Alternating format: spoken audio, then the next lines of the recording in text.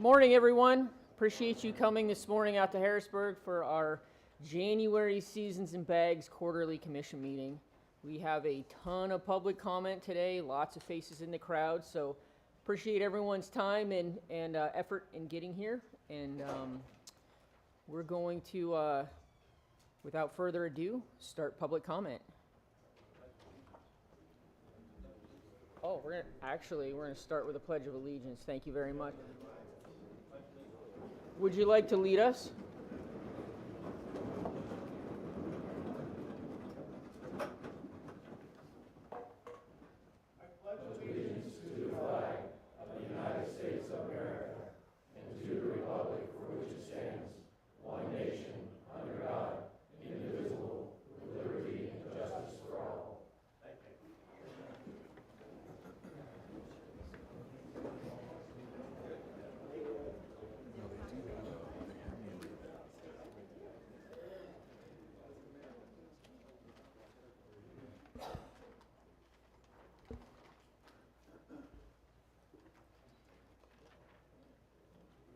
Good morning.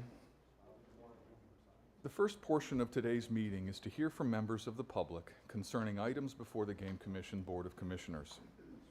This is an important part of the board's decision-making process, as it is one of several instances in which the board receives input from the public. Any individual wishing to provide comments during this time may do so in accordance with the following. The length of time for an individual to give comments shall not exceed 5 minutes. Comments shall be directed to the Board of Commissioners. Staff may respond to specific questions or statements only if directed to do so by the board president or presiding officer.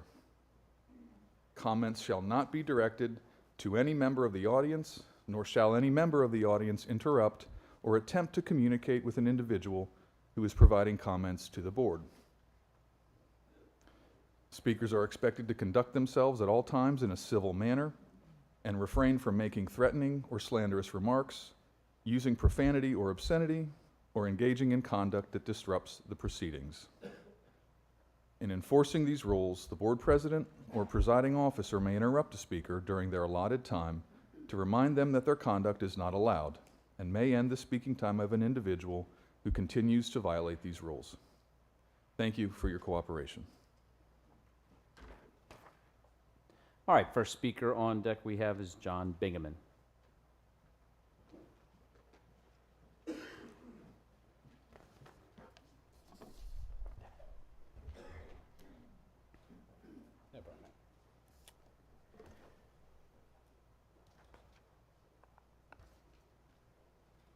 All right, everybody, let's break the ice this morning. We're going to have a great meeting today. Good morning, commissioners, Director Burhans, PGC staff. My name is John Bingaman. I am the State Director for Hunter Nation in Pennsylvania. I would like to thank you all for your efforts and the hunting opportunities in favor of the hunters of Pennsylvania. Speak up. How's that? Okay. I lost my place. Thank you for following a North American model and any other specifics needed for this state.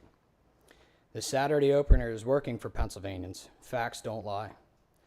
No matter what any one commissioner does, you probably shouldn't hurt one other group to help another group.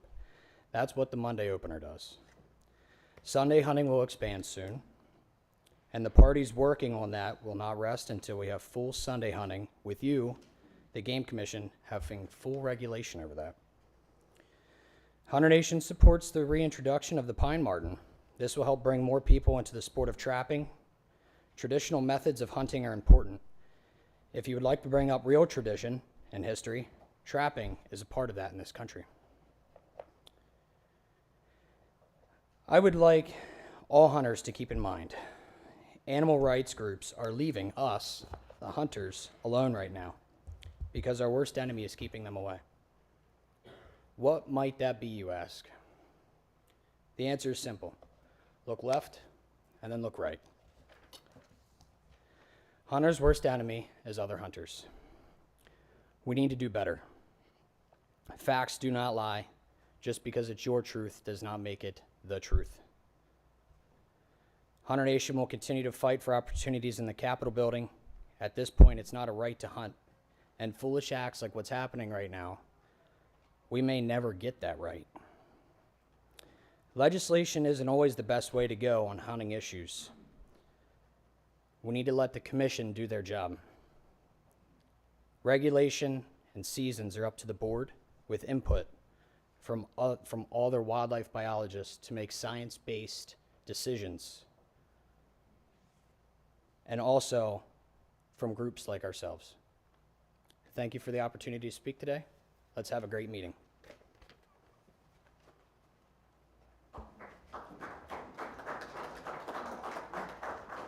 Next up, we have Joel DiLorenzo. Apologize if I butchered that. You got it right. Good morning. Yeah, my name's Joel DiLorenzo. My first meeting. Pretty green to this, but I'm happy to be here this morning from southeastern PA, Chester County. I am a director with one of the districts of the Pennsylvania Trappers Association, and wanted to be here this morning with all of you to voice my support for the Pine Marten reintroduction plan. Tom Keller has been working tirelessly on this effort, and as a proud Pennsylvania trapper, I'm always concerned with the future of the sport and increased opportunity for the trappers within the state. So I'm going to keep it short and sweet, but wanted to be here to voice my overall support for this plan. Thank you all.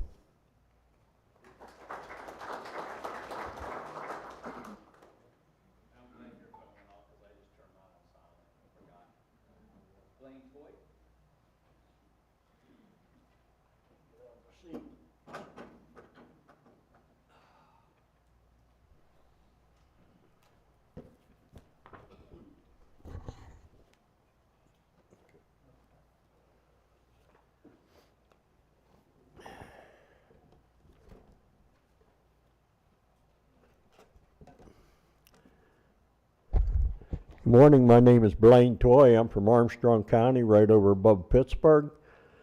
And I have several items that I want to mention here. Some of them I'm going to skip over because I've heard that other people's going to be talking about them, so there's no sense in duplicating.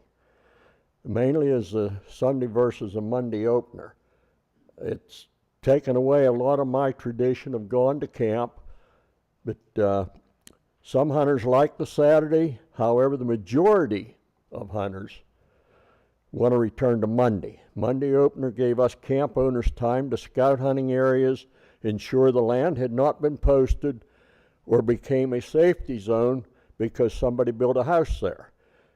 The Saturday opener caused the devastation of many northern businesses and the fire companies, churches, and charity drives that depended on that weekend to make money so they could operate. I have seen many surveys conducted over the past several years, and the majority prefer the Monday opener. I attended the January and April comment sessions last year. Both showed a majority of hunters want to go back to Monday.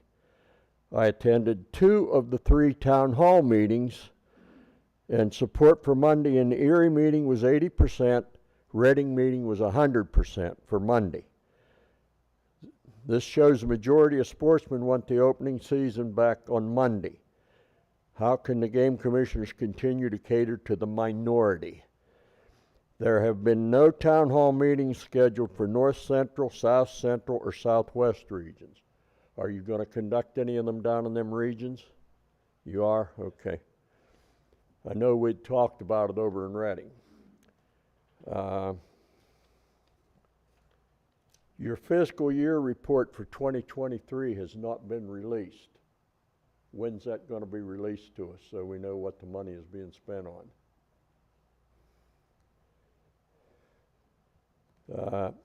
The mink release. I read many articles about a mink farm being attacked by some what they consider terrorists. They released 7,300 mink approximately were released. 1,325 of them have died from stress, bacteria, the ground contact, and interfighting. About 50 were killed on local highways because they associated them local highways with the noise of the feed cart that would come and feed them. They were all tame, farm-raised mink. They were not wild.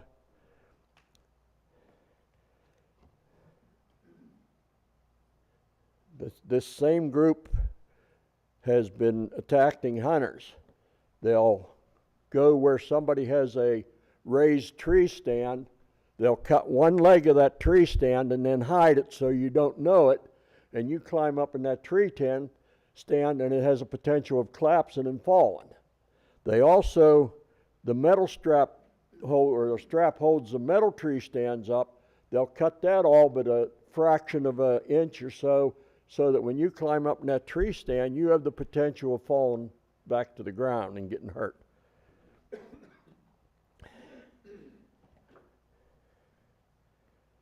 The state game lands. Like I said, I skipped a lot of the stuff because I've heard other people was going to talk about it. Many years ago, this land was purchased with us hunters' money. Now they use the timber and gas royalty for it. I have heard about PGC placing pressure on landowners to sell their property by condemning it or whatever. I have one more question for the commissioners. I see in the land acquisition here, you're listing a lot of that land as donated.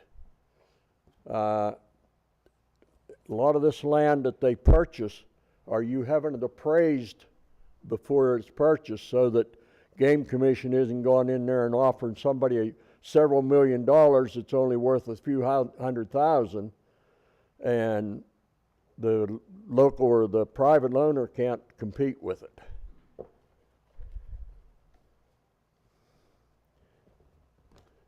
Something else I wanted to bring up. Now I can't find my notes on it. Oh, here it is. Get that asked real quick. I have a deed from up in Cameron County Assessment's Office. Did you get a local elected official's input support before you got that? One other question and I'm out of here.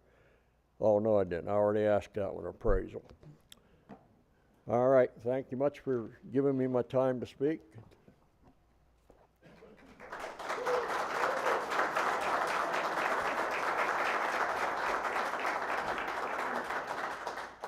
Clint Marco.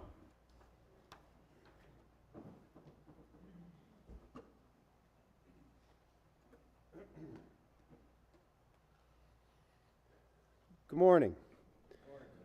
My name is Clint Macro. Commissioners, Director Burhan, fellow Pennsylvanians. My name is Clint Macro. I'm a resident of Plum Borough and the president of the Allegheny County Sportsman's League and a native of Cameron County. The ACSL has been fighting for liberty, conservation, wildlife, and our natural resources since 1921. First, I want to express the wish of the majority of the Allegheny County Sportsman's League members and respectfully urge this commission to return the opening day of rifle buck season to the traditional Monday following the weekend after Thanksgiving. Continuing with the Saturday opener shows a lack of sportsmanship and compassion for many families, hunters, business owners, and the citizens of Pennsylvania. The Saturday opener has proven to have a negative impact upon the people of Pennsylvania, resulting in less youth partaking in the opening day. Many school districts now no longer give the Monday off for deer season. Unnecessary stress on families as sportsmen transition from Thanksgiving holiday to deer season. Less Pennsylvanians going to their camps on opening weekend, and a devastating negative economic impact upon the communities of the northern tier. Greg Lippert, the president of the Bethel Park Sportsman's Club, a member of the Allegheny County Sportsman's League, wrote me and said, quote, "The Saturday start is not only ruining the tradition, but it is decimating the small towns like Tionesta where our camp is," unquote.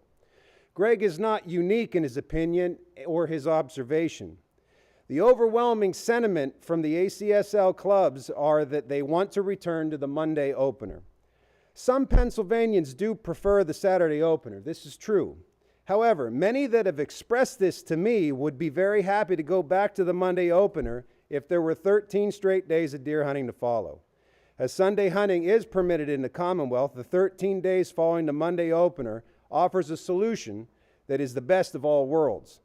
It would restore time for Thanksgiving family traditions, provide more opportunities for youth to enjoy our proud Pennsylvania hunting heritage, and would give back the biggest money-making weekend for businesses and organizations in the communities of the Northern Tier. You have the tools to solve this issue. I urge you to exercise good judgment, common sense, compassion, and sportsmanship and restore the traditional Monday opener. Lastly, I want to speak as president of the Allegheny County Sportsman's League and as vice president of Firearms Owners Against Crime Institute for Legal Education and Executive Action. FOAC ILEA is Pennsylvania's preeminent pro-gun organization. It is high time that the Commission fulfill the vision and intent of the Pennsylvania legislature by following through with the implementation of Act 168 of 2016 and grant the people of Pennsylvania the ability to hunt game with centerfire semi-automatic rifles. Act 168 of 2016 was not only passed by the Pennsylvania House and the Senate, but it was also signed into law by Democrat Tom Wolf. It had bipartisan support and gave the Pennsylvania Game Commission charge of regulating semi-automatic centerfires for hunting, not restricting them. It is the view of Firearms Owners Against Crime Institute that this is a Second Amendment issue. By not granting hunters the ability to freely choose what action type they use to harvest game, including semi-automatic centerfire rifles, the PGC is violating the intent of Act 168. No agency is above statutory law. I respectfully urge you to grant hunters the ability to freely choose whatever action type they want to use to harvest big game in the Commonwealth, including semi-automatic centerfire rifles, and fulfill the vision and intent of Act 168 of 2016. I thank you for your time. I thank you for this opportunity to express my views, the views of the Allegheny County Sportsman's League, Firearms Owners Against Crime, and of many of my fellow Pennsylvanians.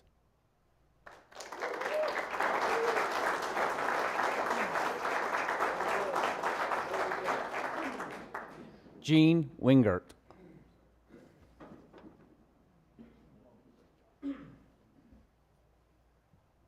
Gene Wingert, I'm from Enola, Pennsylvania, Cumberland County.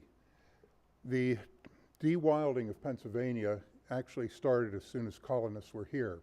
By the mid-18th century, we had already lost elk and bison from the state, wolf and cougar. In fact, deer were in scant quantity, and your commission was set up in 1895 for the purpose of bringing deer back to the state and managing them properly. The legislature also gave you the charge of managing all warm-blooded species, birds and mammals. Through much of the 20th century, there was still argument against predators, and it took till the 1960s or so till we recognized ecologically that predators are very important in the environment. Since that time, you, working with our other agencies, you've brought back the bald eagle, the osprey, the falcon. Through trap and release, you've brought the turkeys back to the state. You've successfully reintroduced the elk. You have expanded the range of black bear in the state for hunting in many of our counties, and also bobcat are now being trapped in many areas of the county. You successfully reintroduced the otter. You have also successfully reintroduced the fisher. I think ecologically speaking, it is very important that we reintroduce the pine marten. The pine marten's habitat in the state is highly reduced. Its diet does not include turkeys, and in fact, turkeys are very widespread in the state, and the impact on them would be very little. For the grouse hunters in the state, their problems are much greater than any impact that the pine marten may have on them. The lack of fire ecology, the lack of understory due to deer overbrowse certainly is affecting their populations drastically. We have lost some species, and that's not a problem. It's a problem for you, but it's hard to control, and that is the changing farming that happened during the 60s as we went to more from warm season grasses over to alfalfa, which left no winter cover, no thatch. The lack of rodents, we saw a decrease in bobwhite quail, pheasant, and along with that, barn owls, long-eared owls, short-eared owls, excuse me, and even the weasels. The CREPS program may begin to help, but lack of maintenance in that often allows it to fall back to what it was before the program started. So you are charged with managing all the warm-blooded species. Ecologically, diversity is stability, and I greatly support the reintroduction of the pine marten. Thank you.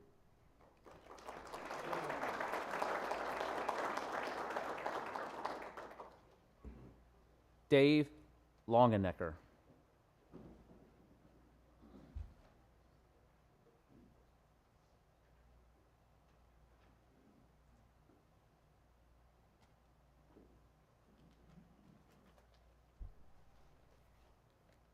Good morning, all. Thank you for having us here. You pronounced it right. Thank you. You get a gold star. Hey, I'm here to talk today about in support of going back to the Monday opener. But first, a couple of fun facts.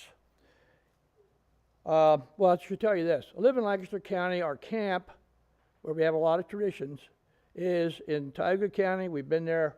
We're north of Route 6. We've been there 44 years. And we have a great team, and we enjoy hunting. But rifle hunting is not all about just hunting. There's other things that go with the season. Anyway, deer hunting in this state started in 1869. That's 154 years that the state has given us, and thank you for what you do to keep the state going on those things. Yes, it says right here that the commission was started in 1895. First license for hunting was sold in 1913 for $1. Anyway, that's a good deal. In 1923, first doe season in certain areas. 38, the deer season was closed. 59, white-tailed deer became the state animal. I don't know if you knew that.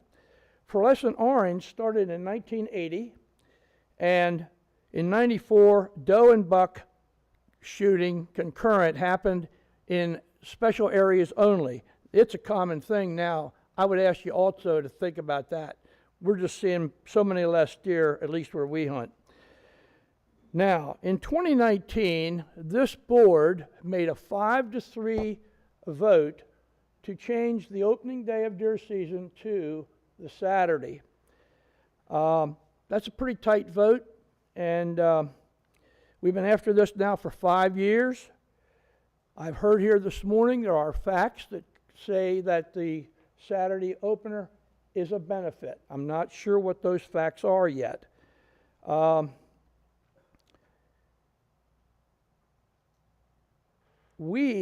believe that the Monday opener, I couldn't fact check this, but I figured it out pretty well. I think we've been open with a Monday start for in excess of 70 years in the state. That, you'd have to check me on that. I'm not positive, but it's better than 50 or 60 years, so it's a long time. And with that comes a lot of tradition that we don't have anymore. Our hunting camps are different now. They're just a place to sleep at, you eat there, and you don't really have the camaraderie and the fellowship and football games. There's no more of that stuff. The stories have gone away. We used to cut wood, we used to shoot our rifles. The revenue to small businesses, particularly in the northern tier and many other areas, is pretty much defunct. Churches, fire companies, meals, out the window. They're not doing that anymore. I'm not a big Black Friday person, but many people are that hunt. They're not doing that anymore. They're rushing to their hunting facility to hunt. That word rushing needs to be thought more about. We're spending a lot of time hustling after Thanksgiving.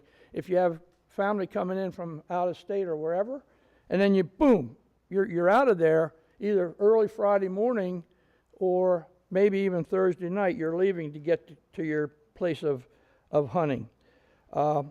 We're fortunate now. We have a building. We hunt out of a camp. Used to hunt out of a house trailer. When we really started years ago, not there, but we hunted out of our cars. So anyway, things have changed.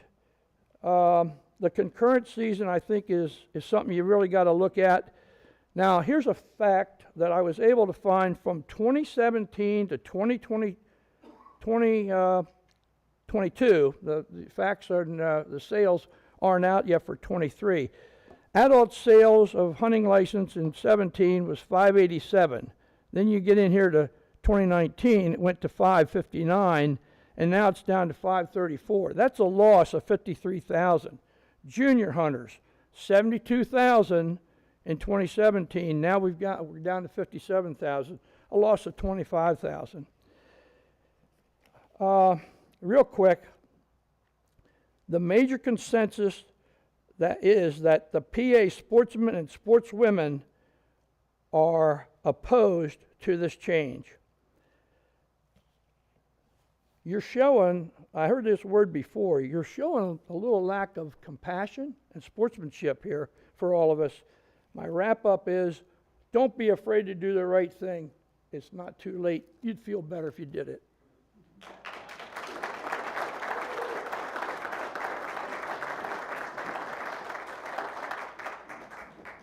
Michelle Goodman.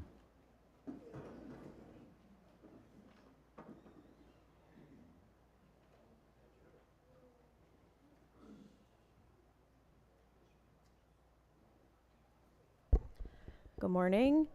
Thank you, commissioners, for having us this morning. My name is Michelle Goodman. I'm the Director of Animal Care and Veterinarian at the Elmwood Park Zoo. The Elmwood Park Zoo, located in Norristown, Montgomery County, is pleased to partner with the Pennsylvania Game Commission in support of their American Marten reintroduction plan. We are a Pennsylvania zoo accredited by the Association of Zoos and Aquariums with a mission to foster an appreciation for wildlife and the environment that will inspire active participation in conservation. This includes the conservation of those species native to our state. By returning a once abundant native species to its historic range, this project not only benefits the extirpated American marten and its forest ecosystem, but also demonstrates to our guests, most of whom are also Pennsylvanian, the positive role that humans can play in wildlife conservation. The Frank and Paige Engro Veterinary Health Center at the Elmwood Park Zoo is currently under construction with an anticipated opening date of June 2024. This 18,000 square foot state-of-the-art veterinary hospital and quarantine facility includes modern diagnostic, imaging, and surgical equipment, as well as quarantine space, and will serve as the ideal intake facility for American martens entering the state to ensure that they are in peak condition for release into Penn's woods. The Elmwood Park Zoo is willing to support the project by providing the veterinary facility for incoming marten exams and sample collection, as well as dedicated space for martens to live during quarantine. Martens will also receive specialized care from our animal care team. The Elmwood Park Zoo has a long history of providing excellent care to other mustelids, including black-footed ferrets, striped skunks, and North American river otters. We will be able to ensure that the martens receive high-quality care throughout their quarantine period at the same standard of our zoo animal residents. We look forward to working with veterinarians and other staff from the Pennsylvania Game Commission and Wildlife Futures programs to facilitate thorough diagnostic exams for each animal to ensure their fitness for reintroduction. Thank you for your time today.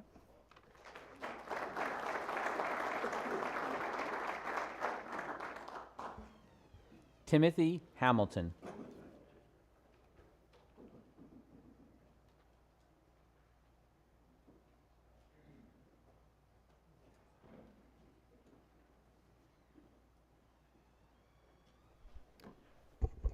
Hey, good morning, and thank you for the opportunity to speak. Brian, you and I connected at the Reading meeting, and if you recollect at that meeting, I had mentioned to you that I had written and emailed 5 different occasions to you and each of the people representing us at this table. I told you that night that not one of you or he responded. You told me that night, along with 40 people in that meeting, that you respond to communication and that you value dialogue. Yet I wrote you another letter after that meeting thanking you for having the meeting and providing me the opportunity to speak there, and ask if you would forward my communication to you, to each of them. You quickly responded that you would. Yet I never heard from you or any of them regarding my concerns with the change from a Monday to a Saturday opener. Not one of you valued my communication to you enough to even respond with any dialogue. That frustrates me, and I'm sure it frustrates many in this room. You guys are appointed. You're not elected. And frankly, if you were elected, in my opinion, there isn't one of you that would be sitting here today. It is an offense to me and all the hunters of Pennsylvania that you ignore your own data. 2017, you did a survey that asked this question. In the WMU, where you hunted the most during the firearm season, I would prefer the regular firearm season to start on Circle 1. Saturday after Thanksgiving, Monday after Thanksgiving. And I'm sure each of you know the answers to that. 35% for Saturday, 65% for Monday. Yet you ignore it. You flat ignore all of us. And it's wrong. It is flat wrong. You can sit there stoically looking at me like, who are you? I am a hunter of Pennsylvania and have been since I was 12 years old. I have poured thousands of dollars into my property and properties around where I live and where I hunt in Clearfield County. I hunted with men for 35, 40 years that now are quitting hunting Pennsylvania because of your decisions and your lack of listening to us. I recognize that there are men and women here who want to hunt Saturday first. But the majority of us, and it is clear again and again and again, want the Monday returned. Yet you ignore our communication, you ignore our request, and it's wrong. It's wrong that each of you does that, because you don't represent the majority of us. Continuing to do what you do. The losses have been represented here this morning. Financial. Grace Gun Shop in Clearfield, Pennsylvania is a very dear friend of mine. His loss alone for that weekend is between $250,000 and $300,000. That's not something to ignore, yet you do. It's wrong. And it will never be right, because the majority of the people that are speaking are asking for you to return the opener to Monday. Give them the 14-day stretch, 2 Sundays to hunt. It isn't really that hard, but yet you ignore each one of us. You have all ignored me. 7 times I have written to you. 7! And you ignored me every time.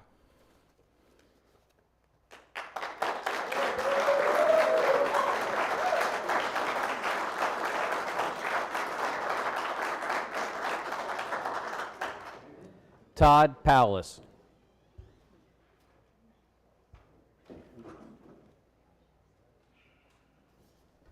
Good morning, everyone. Can you hear me all right? Yeah. Good.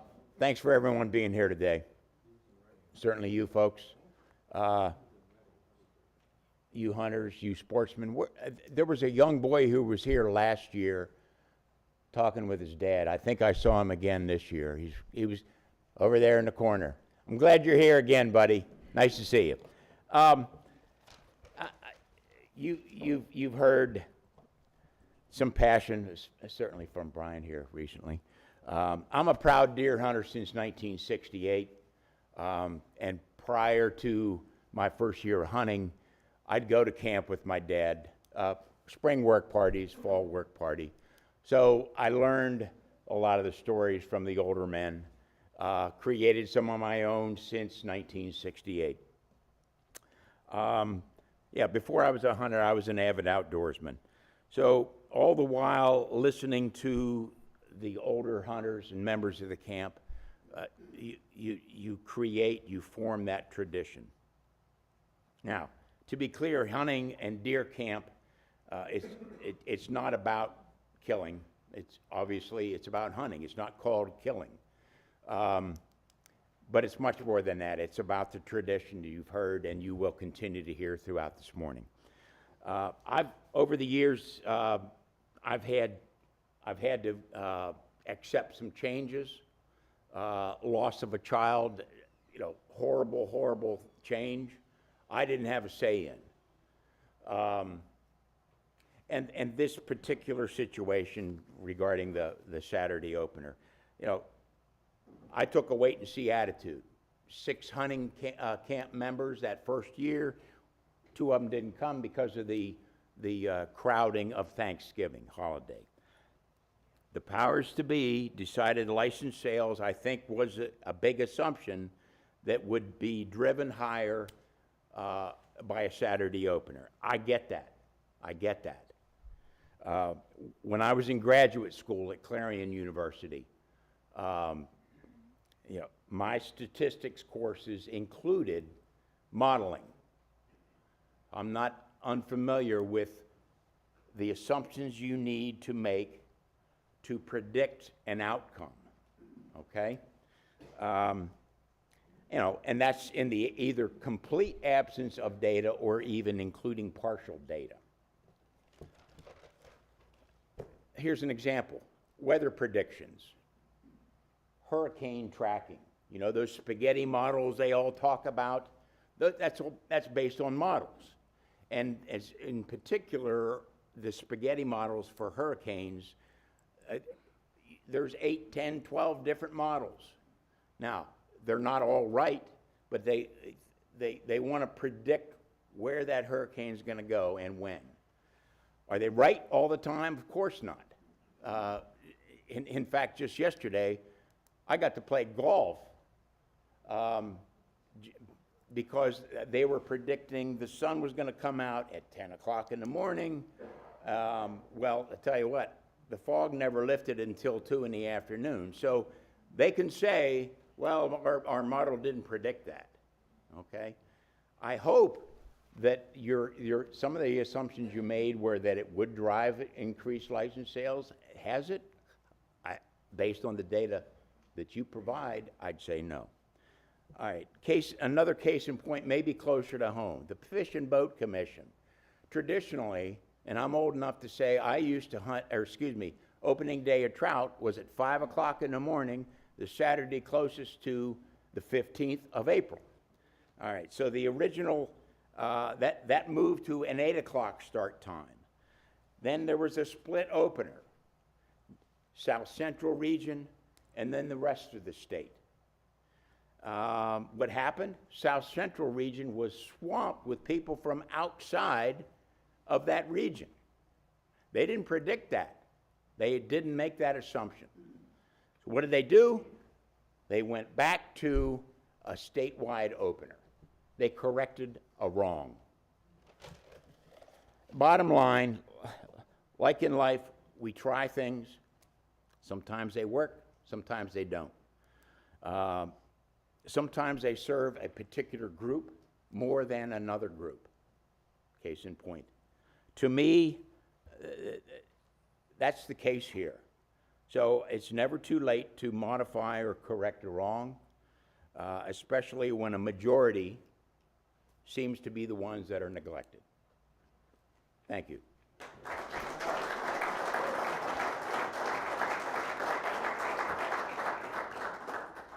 Charlie Sykes.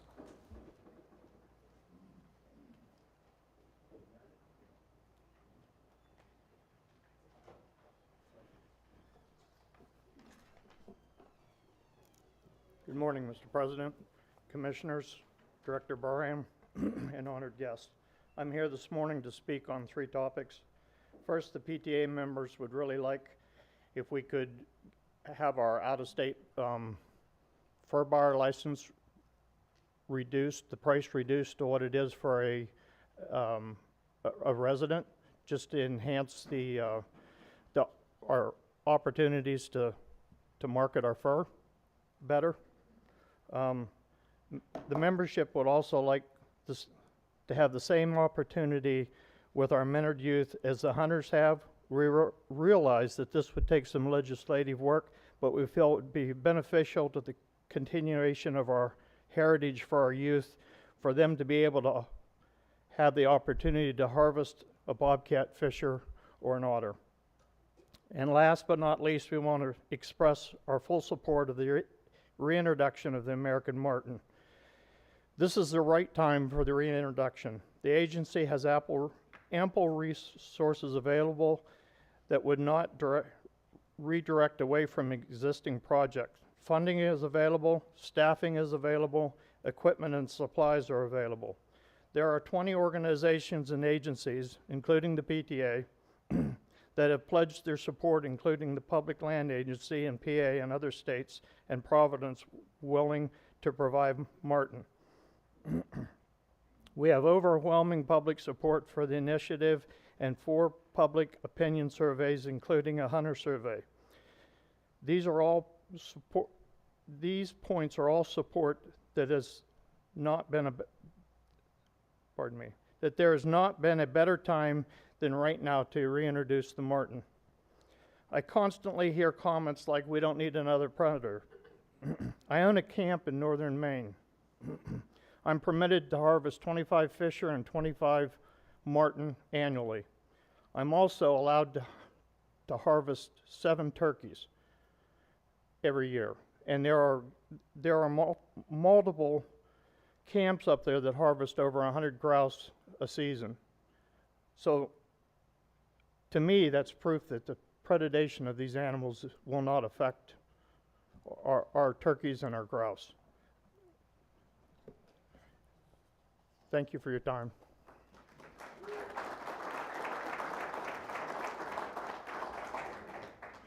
Jack Marks.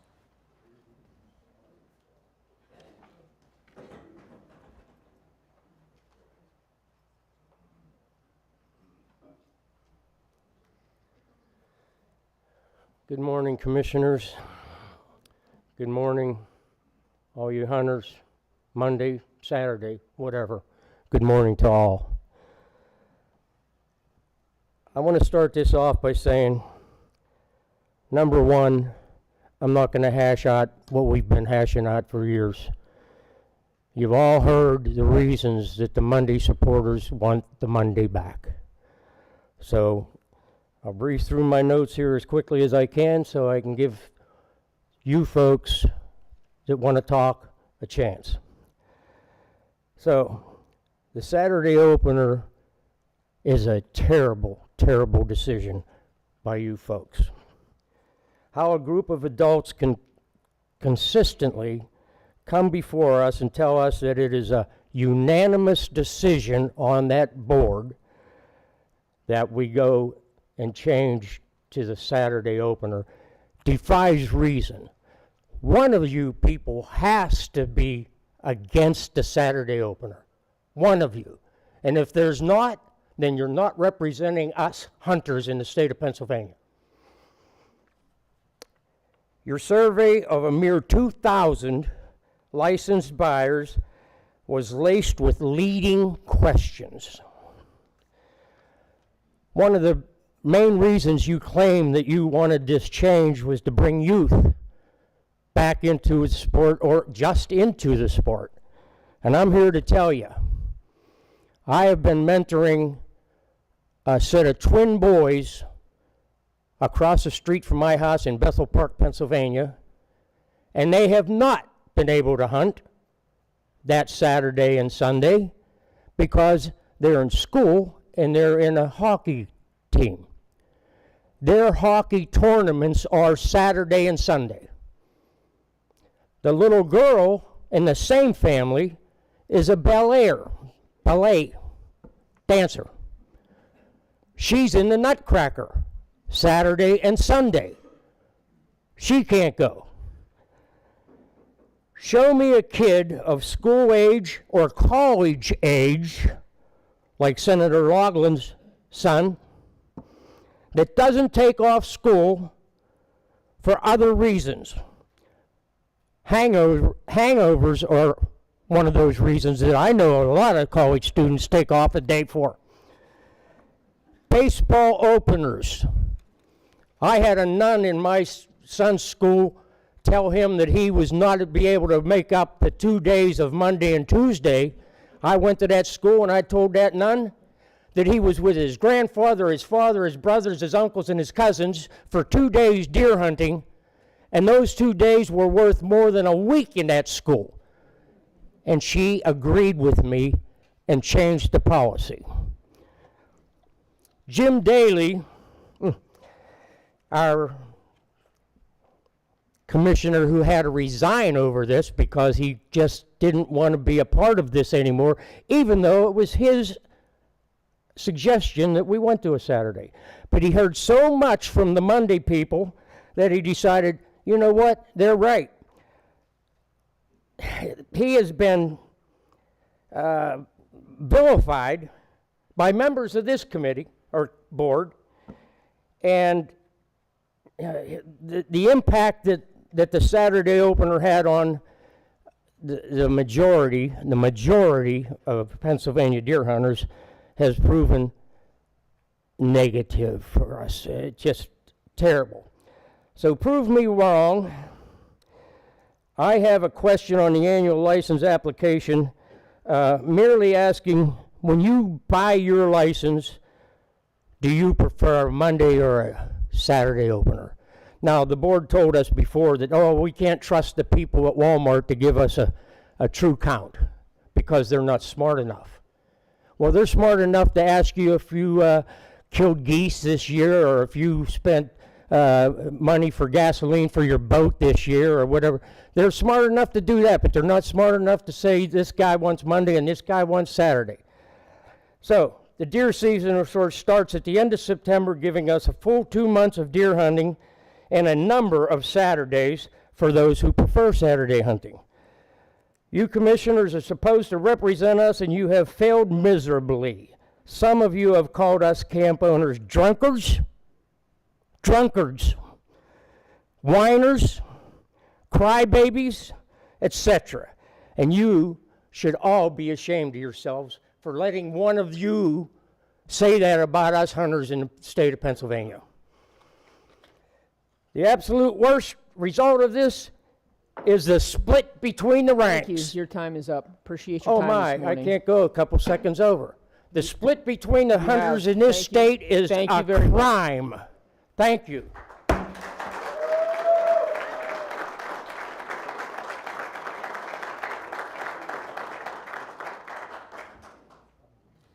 Just a reminder, the reason we have these time limits is to ensure that we hear all the public comment today. Dan Lynch.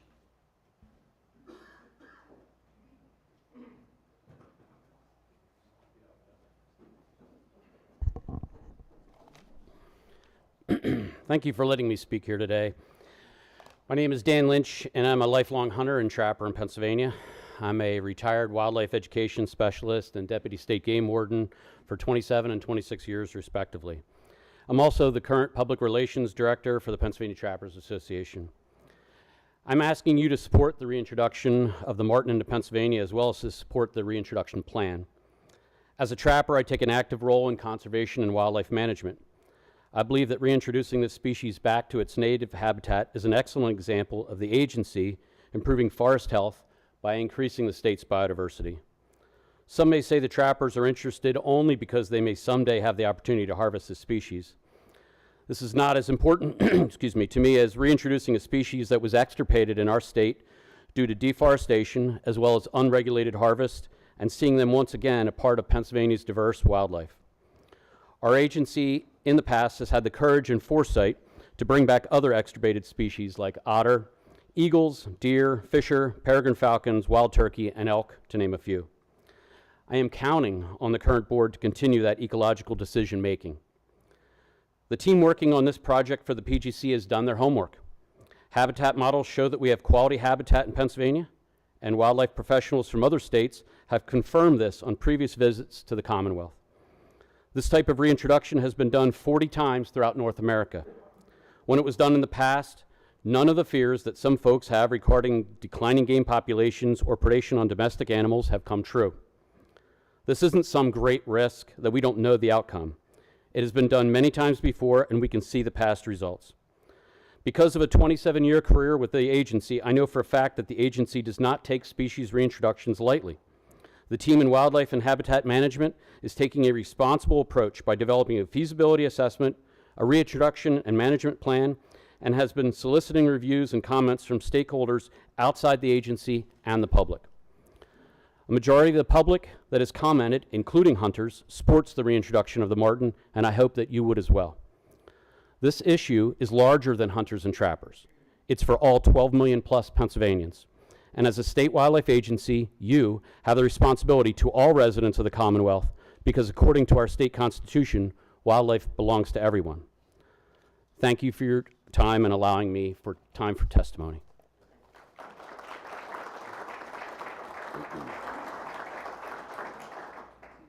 Caitlin Olson.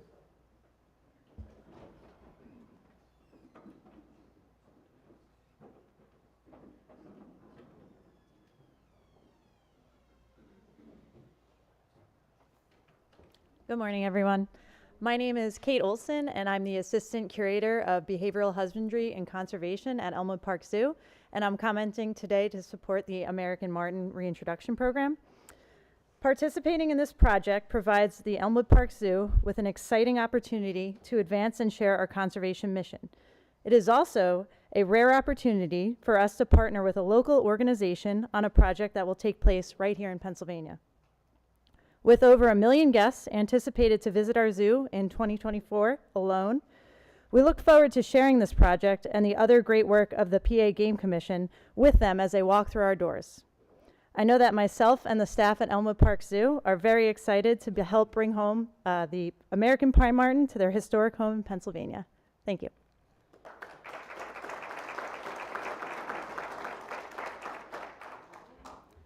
Rebecca Latini.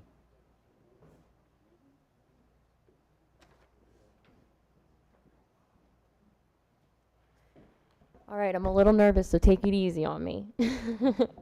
Good morning, everyone. My name is Rebecca Latini. I'm 27 years old, and I'm the first female hunter in my family. I came here today with my father, Fred. Hi, Dad. Who is one of the main reasons that I'm standing up here in front of you all using my voice. My dad is my best friend. When it comes to hunting, I am nothing without him. There hasn't been a single second in the stand that he was not sitting next to me. Everything that I am, I owe all to my father. He raised me to be strong and independent, and he always said, you can't expect something to change if you don't fight for it, which is what brings me to this podium all the way from Pittsburgh. We hunt out of a cabin in Venison, Pennsylvania that has been in our family for over 55 years. My great-grandfather was a hunter, my grandfather was a hunter, and I am proud to say that I am one too. Being the only girl at our cabin during hunting season, some may have thought that there would have been some challenges faced, but to the contrary, I never felt left out or unwelcomed, and I have actually had the privilege to learn from some of the best mentors in my life. Those experiences shaped me to be the strong woman that I am today. The weekend before the Monday opener gave me true appreciation for the sport of hunting. I can't count how many times that my father reiterates to me, it has very little to do with the kill. I believe the Monday opener created more opportunities for me as I was learning to hunt to ensure that I did things the correct way. I cannot imagine being a new hunter today having to succumb to the negative impacts of a Saturday opener. My father worked full-time as a corrections officer at the state penitentiary. There were many times that he missed birthdays and Christmases due to work, but he was always able to find time off so that he never had to miss the opening Monday of rifle season. Throughout the weekend prior to opening day, I heard many stories, scouted the land, created lifelong memories, and I had an appropriate amount of time to do so. It was an exciting time, like right the night before Christmas. You couldn't wait to get into the woods.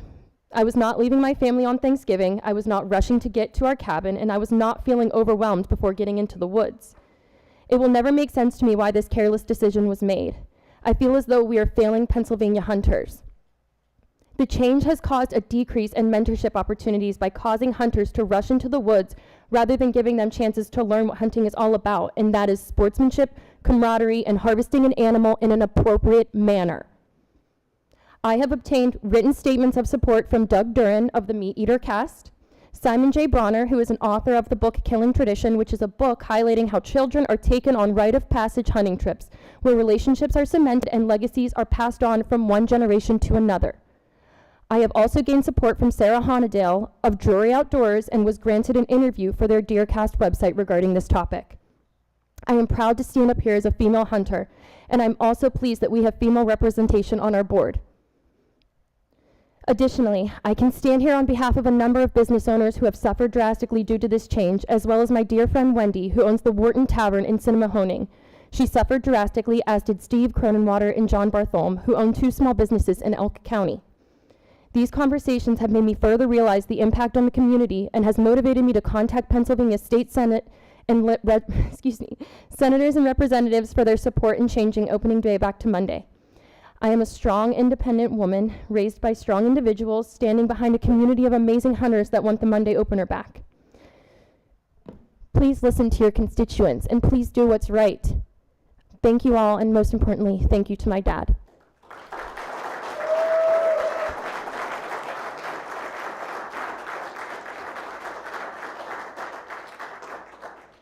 Edward Clark.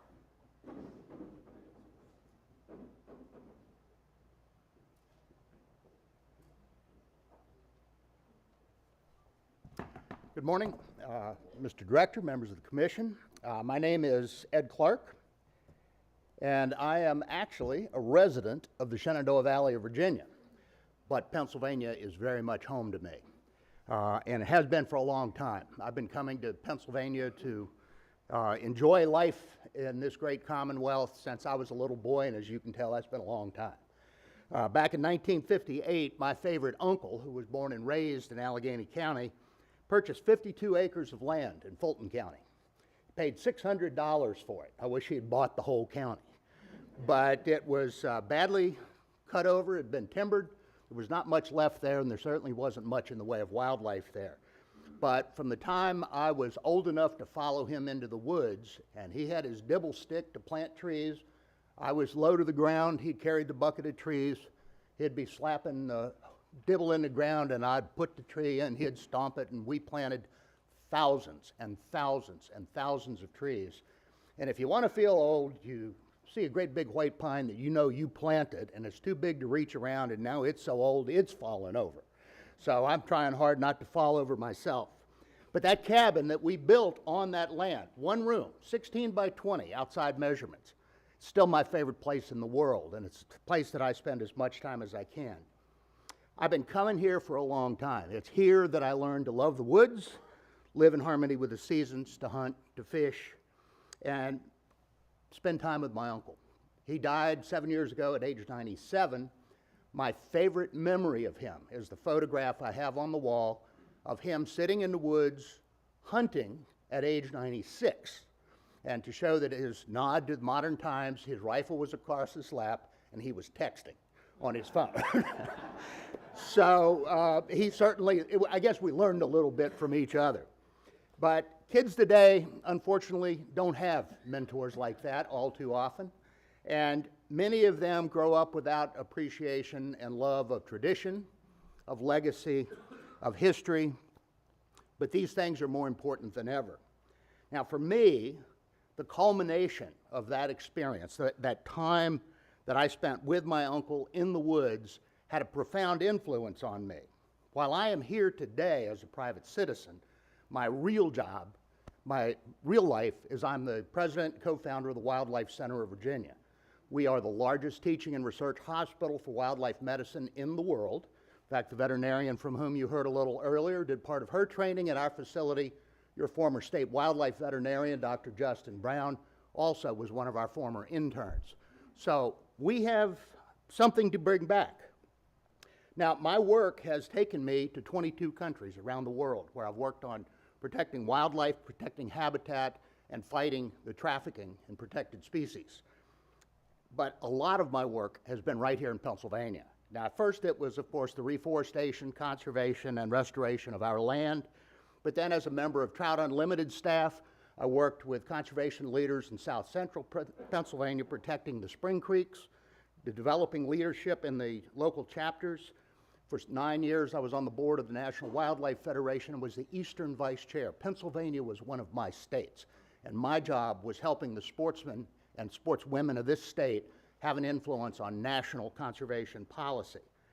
Currently, I'm working with members of the PGC staff and with Penn State University on research and study of sarcoptic mange and black bears and bald eagle intoxication by lead.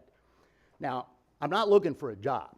I mention all of these things. In fact, I'm 2 months away from retiring after 41 years at the Wildlife Center of Virginia.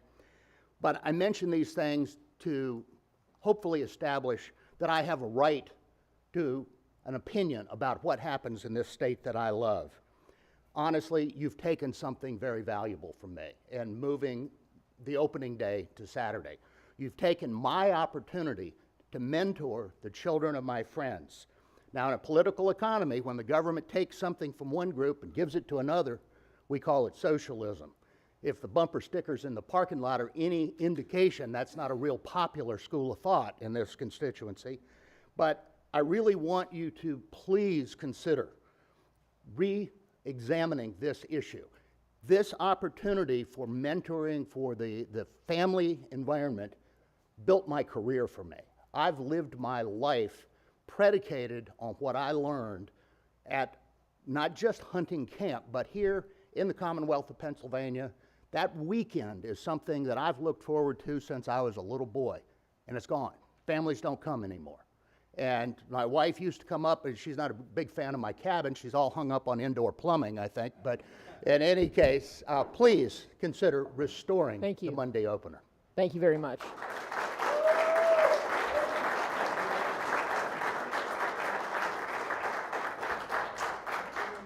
Matthew Hartman.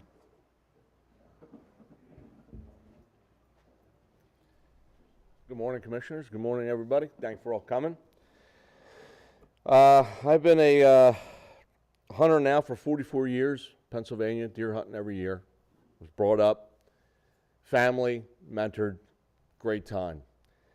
What I'm going to bring up here is, again, this is not an attack on anybody. You got your Saturday supporters, you got your Sunday, or your Monday. I'm a Monday supporter. I remember when I was 12 years old going to the getting your hunter safety course, and there was one patch that I wanted. It's right there, Pennsylvania Game Commission. Not now. These kids now, it's a different world. What I'm bringing up to you here is a quick question. As a Pennsylvania Game Commission, you guys have what's called what your values are. Like, what is your statement? What are we looking for? Like, as a Pennsylvania Game Commission, what do you think people see? It's like I always say, during the holidays, you see Amazon, what's the first thing you think of? Packages, boom, delivered, happy, holidays, boom. Pennsylvania Game Commission now, I'm so sorry to say, it's not like that anymore. Guess what they say it is? Mismanagement. Not attacking anybody here. I support the Monday opener because of certain things in my life, and I believe other hunters too, the rushing. And everybody says, oh, what's the big deal, this, that, and the other? How about safety? Biggest thing around here is safety. So if everybody rushes up to camp, I retired in law enforcement, and I have friends that are state troopers, and they've told me stories about pulling people over on I-80 and I-81. Guys are just tired. Girls are tired. Stuff like that. It just keeps going on and on and on. When I went to camp this year, I said, let me do my own survey. So when I went out Friday night, I drove by 50 camps, 50 active, cars, lights on. Saturday night at 10 o'clock, I went by again. After the opening day, went down to 32. Okay. Well, then I went back on Sunday. When I went back on Sunday, we were down to 7. Talked to the locals up there in Wharton, Costello, Austin. just not there. They call them the weekend warriors. I believe it's failing.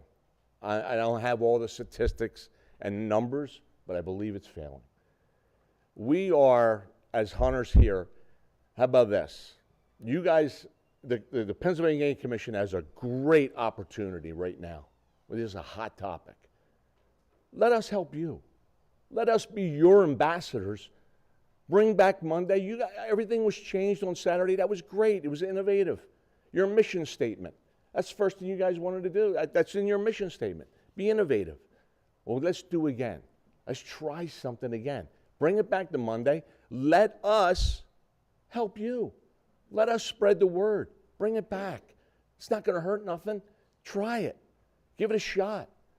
People up there in the northern tier, the bars, and I know everybody says, how can they control their livelihood on one day? It's not about one day. It's about a tradition. It's about seeing family, seeing friends, seeing people that you haven't connected with in a long time. Remember, everybody, when I was hunting, I would walk up on a logging road and I would see somebody, hey, how you doing? You shake their hand. There's no more shaking hands. You walk down a logging road, they barely say hello to you. They look up a little bit, but before, they shake your hand, where are you from, this, that, and the other. Let us help you. Let's just change this. Let's get this back again. Pennsylvania, strong. Bring back the Monday opener. Thank you all for your time.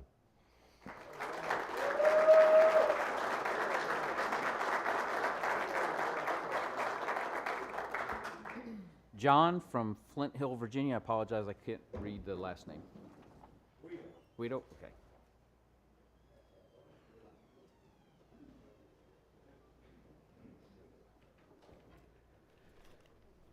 My name is John Guido. Born and raised in DuBois, Pennsylvania. My wife Kelly with me. She's from Brockway, Pennsylvania. We've lived in Virginia now for 22 years. This is my third opportunity to talk to you all. And commissioners, thank you for your time. My previous talks have been on the economic impact that this has had on businesses. And I know this firsthand because I owned a business on I-80 in DuBois for 15 years, from 1986 to 2001. And it was my busiest day of the year by far. No doubt about it. It's busy then. It was. This past year, the subject come up multiple times, deer season-wise. And I was coming out of the woods. There was a father, a son, a daughter, and an uncle. I stopped, asked them what was their preference, Saturday versus Monday. Quickly, they came back. They said, Monday. We're from Norfolk, Virginia. We just can't get here. It's hard. Second, I came upon a father and a son, locals. I asked them, same question. They said, Monday, because my boy has athletic commitments on Saturday. Again, one evening I was down for a burger and a beer, and I was at one end of the bar. I heard the owner was talking to several other gentlemen at the other end of the bar, and he said how the Saturday opener has hurt his business. So I walked up, introduced myself, and told him that I'd been to several meetings, and the commission voted 9-0 both times. He looked at me and said, impossible. So I began to really think, how can that be possible? I don't think we could get 9 people in this room, talk about anything, and get a 9-0 vote. I can't recall the Supreme Court voting 9-0 on anything. If this is the case, why are 9 needed? We can reduce this. The solution is easy. It's a Monday opener with a continuous season. It's a simple, common sense approach. That's the answer. It answers all questions. This jacket here is my father's jacket. He died on December 20th, season of 22, on my birthday, December 12th. This was the view I had growing up, was the backside of this Woolrich jacket. I can't tell you, growing up, when I saw this jacket at Thanksgiving time, it meant that we went to camp. It was a weekend of family dinners, gatherings, spotlighting deer, small game hunting, scouting, shooting. It all preluded up to that Monday opener that this young boy, as a boy, I can't tell you how excited I was for that day. and it all was looking at the back of a Woolrich jacket, which I'm sure many of you have looked at the back of a Woolrich jacket. And my father, he couldn't hunt the last couple of years. He just would go to camp, and he hated the Saturday opener. And he would say, John, the solution's so easy. It's a Monday opener, continuous season.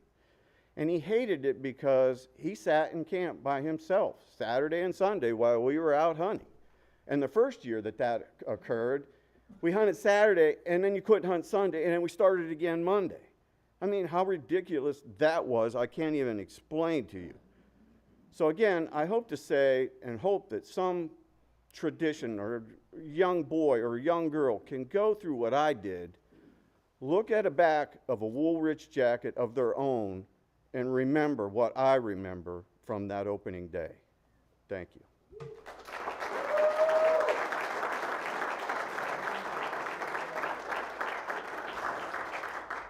Tina Gleim.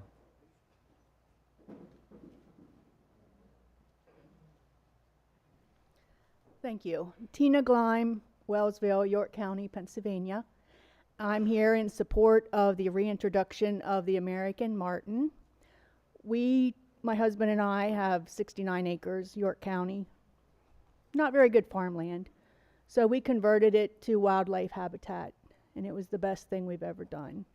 20 acres in riparian buffer. We've touched those 5,500 trees, each about 4 times. The native trees and shrubs. We've seen a comeback of eastern meadowlark, woodcock, and small game, which weren't there before. So I'm in support of habitat restoration, habitat protection, conservation easements, whatever folks can do to protect habitat for wildlife from development. Thank you.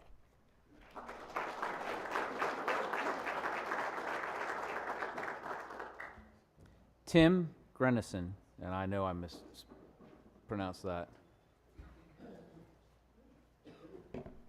Well, I drove down here last night in anticipation of preparing my talks today, but I got a text as soon as I got to my hotel room that I am now grandpa for the first time, and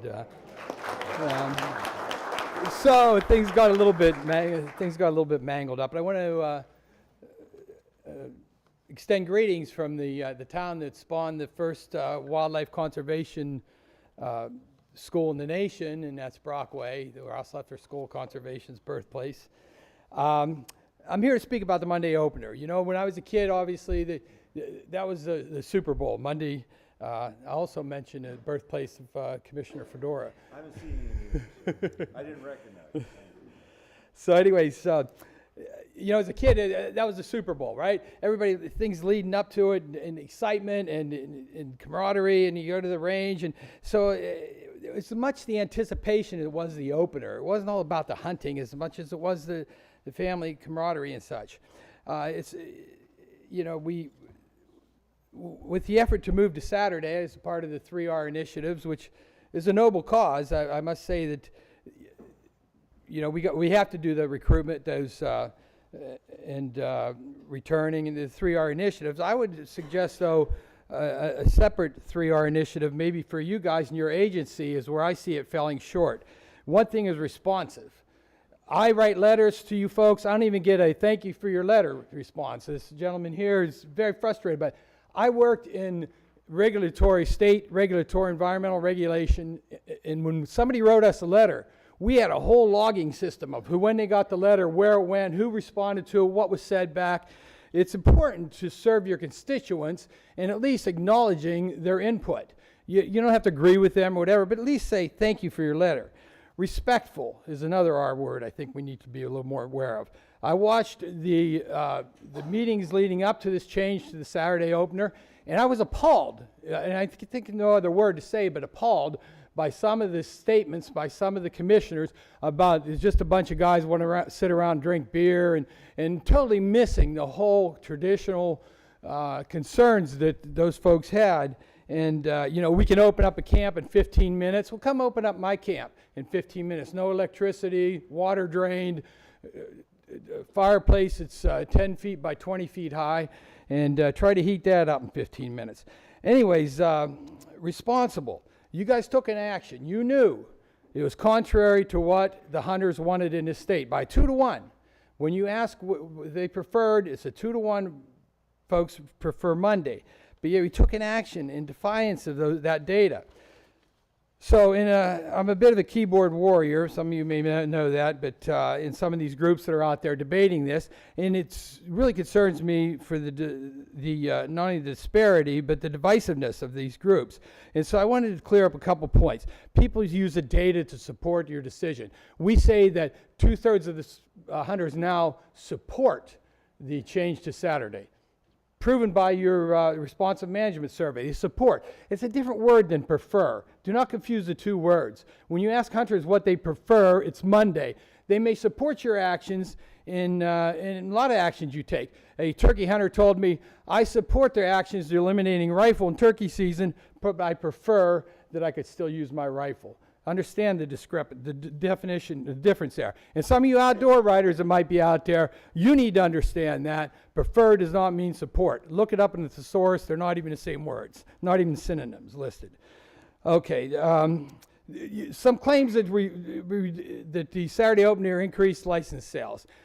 I looked at the data, scrutinized it extensively. It's not there. Sorry. If you look at fishing license sales, it closely correlates with the hunting license sales.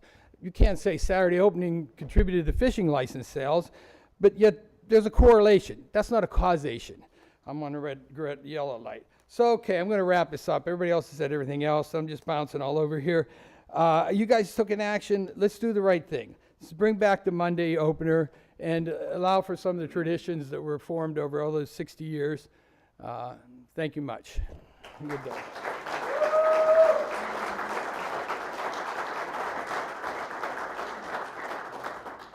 Stephen Novoselic.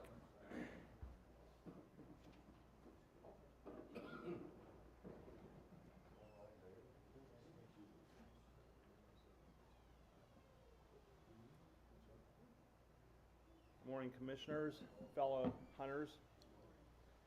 My name is Steve Novoselic. I'm from Beaver County, Beaver, Pennsylvania. Oh, okay. I'm from Beaver County, Beaver, Pennsylvania. And I just want to say, I've been with this a couple years now, just laying back and watching what's happening. Camp I go to, it was established in 1946 by some guys that grew up in Aliquippa together.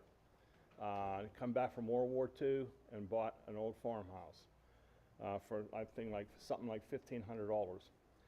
Anyhow, it's more for us going to camp than harvesting a deer.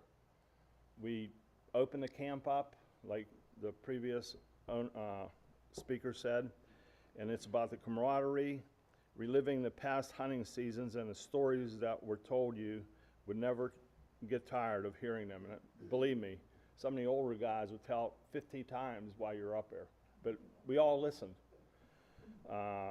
I've been hunting since 1967. This past year is my 56th year of deer hunting. And the younger hunters, it was their first time hearing the stories, especially about their fathers and grandfathers, that they will hopefully pass on to the children. With the Saturday opener, there just isn't enough time to tell these stories and the camaraderie for these kids. We don't have many kids up here anymore, though. We have a lot of hunters that actually stopped hunting in the past 4 or 5 years. I know I'll never forget the stories I was told over many years. I've been going to camp and the good times we had and the learning experiences on the proper way to be an outdoorsman and or woman too. I did attend a town hall meeting in Beaver County and with a state representative, and I asked him, did you hear anything about this? He said, I did hear something about it going back to Saturday. He's not a hunter, but he'd like information on what happens from this committee, because I guess he has a lot of constituents down there that are questioning about going back to Monday. So we'll see what happens, and thank you for your time, and next time I'll be better prepared with other statements. Thank you.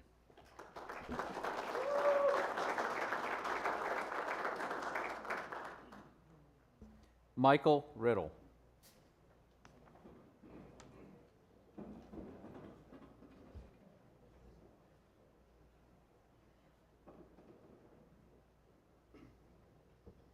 How you guys doing today? All right, a little bit about myself. It's my 4th year living in Pennsylvania. Originally from Tennessee, lived in North Carolina, Alabama, Oklahoma, a few other places.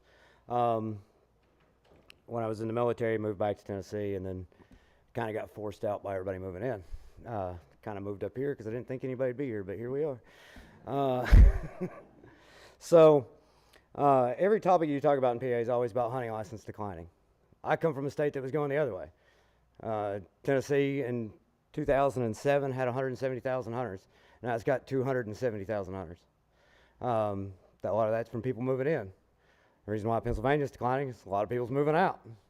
That and your death rate's outrunning your birth rate. People wonder why nobody's coming to camp anymore. Well, they're either not alive or they haven't been born. You can't get people to go that's not here. So do a little survey. You guys like giving out surveys. I got one for you. All right. So a little survey. Hunting package 1. Say I'm selling hunting packages, hypothetically. Hunting package 1, 6 days, 1 buck, average size, 100 inches to 120 inches. Antlerless tags are based on availability. Archery rut dates and post rifle dates are available. Package cost $1,500. All right, and then you got hunting package 2, 8 days, 2 bucks, average size of 110 to 130 inches. Antlerless tags included with the purchase. Archery rut dates, post rut dates, early and late season inline muzzleloader dates. Package cost $2,500. You don't have to answer which side you pick. Like my mom used to say, you can lie to me, but you can't lie to yourself. So you just pick which one you got. All right. Well, this is what PA non-residents are looking at to come here. This is basically what PA is offering. This is what this is average non-resident license and average of what states within 4-hour drives of 2001 Elverton Avenue, Harrisburg, Pennsylvania is offering. That's our location, if anybody didn't know where you were. So when you look at, if we could maybe make our list look a little bit more like their list of what they're offering, or figure out how to get something on our list that's not on their list, one non-resident will fill the slot of 3 residents. They pay 3 times as much as us. I mean, I travel and hunt all the time. I go to Tennessee, I go to Wisconsin, I go to Iowa. The guy's saying, I don't know how you can't open your camp in 15 minutes. Well, I hunt out of a hot tent and a Jeep Cherokee. I mean, I'm opening my camp in 10, 15 minutes because half the time I get there it's raining. I don't know how that's planned, but that's the way it works out. So if we could bring, I had done a test in the mobile deer hunter, or the mobile hunter on social media. 15,000 members. It's guys like me that travel from state to state to hunt public land in various states. Kind of like the Hunting Public. I'm sure you guys have seen them on YouTube. On this Facebook group, I've done a poll for non-PA residents. How likely are you to travel to PA and hunt in the next 2 to 3 years? 94% not likely. We got to figure out a way to get people to come here. Which I had never planned on coming to Pennsylvania until I got here and hunt. And we have a ton of public land and a lot to offer people. We got to figure out a way to market it to them. Figure out something that appeals to them to get them to come here.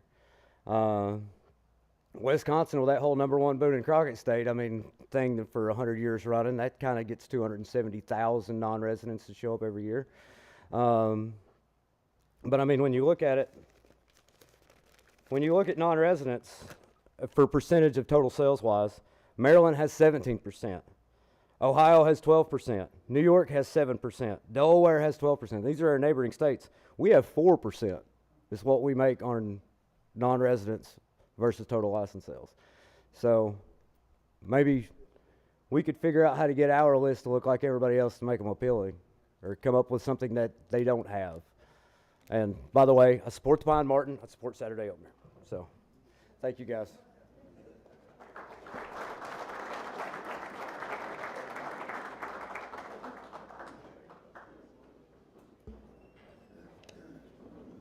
Matt and Eric Argot.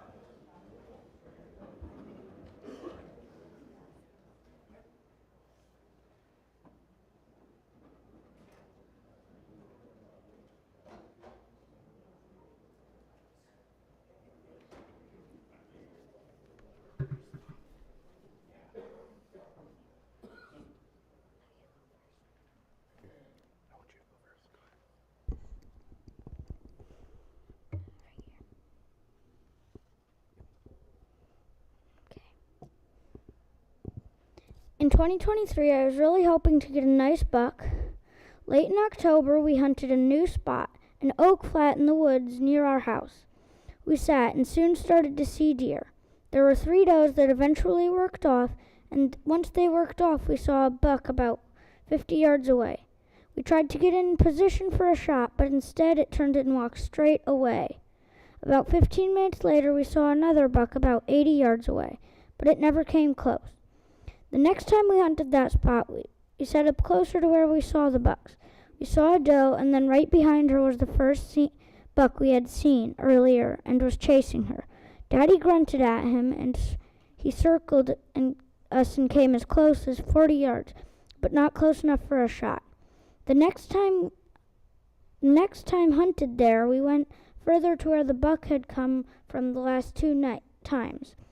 We saw 2 does and a third deer we thought was a small buck, but we couldn't see for sure. As the sun was setting, we saw a group of 5 does that went up the hill. It was really crunchy. We could hear the deer above us. Then we heard a deer walking closer to us. It was the buck we had seen twice before, and he was coming straight at us. I got ready with the crossbow resting on a log we were hiding behind. I could see his rack, and he came into 25 yards. When he turned, I aimed and shot, and thwack! He ran off, and we could hear him run up the hill and away from us. He soon stopped, and everything got quiet. Daddy found blood. We went home to get flashlights and to give him time. When we went back, we started tracking. There was a good blood trail, and we followed it for about 80 yards to my buck. It was a nice 8-point. I felt amazing to hold his antlers and to meet my goal of a nice buck. Last year, I was also able to harvest a spring turkey, my first 3 pheasants, an antlerless deer, an early muzzleloader, a fall turkey, a rabbit, and some squirrels. I want to thank the Pennsylvania Game Commission for their work for the animals and our opportunities to hunt, like the youth seasons and Saturday opener. The time we spend in the woods is very important to me and my family.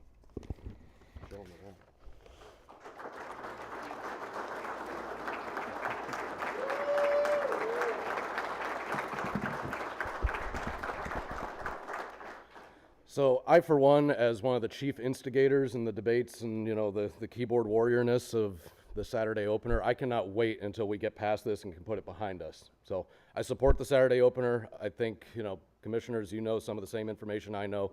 We do hear a lot of feelings about it, and I don't want to discount anybody's feelings, but we know that now 60% of people support Saturday. We know, if you look up any of the tourism economics reports, it did not have the economic impact that is claimed. And we do know, based on the license sales, especially I think by the end of this hunting license sales season, that we've got a 5-year flat line after all these years of steep decline. So I want to talk a little bit more rather than rehashing some of this. 20 plus years ago, Gary Alt, he took a comparison where he had a little forkhorn, and I think it was a nice 8-point, kind of similar to the one my son got this year. And he asked, which one would you rather have? And all of us, of course, would answer, we'd love to shoot a bigger buck. It's not always about the size, but we prefer that. And here, years later, he's completely vindicated. We know that the antler restrictions work. We've seen how the effect was, and now, we're reaping the benefits. That was 20 years ago, and he caught a whole lot of flack for it. There's going to be, anytime that we make progress, there's going to be those detractors. There's going to be people that may be legitimately hurt by it, but there is progress in it. And I think we need to stay the course, and I'm asking you commissioners to stay the course, follow the science, follow the data, because what we're seeing is there's some new things here that I think we need to be able to take forward. Saturday openers in the rear view. This year, I didn't bring up a picture. I couldn't print one large enough. In our area of Cameron County, browse lines are back. I had hoped we had left those in the dust back in the 90s, but I'm seeing places now where it's like the deer are over browsing. And this is like the chief place where you're going to hear the most people complain that there are no deer. We need more deer. And I can say, I've seen fewer deer the last few years, but I'm also seeing browse lines, which tells us even those few deer are too many. So I know last year I applaud you guys for taking that step to be able to say, we're going hands off. Let the biologists set the antlerless tag allocations, and I applaud you guys for that. I'm sure you're catching some flack for it. I implore you, stay the course, follow the science. This year, the NDA report that came out. Thank you, Matt. We appreciate it. We're out of time this morning. All right. Thank you.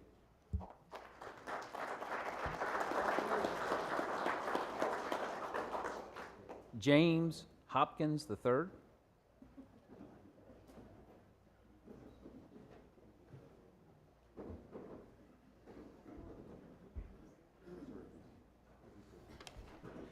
Good morning, everybody. I get to be a refreshing topic, I guess. I'm here in support of drones for deer recovery. I'm sure Mike and others will get into it more later. Some of their first-hand experiences. I have a few. I was able to operate a week this year until the Game Commission contacted me and told me that they deemed it not legal this year. I was quite disappointed, though. I reached out to my region office last year to try and get clarification before investing my time and money into this project, and got absolutely no response. Even after the warden contacted me, I asked for further dialogue, back and forth, email, also again ignored. But that seems to be par for the course from what I'm understanding today. So rather than getting into the nuts and bolts of the recovery, I want to touch on some side topics that relate to it. So we all heard from the young kid and his nice buck this year, his story about tracking 80 yards. Imagine his feeling if he loses his blood trail and he never recovers his 8-point buck, and they find it 3 months later dead half mile away because they could not find the blood trail, or it was raining and they lost the blood. The drone's a tool that can be used to replace that lost opportunity. Some people have claimed about small deer population. If the same hunters are shooting 2 or 3 deer because they couldn't find one, or hit a stick with an arrow, lost opportunity. Now we have 3 deer that potentially killed or wounded because they didn't have the opportunity to use a drone to recover deer. I'm also a volunteer firefighter. By purchasing my drone, I expanded the capabilities of our county to use it for public safety from 1 drone to 2. Several of my associates that helped me this year for the week that we're going to have already expressed interest. If this were to take off, they would have purchased additional equipment, and we would extend our public safety footprint to 2 to 3 to 5 to 7 drones in our area and across the state. That is better for everybody in the state, not just the sportsmen. I also, we often hear people complaining about how many people post their land, won't offer hunting. So if I have a farm and I offer to let somebody hunt, and they have soybean fields, and I shoot a buck and it could have died in a soybean field, but I can't find it with a blood trail. So now do I have to worry about traipsing with my friends through a grid search to try and find it, destroying this man's crop, where he now stops me from hunting there next year, as opposed to a 400-foot view from a drone that lets me see where the deer is. I can walk right to it. Some people will also make the claim that it disturbs wildlife. We've all seen the videos Mike puts out and other people have put out. 400 feet, the deer do not care that drone is in the air. They might hear it, but it does not bother them.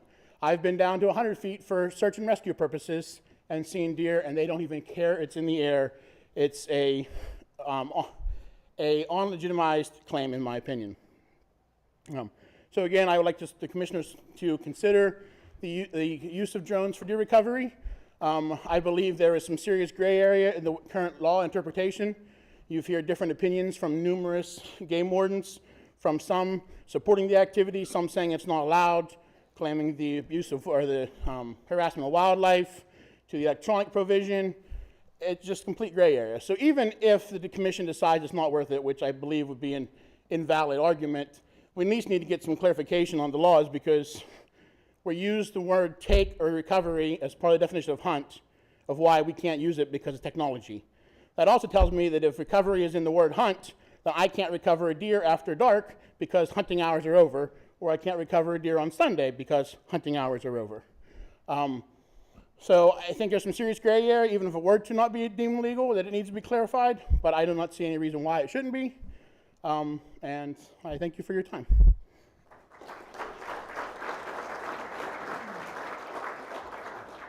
Brad Morris.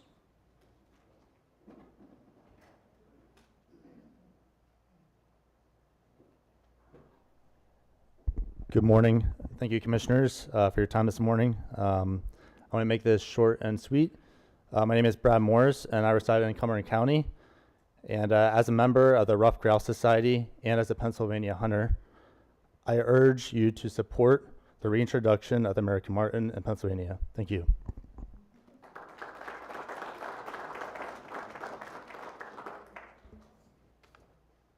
Randy Santucci.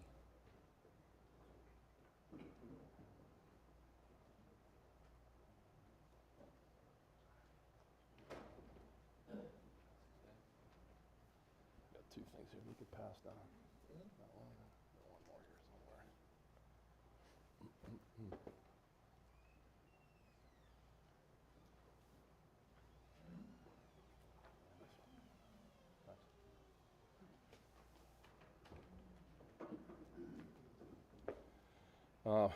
Hello, Commissioners. Hi.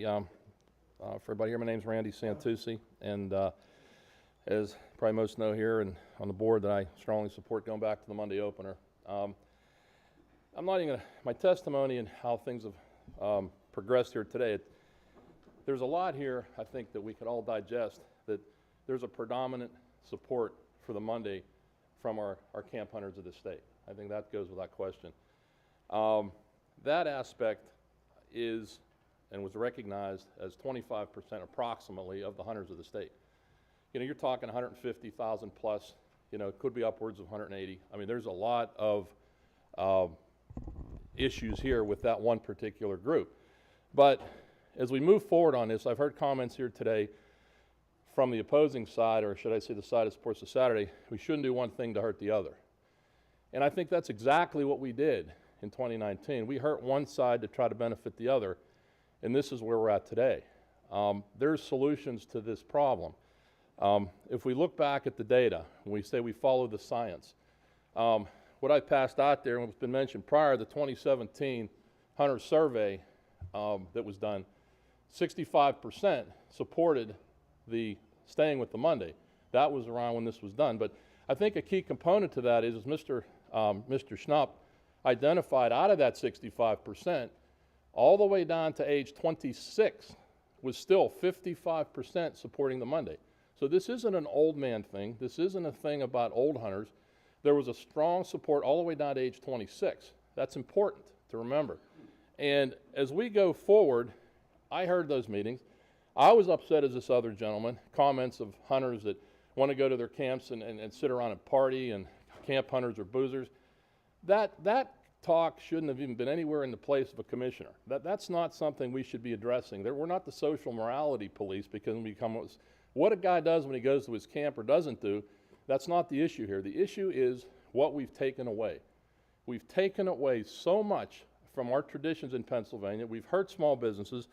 Now, in that meeting, there were statements made by different commissioners. And I think Commissioner Mitrick, you made a comment at that time that there's no reasonable argument to stay with the Monday. And I think in itself, that comment, based on that meeting, was somewhat truthful. But there was no mention of Thanksgiving, the biggest, and most traveled family holiday of the year. There was no mention of economic impacts that could result from this change, taking 2 out of the 3 days out of that weekend for small businesses in these small towns. There was no mention of our hunting heritage and traditions that have been in place for 60, 70 years with this opener. And this went on through a bunch of different reasons. I think Matt Schnupp even identified, and there was a chuckle, I wouldn't give up my pheasant license for $1 million. Well, there's a concern with 3 Rs, taking away the Saturday, taking away the turkey day, probably one of the most popular Saturday small game days that are out there. So, and I find it interesting, Mary Jo Castellana was in the 2020, she testified, and she made a comment, Wednesday hunters, because he was trying to discern what we're going to do now since we took the turkey day out of that weekend. And she said, Wednesday hunters are busy, obviously Thursday they're Thanksgiving, and then she went on to say Friday, half the hunters are going to be with their families on Black Friday, and the other half are going to be getting ready to go deer hunting and sighting in their rifles. So, you know, inadvertently, she identified a problem that is the predominant problem today with many families. Now, what I said, 25% of the hunters hunt from camps, 100% of the hunters have Thanksgiving. A lot of them have family visiting. A lot of them have trouble getting to where they have to go, or opening up a camp, or scouting, or when this was in place, that worked. And the thing here is, I see the gentleman that brings his son up here. You know, the statement that there's a flat line license sales, I think you'll be able to see that's not accurate. And when you look at this kid, I would love to see that little boy hunt as much as he could. Tell me that if we couldn't put the Sundays in the next couple weekends, have 14-day continuous running, you'll have to go back to the legislature, get the one freed up. But as of right now, you can create weekend opportunity, but you can't put back what you've taken by moving the Monday. You can't put that back without bringing the Monday back. The traditions, the time, the Thanksgiving, the camp culture, everything was taken away. That could be reinstated. And that's the side of this thing. We don't have to look hard at, there is a solution here. We could bring all our hunters back together, provide weekend opportunity for the guys that maybe can't go Monday or can't get off Monday. But I think, you know, it's sad that I think you'd rather continue to proceed as right than help correct the problem. So I hope we can move forward with this and get this done. Thank you.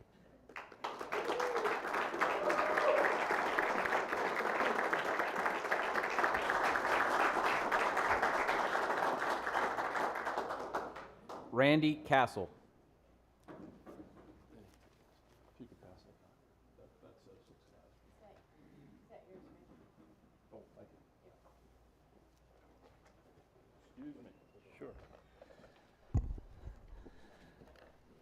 Good morning, and thank you for this opportunity. I've been hunting and trapping in Pennsylvania since 1970 when I turned 12 years old. Prior to that, I spent several years accompanying my father and uncle on deer hunts, small game hunts, and trapping excursions. As a result of these early experiences, I became interested in both hunting and the study of wildlife in Pennsylvania. I pursued wildlife studies academically, and as a biologist, I have taught at both high school and university settings for 41 years. Throughout these decades, I watched our nation and state battle to restore the bald eagle, the osprey, the bobcat, the elk, the otter, and fisher, using a variety of management techniques and reintroduction strategies. Prior to my lifetime, the Game Commission worked to restore turkeys, white-tailed deer, and beavers to Pennsylvania. The restoration of biodiversity for the good of the people and the hunter has been a hallmark of the Pennsylvania Game Commission's vision. I think it's accurate to say that very few people regret the efforts that were required to restore these species to their currently safe population levels. Many younger folks that did not live through these times may not know the history of the efforts required to restore these animals, but I know from personal observation, having had the opportunity to take thousands of students afield, they still marvel at the sighting of one of these animals. As with any plan that promotes change, there will always be some degree of opposition. Opposing views force everyone involved in a decision to examine things more thoroughly. It is what makes this process we are involved in today so valuable. There was opposition to the reintroduction of otters because of the number of fish they would eat. There was opposition to the protection of birds of prey due to their prey choices that were in direct conflict with hunters' quarry. In an article written by Joe Kosak and published in Pennsylvania Game News in 2020, he addressed the historic attitude toward predators in our country. Quote, "It was an easy philosophy to support or accept in the early 20th century because American attitudes about predators were developed from centuries of misunderstanding. It's what made great blue herons, great horned owls, sandpipers, and even bald eagles part of nature's evil empire," end quote. In 1908, the Pennsylvania Game Commission's first executive director, Joseph Kalfitz, noted in his annual report that, quote, It is as much the duty of this commission to see to it that our officers go as far to give protection to a bluebird, a robin, or a wren as they would give protection to a wild turkey, a deer, or to any other species of game. End quote. It is clear from these statements that the maintenance of biodiversity was an important objective of these early wildlife advocates. There is no doubt that these early pioneers of wildlife conservation would be proud to see what has been accomplished in restoring and protecting the wildlife in our state. I understand there is some concern about marten predation on Pennsylvania's rough grouse. I also agree this is no trivial concern, but many marten dietary studies conducted in North America found that in regions where martens and grouse occur sympatrically, that grouse typically made up only 4 to 5% of their diet. Keeping in mind these studies were conducted in regions with very high grouse populations like Maine and Minnesota, it is no surprise that grouse were being taken by martens at these levels. Keep in mind that these states are so rich with grouse that hunters make them destinations for grouse hunting.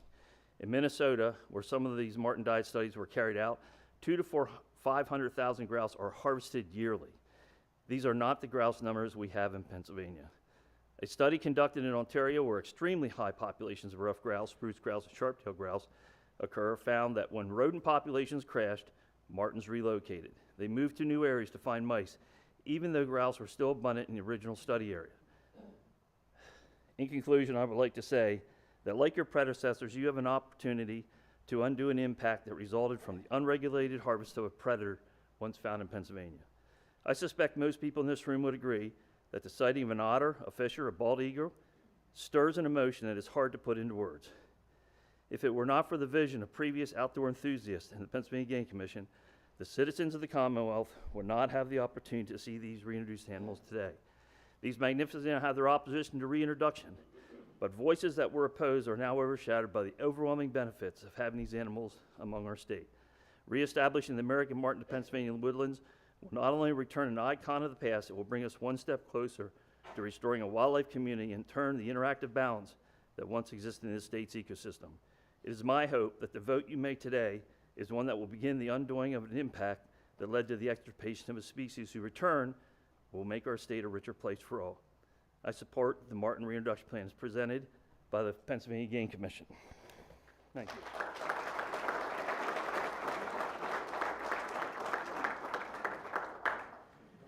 Cameron Powell.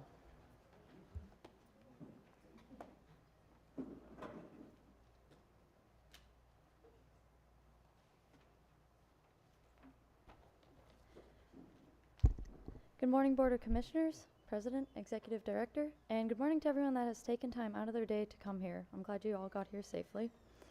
My name is Cameron Powell, the founder of the Pennsylvania Marten Restoration Project, a grassroots movement advocating for the reintroduction of the American marten to Pennsylvania's forests, aiming to cultivate a more diverse and sustainable ecosystem. Through education, support, and conservation advocacy, we envision a future where the American marten once again stands as a symbol of our state's rich biodiversity. Today, I stand before you to advocate for the reintroduction of the American marten, a matter that extends beyond environmental considerations and speaks directly to our commitment to preserving Pennsylvania's natural legacy. At this crucial juncture, we find ourselves presented with an opportunity to write a historical oversight, the extirpation of the American marten from our very woods. The potential reintroduction of martens in Pennsylvania is undoubtedly a complex topic, necessitating thorough consideration of its impact on various species in the ecosystem. While concerns exist, previous research indicates that martens can coexist with other species without causing negative effects. The extensive feasibility assessment and management plan, coupled with research beyond these resources, strongly suggests that reintroducing the American marten is not only viable, but essential. This project holds the potential to benefit numerous species, sharing similar habitats, enhancing overall ecosystem health, and fostering educational initiatives. I started the PA Marten Restoration Project in order to educate the public and anyone that was unaware about the American marten, because I myself wasn't even aware of what a marten was a year ago. Through our project, we created social media to educate the public, and it's important to note the overwhelming support our cause has garnered. Numerous individuals have reached out, actively engaging with questions and expressing support, far outnumbering any opposition. During the public comment portion created by Tom Keller, we created our own template through our website to help people voice their support. We received an overwhelming amount of emails through our site alone, totaling over 250. People explained they supported the management plan as is and that they would like to see the American marten back in the woods of Pennsylvania. These reasons varied from wanting to support biodiversity to potentially trapping the marten and the general opportunity to see one in the woods when outdoors. Before I conclude, I would like to express my heartfelt gratitude to everyone who has supported me, the Pennsylvania Marten Restoration Project, and the cause of the marten reintroduction. To the Board of Commissioners, thank you for your time and consideration, and I hope that the American marten can be reintroduced.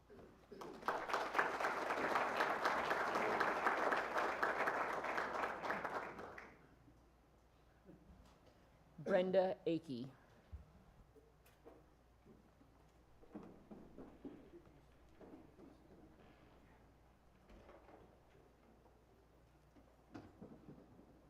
Good morning, Commissioners. How are you doing? Okay. I'm here on behalf of the American Martens, and I would like to ask that you support the reintroduction. You know, the American marten, they're never going to be the national symbol or fly over the lakes and rivers like the bald eagle. The American marten is never going to have a place over your mantle with its horns, right? The American marten will never be the dinner that's served at Thanksgiving. It won't be in the center, like the turkeys. And worst of all, the American marten will never have a county named after it, like the elk. But this is, like many of you have already said, this little creature has lived here, and this is his state. I very simply would like to ask that you support this reintroduction. I believe you have a proposal that is sound in data and research and is very well written. I've read it. And I know that that's important when making decisions like this. One of the sentences or one of the statements in that report written by Tom Keller, that the marten is the lost member of wildlife. And I think that really says it all. They're lost, but this is their home. This is where they lived. And I think it's time. And plus, you said it yesterday, Madam President, I watched your streaming. You said over 900 some responses to the survey, right? That's a lot of responses. That's a lot of people that care about this. And this is a momentum that you don't want to lose. You know, I bet there's a lot of people here and a lot of people that you have contact with that are saying, what's the next step? It's like a chapter book. Once we start it, it's a whole new chapter. The Game Commission is going to be remarkable. By the way, I love your live cams, okay? We could get a marten cam. Would that be, okay? We got the elk, we got the eagles. Anyway, that's my plea, and I thank you again for your time.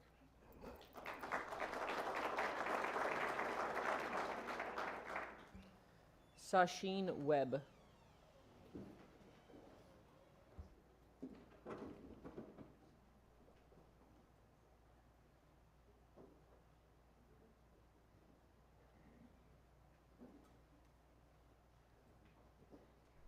Good morning, Commissioners. Good morning, everybody. My name is Sasheen Webb. I reside in Loyalhanna, Westmoreland County, PA, and I'd like to give testimony about the American Marten Reintroduction and Management Plan. Having thoroughly read the information in this document, I am sure that the American Marten can seamlessly integrate into our state's existing ecosystem. I am confident that they can bring about positive impacts without disrupting the balance of coexisting species. This initiative holds the potential to enhance the well-being of numerous species, fostering overall ecosystem health and promoting educational efforts. I thank you for this opportunity to speak here today, and thank you for your time.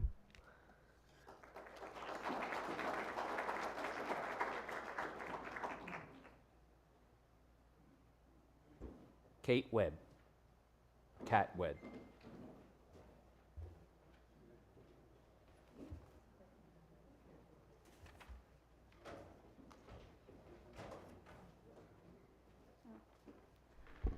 Good morning, commissioners, fellow sportsmen and sportswomen, and it's Kat. Thank you. I'm here today to support the reintroduction of the American Marten to our Pennsylvania forests. The American Marten was once a native species here in Pennsylvania, and I think it's time for them to make a reappearance. And based on a management plan, I believe that the Marten can offer ecological balance, cultural values, and educational opportunities. I think the idea of reintroducing the American Marten back in our Pennsylvania forests would be a very positive and useful overall move. Commissioners, please consider bringing back the American Marten to our Pennsylvania forests. Thank you all for your time.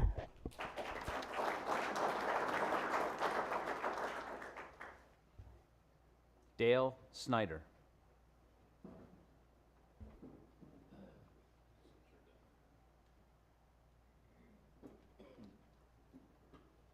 Good morning, I'm Dale Snyder. I'm the Assistant Director of Zoo America in Hershey. And for 15 years, I've cared for American Martens. At one point, we were the only zoo, the only living Martens in Pennsylvania were exhibited at Zoo America. And we hope to see them in many more places than just our zoo. The reintroduction aligns with the goals of most modern zoos to protect and conserve the wildlife and the species that are out there. I applaud Tom Keller's work and the extensiveness of the feasibility study that he did to prove that martens could easily become another part back into our ecosystem. And the Zoo America is poised to give the full responsibility of its resources, our veterinary care, whatever we can. We helped support the otter reintroduction project by housing some of those otters before they could be released. We are ready to do whatever we can to help with the Marten project. Each year, our zoo has a zoo camp for preschoolers through high school students. This year, the focus of our camp was the American Marten, and we were able to excite over 400 students about the excitement of maybe bringing a new species back, or not a new species, but an old species that we're missing back into our state. And we're hoping that we're able to instill in the youth and bring forth the next conservationists for the time when we're gone. One of the biggest problems we see is our youth are indoors playing on computers. And this would give everyone one more reason to get out there and enjoy the great Pennsylvania outdoors and spot a marten out in the wild. Thank you.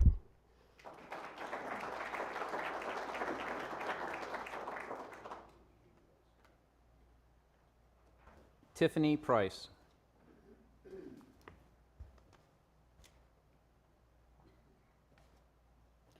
Hi everyone, thanks for having me. My name is Tiffany Price. I'm from the CWD capital, Adams County, is what they basically say down there. They say that's the epicenter. So I just kind of want to touch on a couple things, one of them being the electronics. Just give you a little small history. I did not start hunting until I was 37 years old. So I'm an avid hunter at this point. I didn't have a lot of these experiences that I'm just very jealous of and heard about. So at first when you guys switched the days from Saturday, Monday to Saturday, I was like, it didn't affect me. I'm a lone hunter. I didn't have that mentorship. Pennsylvania doesn't offer that mentorship unless you know someone that hunts for them. So after coming into a group and realizing what that opportunity could still be for me, I gun hunted for 2 years. I sat in the woods. I seen very little. I didn't shoot anything. I've shot 2 deer in my 5 years of hunting. I've shot them with my bow. I love to bow hunt. I found that when people start to rifle and rifle comes in, I see no deer at all.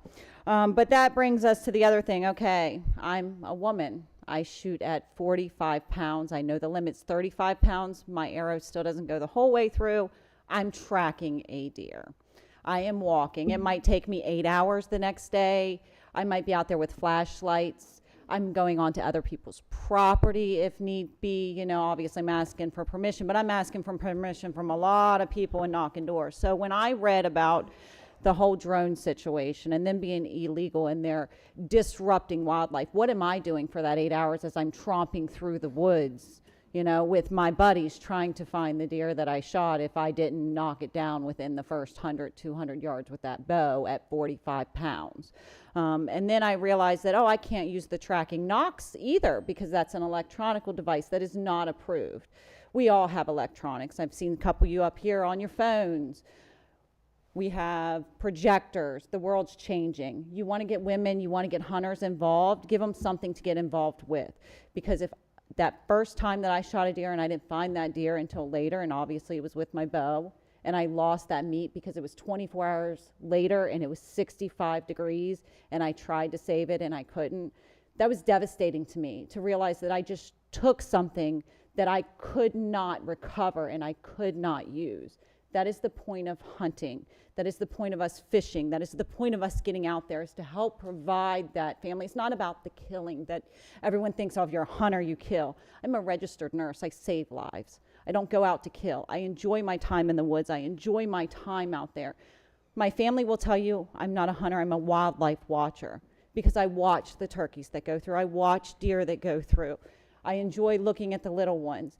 I'm an ethical hunter. I don't do the roundups, as they call it, and the herding that they call it, that you see all over the place. I don't rifle hunt because that 270, that 30-06 kills my shoulder every time I do it. You guys don't want to do the semi-automatic rifles that would help people like me and the youth. You'll do, I call them gun bows for everyone, right? Not just the youth, not just the disabled, not just the women that could use that, but 35 pounds with a compound bow, almost anyone can pull that back. So why wouldn't we consider allowing women and youth to use those semi-automatics? We're not going out there and spraying like everyone thinks. You know, everyone honestly thinks that when you use these guns that we're just going to go out there and shoot everything up. What's the difference with someone with that has a bolt action gun that shoots, and you got 5 people and 4 of them are pushing, and you know, one of them's over here with the gun waiting for that herd of deer to come in. We're losing a lot of deer that way. But you're also not giving the people the opportunity that would be that ethical hunter to use those types of rifles. So that's all I have to say. Thank you guys very much for your time.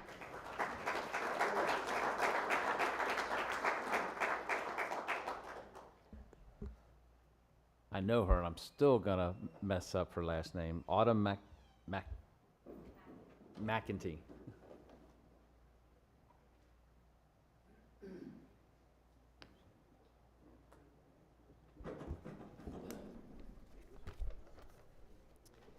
Good morning, Commissioners, Ms. President, Director Burhans. It is a pleasure to have the opportunity to speak with you today. My name is Autumn McEntee. I am 20 years old and I reside in Cumberland County. I am a hunter and a trapper who is here in favor of the reintroduction of the American marten into Penn's Woods.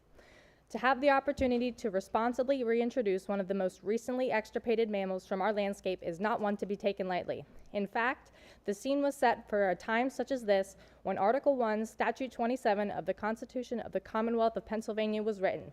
It reads, Pennsylvania's public natural resources are the common property of all the people, including generations yet to come. As trustee of these resources, the Commonwealth shall conserve and maintain them for the benefit of all the people. To me, there seems to be no better time to fulfill our duty to conserve and maintain our resources than through this native species reintroduction. Further promotion of biodiversity in our ecosystems will bring benefits to all people and wildlife. Quote, a thing is right when it tends to preserve the integrity, stability, and beauty of the biotic community. It is wrong when it tends otherwise, end quote. Father of wildlife ecology, Aldo Leopold said, to have integrity and stability in the biotic community of our Commonwealth is to stand behind facts and science. I stand behind Tom Keller and his work on the American marten reintroduction, and I can only hope that your informed decisions lead you to that conclusion as well. Thank you.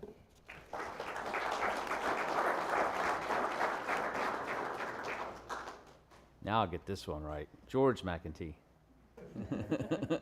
Thank you, Autumn. Good morning, Commissioners, Director Burhans, fellow sportsmen. My name is George McEntee. I'm a resident of Cumberland County. I've been a hunter and a trapper in Pennsylvania for 45 years, but I stand before you today as a conservationist to speak in favor of the American Marten Reintroduction Program.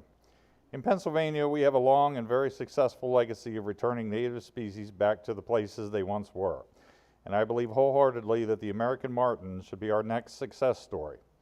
This is a project that will benefit all Pennsylvanians, not just a special interest group. If one day there is a trapping season on the Marten in PA, that would be a wonderful opportunity for future generations. But if not, I am very content just to know that they roam our forests again as they once did.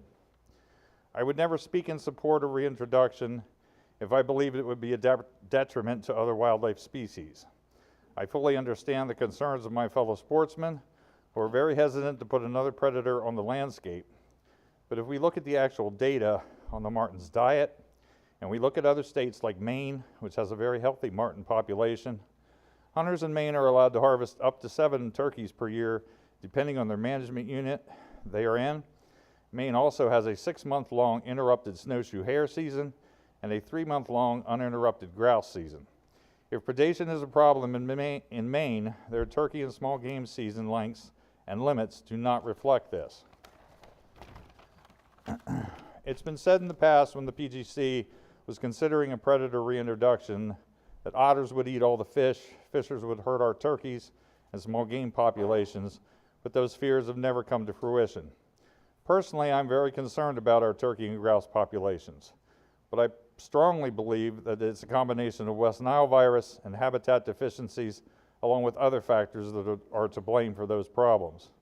Do predators take some? Sure, but the impact is not significant in the big picture of things. Pennsylvania has the high-quality marten habitat that's needed, and this has been confirmed by wildlife professionals from other states. PGC biologist Tom Keller is a talented professional. He has done his due diligence on this project to the highest standard and has gone to great lengths to educate the public on this matter and garner support. In closing, I would humbly ask the board to take an in-depth and unbiased look at the facts of this project and know that the PGC staff has done an exemplary job in their efforts to ensure bringing back the American Marten is the right thing to do for the people of Pennsylvania. Thank you.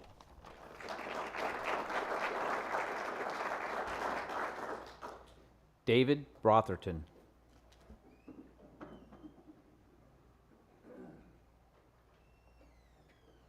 Morning. My name is Dave Brotherton. I'm from Harrisburg, and I'm a biologist and also a hunter.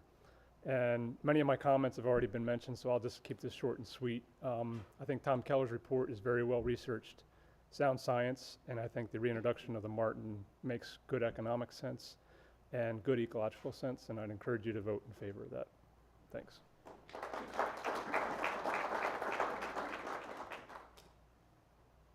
Hunter Sleer.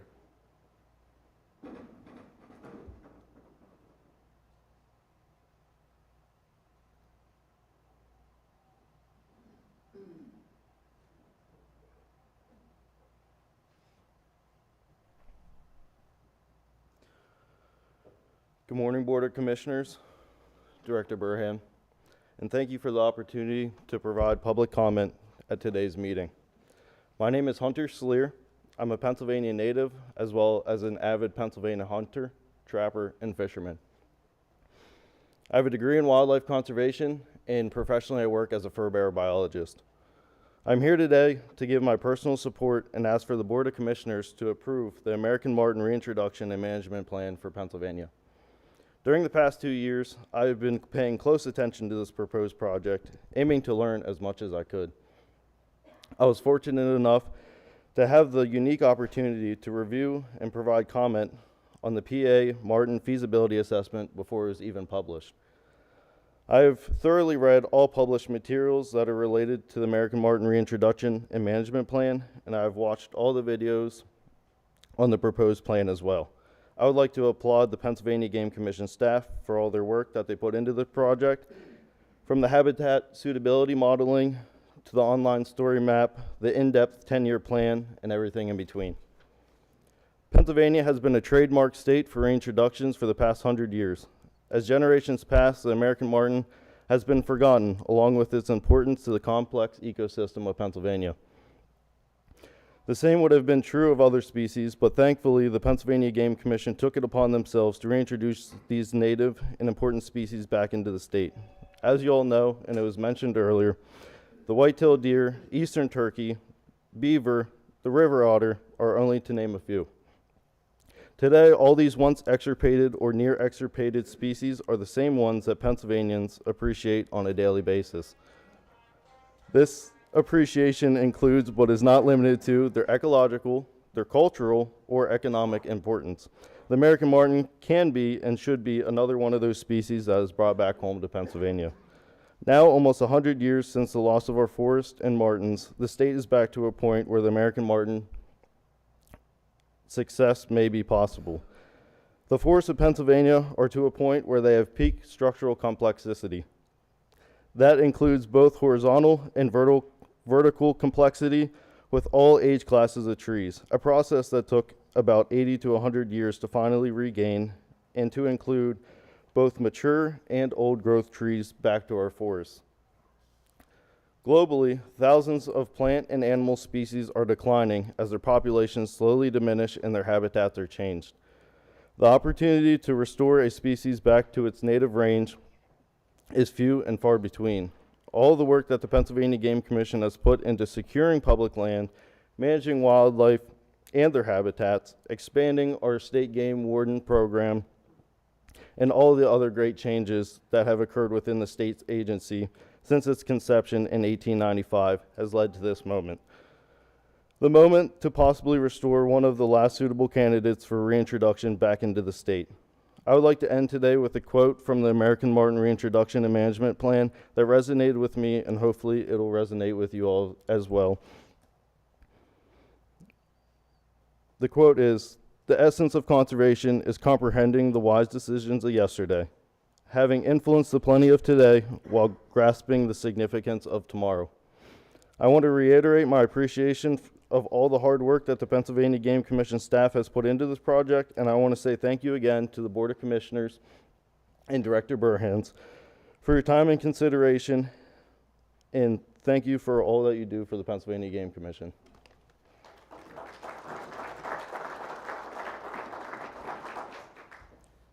Bill Moretti.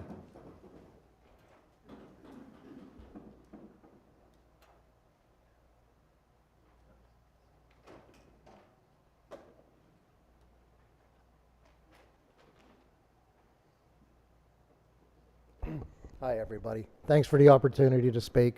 My name is Bill Moretti. I'm from Allegheny County, over north of Pittsburgh. I'm change of pace here. I really appreciate the Marten subject. It's all new to me, but it's really interesting to hear. But anyhow, to change the subject a little bit, I'm here in support of the Monday opener. I come from a tradition, you know, the camp tradition stuff. Was raised that way since I was 12 years old.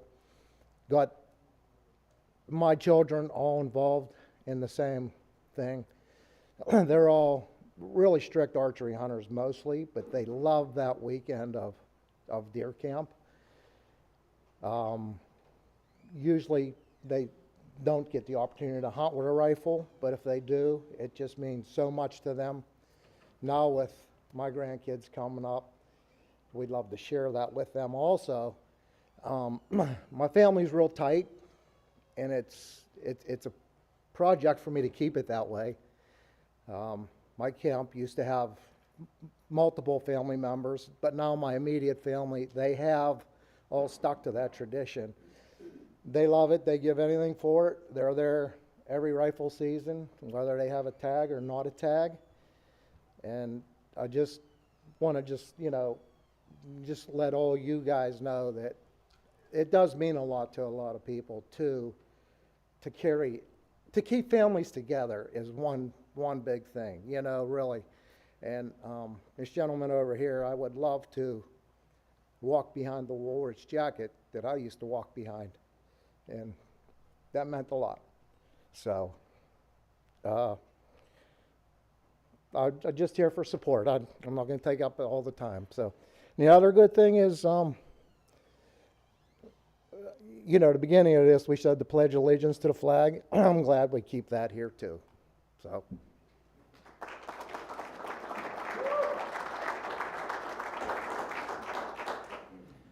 Brooke Lenker.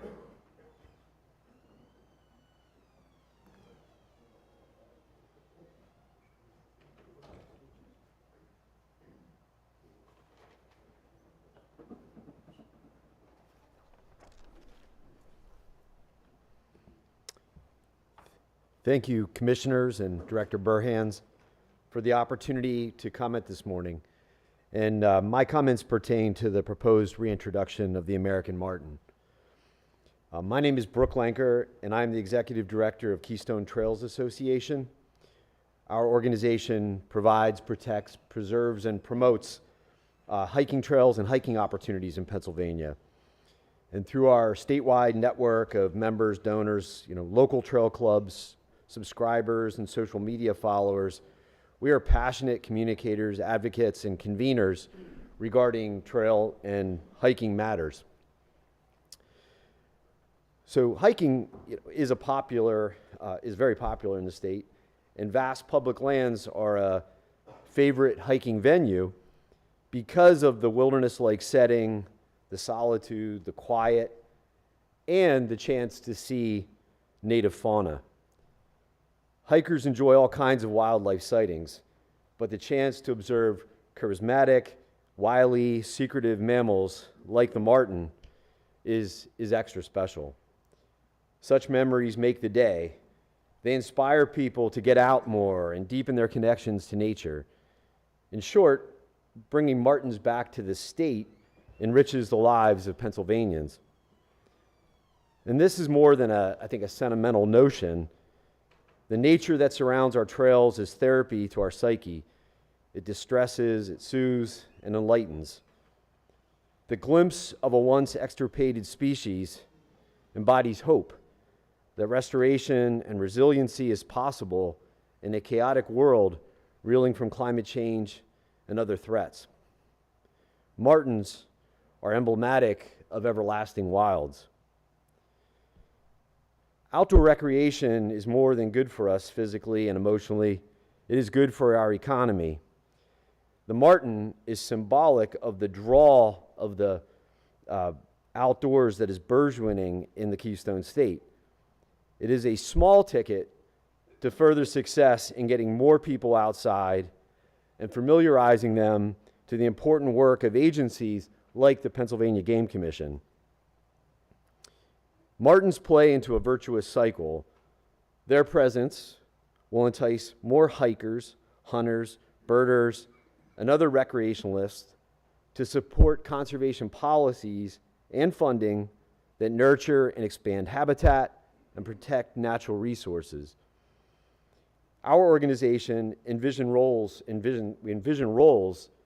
for our constituents in reporting marten sightings and perhaps assisting the Game Commission in this effort in other ways.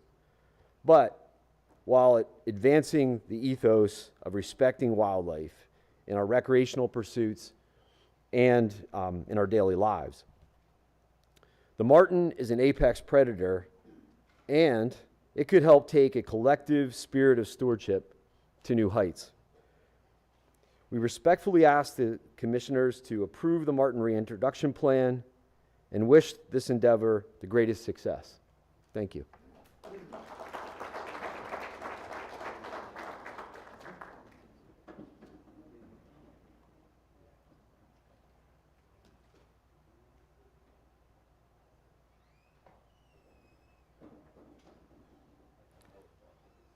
Mike Zauer Elias.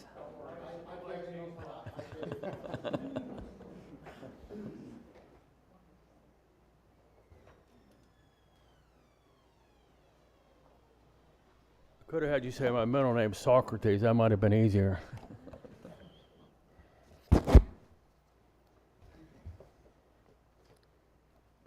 My name is Mike Sorellis. I've been hunting for 50 years, which is a testament to the camo I'm still wearing. I'm going to thank the commissioners for having me up here today. As I stand there and look around this room and see all the dedicated hunters we have, we ought to be proud of Pennsylvania and the heritage we have. And I'm going to say I'm very proud to be a part of the Return to Monday opener. The more I sit here today and look at it, I just watched the movie Tombstone. There was a scene in it that reminds of all of us banding together to bring this back. When Kurt Russell quotes, "I'm coming and hell's coming with me." By moving the first day of gun season to Saturday, you have created a nightmare for our hardcore deer hunters in the state and their families and the small businesses. The Game Commission claimed that moving the opening day of buck season to Saturday would get more youth involved in hunting. This was a big false pretense. 60% of the schools are already off in Pennsylvania. This was not a reasonable enough decision to move the first day of buck season to Saturday and make all these unnecessary disruptions. Let me explain why. I attended a meeting in Charleroi sponsored by Mr. Maloney, the Bureau of Tourism, to discuss the Saturday opener in February of 2020. Mr. Burns was president. Mr. Santucci was there. There was 80 people in the audience. 78 out of 80 people stood up and said, move it back to Monday. The refusal of the Game Commission at that time told me there was more than meets the eye. After the meeting, because Mr. Burns took some heat, and I give him credit, he was very respectful. I approached Mr. Burns and said, hey, I have a solution to your problem. Why don't you have a true youth gun opener, similar to Ohio, have a Saturday youth gun opener after Thanksgiving, that Saturday or another Saturday, and go back to traditional Monday and make everybody happy. He looked me straight in the face and said, it will never happen here. I was baffled and confused why he made that statement to me, and now I think I know why. Can anybody explain to me what day of the week October 24th and 25th of this year is? Does anybody have a calendar? It's a Thursday and Friday. If you look on your proposed agenda, on October 24th and 25th of this year is the mentored permanent antlerless deer and bear firearm season, a Thursday and Friday. So you're telling our youth, hey, skip school that Thursday and Friday to go deer hunt or antlerless deer hunt or bear hunting, but we don't want you missing school Monday when Monday was already off. Now, I'm not the smartest person in the room, but that's like a double standard to me. And just for the record, this youth antlerless season has been coming on a Thursday for 23 years. So for 23 years, you've been telling these kids, miss school for 2 days. But now you had your own personal agenda to move it to Saturday because you wanted all these kids out hunting, which the stats don't lie. It's not working. Why can't you just make a Saturday, if you really want to get kids in hunting, let them shoot a buck for the old dogs. We're all older here. I would forgive shooting a buck of a little kid. That little kid over there, God bless him. Let him get him out on Saturday in gun season before the adults come in. You'd have a better opportunity in getting kids out there hunting. Kids, I know kids today, they're all busy, they got things to do. It'd be a simple solution to the whole problem. You'd have the youth happy, you'd have them hunting, and you'd give us back our Monday opener. This whole issue has been a total disaster and a public nightmare for the Game Commission. You've turned your back on camp owners, family tradition, and small businesses. Your refusal and arrogance to deal with this issue is as bad as Biden are dealing with the border. Do the right thing and move the first day of buck back to Monday.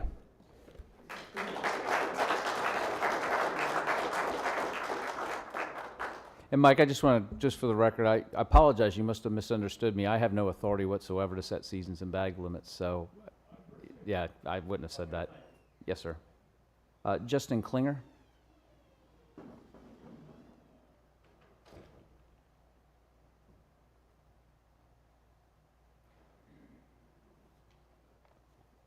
Good morning, Commissioners. Thank you for your time. My name is Justin Klingler. I am an 8th grade science teacher and a landowner from Carlisle, Pennsylvania. I'd like to start by sharing just the very beginning of the Vision for the Future document that was released by the Game Commission in 2020. Not too long ago, the bald eagle, wild turkey, river otter, fisher, black bear, elk, and even the white-tailed deer in the southern portion of the state were a rare find. Today, thanks to the support of Pennsylvania's hunters and trappers, the focused mission of the Pennsylvania Game Commission, and its committed employees and partners, these species are common. In fact, they're more common today than at any time since the agency was created in 1895. As Pennsylvania State Wildlife Agency, our mission is clear: manage Pennsylvania's wild birds, wild mammals, and their habitats for current and future generations. I noticed that statement doesn't say manage Pennsylvania's wild resources only for hunters. It doesn't say manage Pennsylvania's wild resources for those with power. It doesn't say manage Pennsylvania's wild resources for a loud few, the connected, or even the wealthy. It says manage Pennsylvania's wild resources for current and future generations. You have a duty to all Pennsylvanians. And what do Pennsylvanians want? Well, as I was reading the American Marten Reintroduction and Management Plan and the documents that were provided with the public surveys, what kept coming back to me was 92%. 92% of the public in Pennsylvania support reintroducing American Marten. I cannot imagine that you could get 92% of the public to agree on much of anything. 50% maybe, 75% would be an incredible majority, but 92%, that does not happen. That led to a question for me: why would so many Pennsylvanians say, yes, we want the marten back in Pennsylvania? I think some understand the importance of intact ecosystems, how every native organism provides services that no other organism in that system can quite match. I think others thought of the Pennsylvania without the bald eagle, without the river otter, without the elk, without the marten, and they said no longer.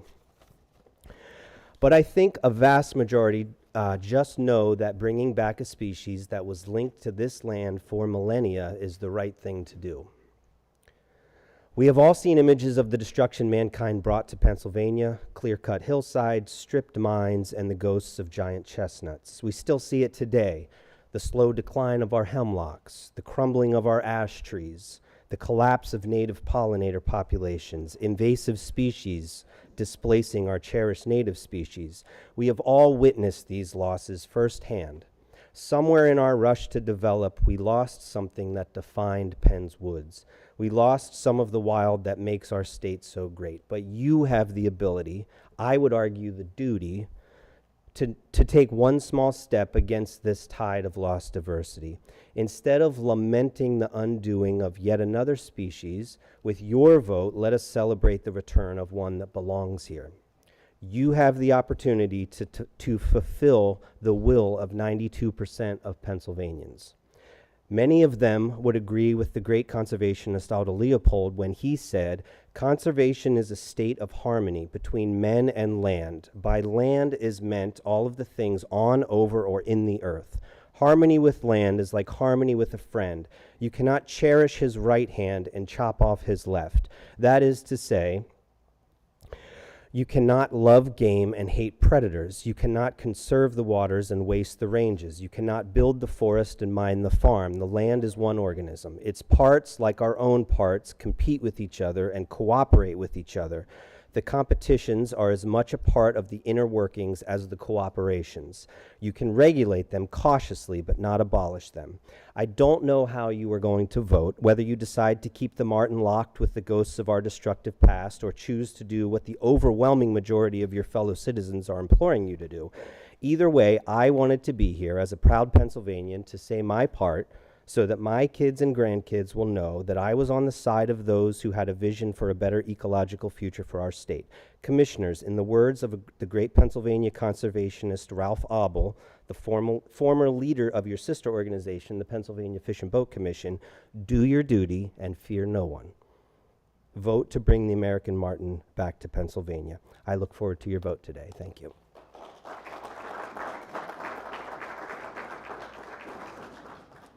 Randy Ferguson.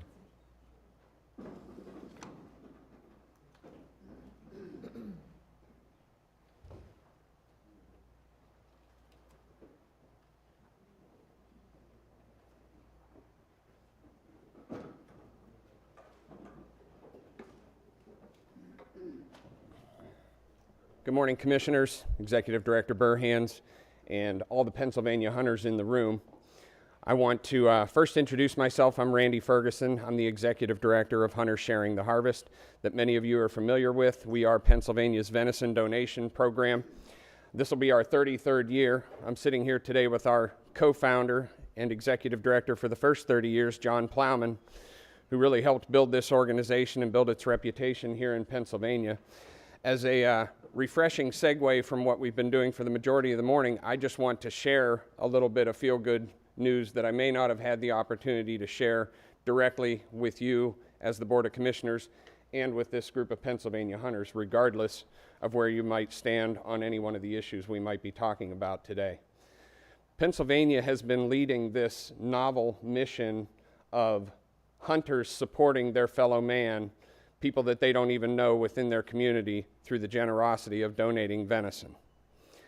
And I'm happy to say today that in the 2022-2023 hunting season, which was the most recent season we have the data for yet, Pennsylvania led the nation in venison donation with 235,000 pounds of venison donated around the state. That's from 6,200 deer. It's a tremendous, tremendous thing that everybody in this room should be very proud of, because again, Pennsylvania led, just like we do when people look at deer herd management across the country. Pennsylvania is looked at as a leader. Our organization and our state has been looked at for many years as a leader in this movement. And across the country, we have millions, literally millions of pounds of venison that are donated every year. And if you do the math, we use a figure that suggests about 4 to 5 servings of venison per pound. So you look at that 235,000 pounds of venison that was donated last year, you're talking over 1 million servings of venison that's going to people who need it in your communities. They may not be hunters, you probably don't know them, but you've done a selfless act on behalf of those people, and they appreciate it. I can tell you that from the 3 years I've been in this role. I was a coordinator for 20 years beforehand, and I kind of had a myopic view just within my counties what was going on and what the impact was.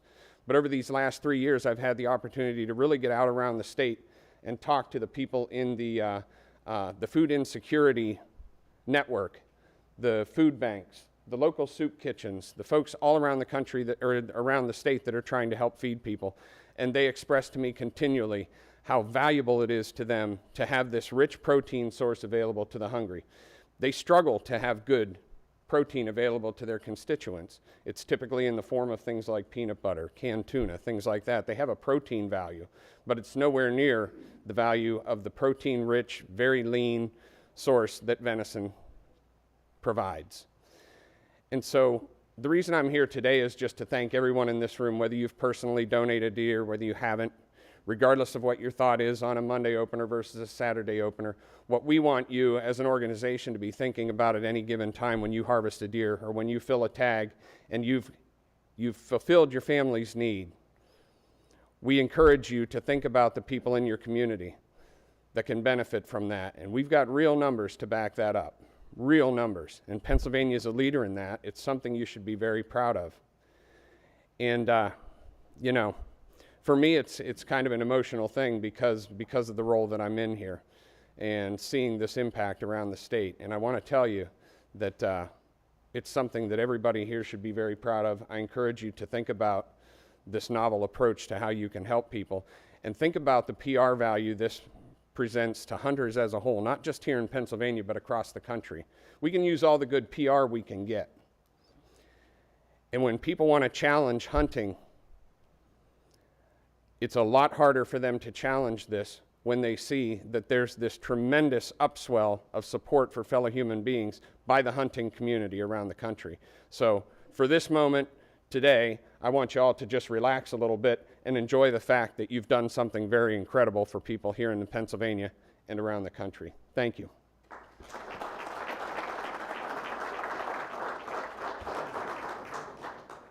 Kristen Tulo.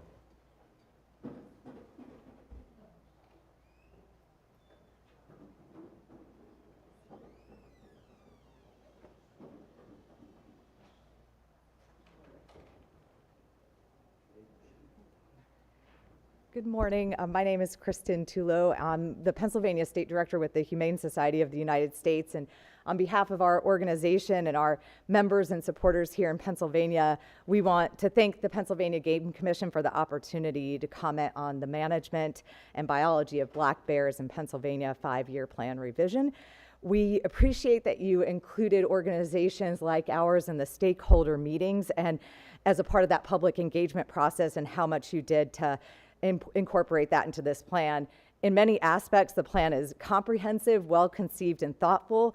On the other hand, there is a lack of population studies and information about the demographic of bears hunted, including adult females, which was a concern from our organizational perspective.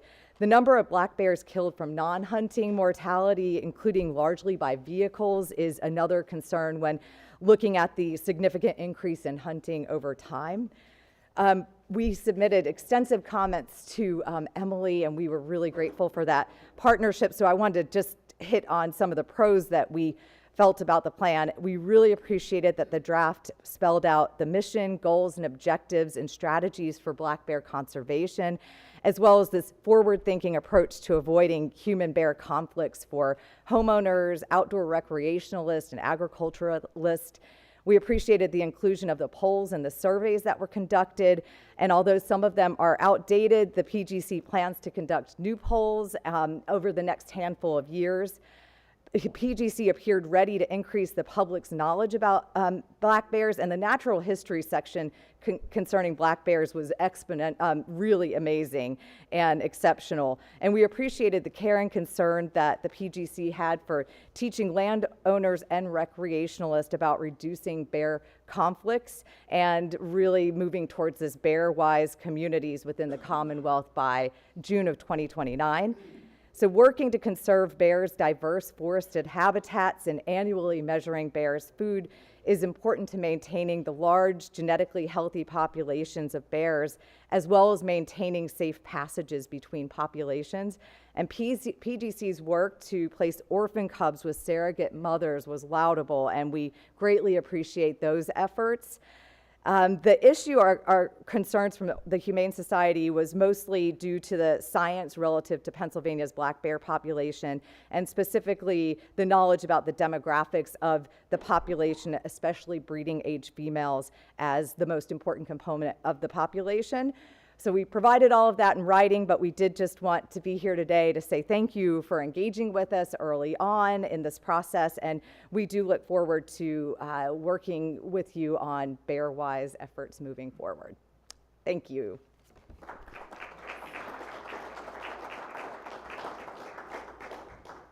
Dave Wenzel.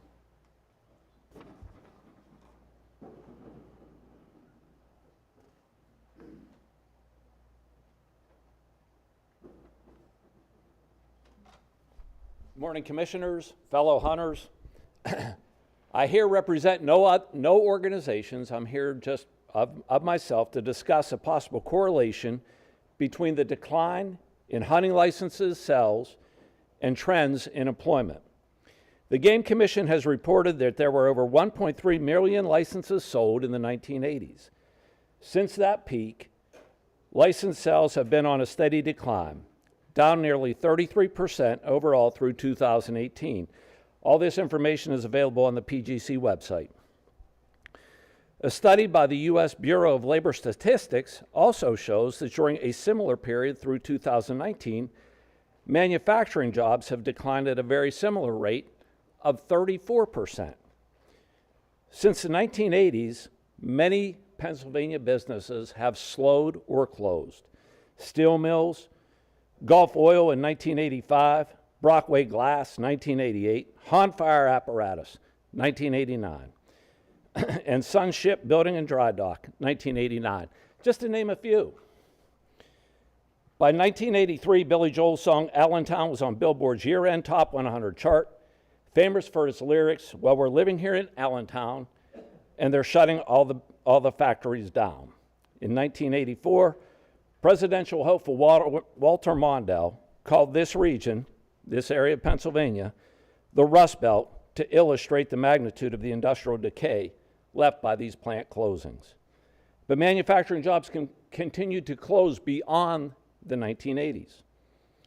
Citizen.org published that in a period starting 1994 through the present, Pennsylvania has lost 35.4% of its manufacturing jobs. Workers who lost their jobs were severely impacted when they re-entered the job market. Displaced workers in the 80s experienced initial earnings losses of 30%. Workers displaced in 2008 through 2010 experienced earning losses of 50%. Those statistics come from the Washington Center for Equitable Growth. It's probable that weeks of vacation, paid time off were also reset to new hire levels, and newly hired workers were entered on the bottom of seniority lists used for vacation and bidding selections. Many more workers did keep their jobs during this period, but did so at a cost of concessions, givebacks of pay, benefits, and time off. Unfortunately, resetting a career voluntarily or involuntarily is not just a one-time event. U.S. Bureau of Labor Statistics show persons born between 1957 and 1964 have held more than 12 jobs between ages 18 and 56. McCrindle.com says Gen Z, those are the folks entering the workplace today, will have changed jobs 18 times before they retire. This is a far cry from the adult hunters I started hunting with in 1976. They spoke of getting hired into their career that spanned for decades, provided a pension, paid vacations, and regular raises that increased with each passing year. Additionally, 40% of American workers have now experienced a layoff or termination. 48% of American workers suffer from layoff anxiety. Those stats are from the Harvard Business Review. 25% of companies now do not even offer vacation or paid time off. That stat is from Up Council. Can this impact hunting license sales? Well, my opinion, the decrease in solid, stable jobs and the decrease in hunting license sales do in part go hand in hand. As someone who entered the workforce in the early 80s, I can definitely understand how it's possible. With an ever-changing job market, employees having multiple job resets and having to start careers over every few years, anxiety of layoffs, 25% of companies not offering paid time off. It's easy to understand that some priorities may have changed, and some of our former fellow outdoors men and women have had to, through no fault of their own, make the hard decision to give up and walk away from hunting and the activities they liked to be able to provide and care for the families that they love. Ladies and gentlemen, I thank you for your volunteer support to be here today, giving up your time to support Pennsylvania hunters. Fellow hunters, I appreciate each and every one of you. I appreciate your passion. Thank you very much.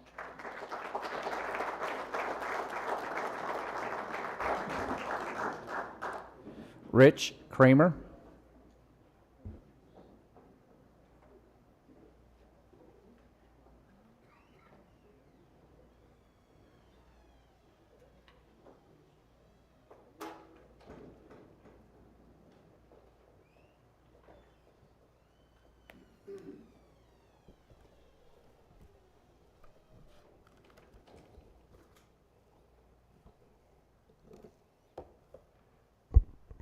Morning, Commissioners. The marathon continues. It's a pleasure and an honor for me to be here to speak to you today. And as always, it's a great pleasure to see each of you. I come before you today as a licensed hunter and as a sportsman to respectfully request that you make good on a promise that Commissioner Mitrick made at the April 2021 meeting. His words, according to the record, were some people feel that this is going to be a permanent elimination of rifles during the fall turkey season. That's not necessarily true. The board fully intends on reviewing this and seeing what the data shows after 2 or 3 years, and we'll look at this hard again. Respectfully asking that you do that. I've also come on behalf of my father. He's a very avid hunter and formerly an avid turkey hunter. He's 83 years old. He's killed dozens of birds in the fall, mostly with a rifle. He spent most of his adult life pursuing turkeys in the fall with a rifle. for anyone who has done so. There's nothing quite like it. Covering lots of ground in the fall with a rifle in hand, looking for a flock of turkeys. If you're lucky enough, in that rare day in November when it snows, to have a tracking snow, working hard to catch up to the birds or to cut them off. For many, many years, he used a Savage 24V, 222 over 20 gauge, very traditional fall turkey weapon. About 10 years ago, he switched to a 17 HMR because it was easy to carry for him over long distances. And he gave the 24V to me. That's also how I was raised to hunt turkeys in the fall, was with a rifle. That's what we did as a family. Since that change was made, my father's quit fall turkey hunting. It's kind of sad for me. He just chooses to do that with a rifle, and he would like the chance to do that again. I would like nothing more than to rekindle our personal tradition of hunting on Veterans Day with a rifle for fall turkeys. My father and I are just two of a small but dedicated and passionate group of hunters who choose to pursue our quarry with a rifle. I think this is a really good opportunity for the board to reverse course and reinstate the use of rifles in the fall season for that small group of dedicated hunters. Doing so, you don't have to take anything away from another group. It shouldn't be a contentious issue at all. So I implore and beseech you to return the use of the rifle to us and allow us to pursue America's greatest game bird with that rifle each fall. I thank you, and God bless you all.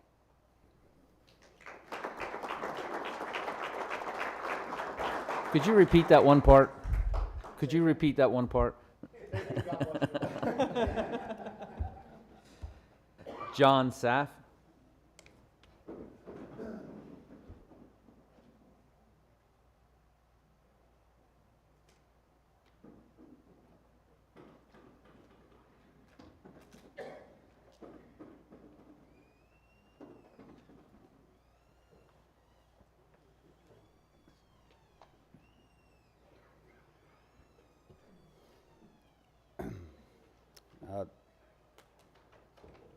Thank you, Commissioners, Director Burhans, for opportunity to speak and give testimony today.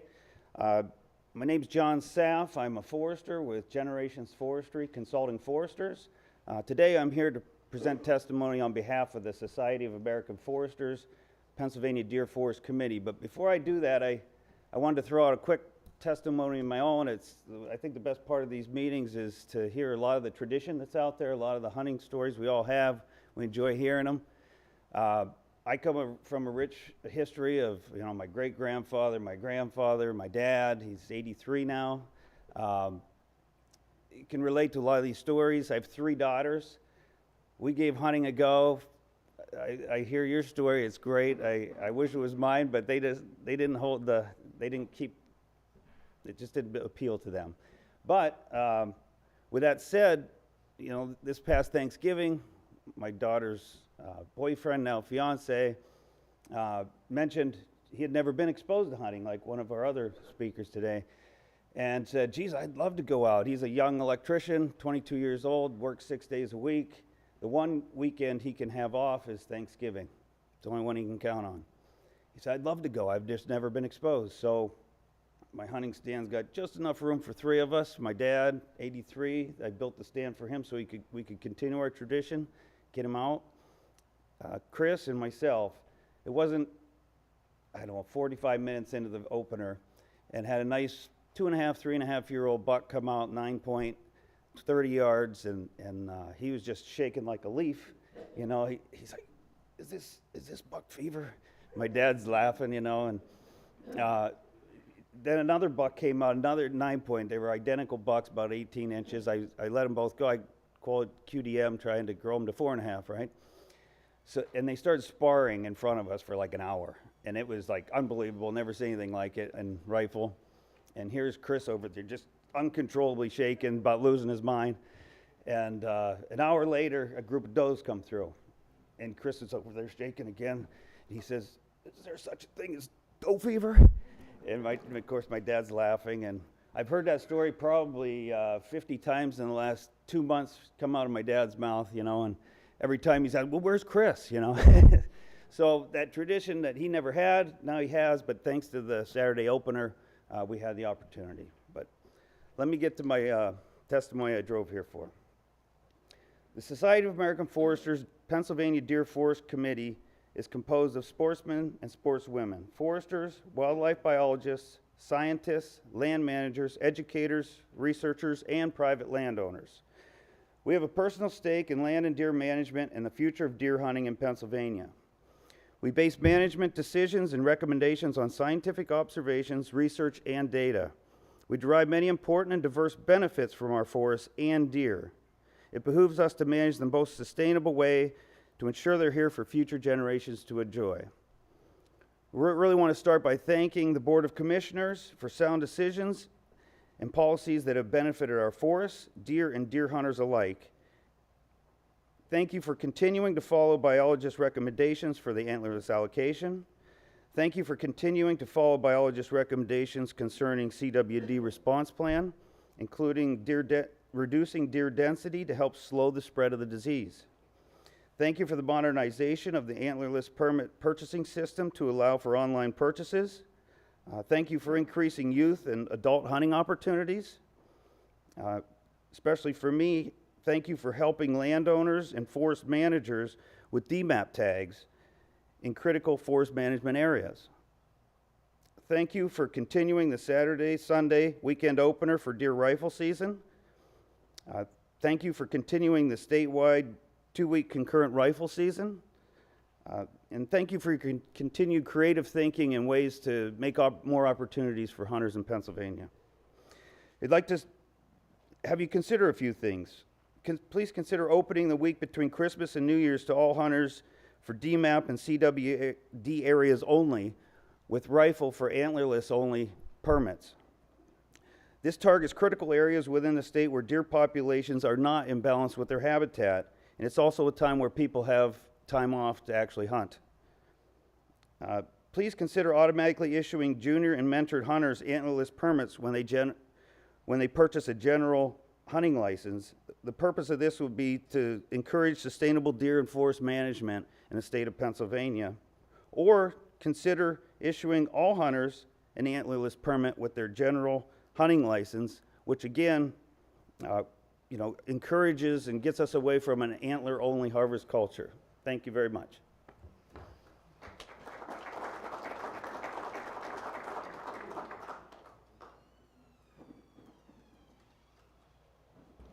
Jennifer Guerrero? Did I get it? Yeah.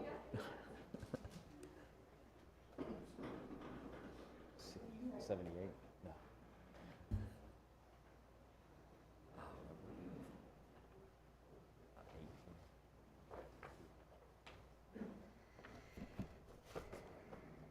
All right. Good morning, commissioners and fellow hunters. My name is Jennifer Guerrero, and I'd like to thank the Game Commission for the opportunity to speak today. 1 year ago at last year's January meeting, Dr. Jagnow reviewed license sales, and each one of those that showed an increase, she correlated back to the Saturday opener. And in 2021, Dr. Jagnow and our executive director, Brian Burhans, were quoted various times in an article in the Deer and Deer Hunting magazine, and it was shared that PGC license sales appear to be correlated with the Pennsylvania unemployment rates. So I decided to dig in a little bit. Exhibit A1, which you'll see in your packet, shows the general hunting license sales percent change since 1982. And A2 shows the Pennsylvania unemployment rate from the U.S. Bureau of Labor Statistics. Now I invite you to take a look at Exhibit A3, which shows my version of an overlay of the two. And what you will notice is the almost mirrored fluctuations between license sales and unemployment, and more importantly, the historical trending from back, since 1982. And honestly, I was truly shocked with how much they were aligned. Now keep in mind the 18 to 34 year age group is generally laid off first and therefore unemployed. So can we truly say that increase is strongly correlated with the 18 to 34 year olds supporting a Saturday opener? archery increases. So let's analyze another possible correlation here. Exhibit B1 shows the total license sales trending downward. And archery, however, when it's viewed off by itself, continues to show an upward trend. Exhibit B2 shows the ratio of deer harvest trends for various years between 2010 and 2021. And what you'll notice here is deer harvested in archery season has shown a steady climb, however, significant boost between 2018 and 2019. 2019 showed an 8.3% increase in deer harvested during the archery season. And as we know, bow hunters must purchase their license well before a rifle opener. Therefore, the increased interest in archery, coupled with the additional bow hunting opportunities, may be yet another correlation to the increase, which is totally unrelated to a Saturday opener.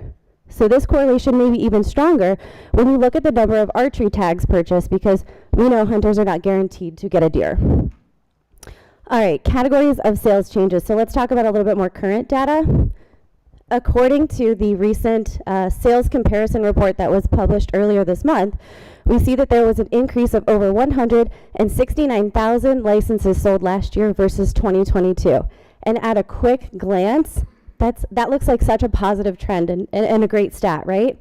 However, it's important to look past that surface level to understand the real impact, because what you'll actually see here are decreases in some of the most critical categories. So as a science-based agency, you should analyze this and take caution in thinking that this is really showing a positive trend. So C1 shows the categories of licenses that increase sales, and the biggest contributor was the resident senior lifetime combo renewal. Now take note, resident senior lifetime hunting and combo sales decreased. So that already, unfortunately, guarantees future reductions. C2 shows the categories of licenses that decrease sales, and almost 60% was from the decline of resident adult hunters. So while you may think it's leveling out, we're actually losing adult Pennsylvania hunters. And C3 shows the main driver of the 2023 total license sales increase. And for awareness, 90% of the total license sales increase is from doe tags, which is really solely due to, a higher allotment. All right, so in closing, the PGC has addressed change management before. I'm sure all of you up here know this book here, 100 Years of Wildlife Conservation, which outlines efforts from 1885 to 1995. And there's this overall theme of trial and error throughout the entire book. If something they tried didn't work, they fixed it. And after 5 years, your proposed goal of the Saturday opener, it simply didn't work. Yet you continue to sit back and allow this decline. So as a science-based agency, we need to do our due diligence here and utilize more historical trending in our decision making. For the sake of wildlife conservation and Pennsylvania hunting overall, it is essential that we do everything we can to fix this, starting with returning the rifle season opener back to Monday. You have an opportunity to fix this decline, to right the wrongs, to do better, and to truly hear the hunters. The question is, what do you want to be known for when this book is written about you? Thank you.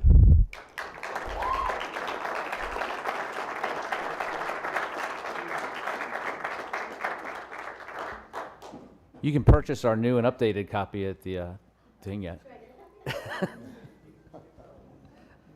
John Furness.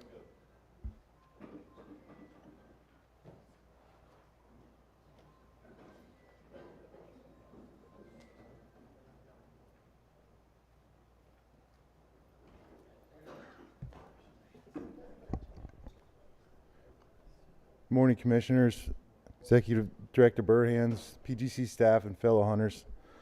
My name is John Furness, and I'm here today speaking on behalf of 3,500 members of our Pennsylvania Deer Wars Facebook page. As administrator, we've heard, seen a lot since the group was created back in July. There's been many spirited discussions, much information shared, and many things uncovered. I believe the key to pushing forward and protecting and preserving our hunting heritage and wildlife conservation is communication and having the hard discussions. Educating one another, learning from one another, and standing together as sportsmen and women when issues arise that threaten the future of science-based wildlife management and a North American model of wildlife conservation. There's always going to be issues, changes, additions, subtractions we won't all agree on, but no matter how beneficial they are for the majority of hunters or wildlife management as a whole, there's always going to be people that disagree. But one thing we should be able to agree on is fighting to keep science-based wildlife management decisions in your hands, the PGC. Over the last 5 years, a lot of beneficial changes have been made, and the results have been proving positive. The change of the opening day of firearms deer season to the Saturday after Thanksgiving, the addition of 3 days of Sunday hunting for big game, inline bear season, expanded archery deer season opportunities, additional days in archery bear season, to name a few, have had a positive impact. Some will argue all these changes as a reason to discredit the success of the Saturday opener. I'll argue that all these changes have put us on a solid footing when we look at the license sales data, and also opportunity for people to get out and participate in hunting and conservation. The way it looks, that the declines of the past have stabilized. From 2018 to present, the decline looks to be fractions of a %. More women are hunting now than in 2018. Non-resident license sales are at the highest levels they've been in nearly 2 decades. Archery permits sales are at or near all-time highs. These are just a few of the measures of success. All across PA Facebook hunting pages this year, I've seen countless posts of men, women, boys, and girls hunting for the first time, harvesting their first deer or their largest buck ever. My mom was one of them. At 69 years young, my boys and I talked her into getting her senior lifetime license this year for the first time. She's got a license since 1978, and she was able to harvest a nice doe. That was a highlight of our season. We were all there together as a family at our camp in Susquehanna County. Now it sounds like she's hooked for life and is going to do it as long as she's able to. Just a few minutes ago, I mentioned changes. One change that's in the agenda today is the Marten reintroduction. Having Martens back on the landscape would be great to see here in Pennsylvania. I'm hopeful that today you'll vote to move that forward, making it 481 species of wildlife managed for this agency and adding to the future opportunity. In closing, I want to thank the board for staying the course and doing the right things for now and for the future. You make a lot of tough decisions and are scrutinized relentlessly, all for free as volunteers. It's not an easy job, but I know you have what's best for the future at heart. I want to thank Executive Director Burhans and all the staff for all the hard work you do as well. I look forward to the future brings and what new things may be on the horizon. Thank you.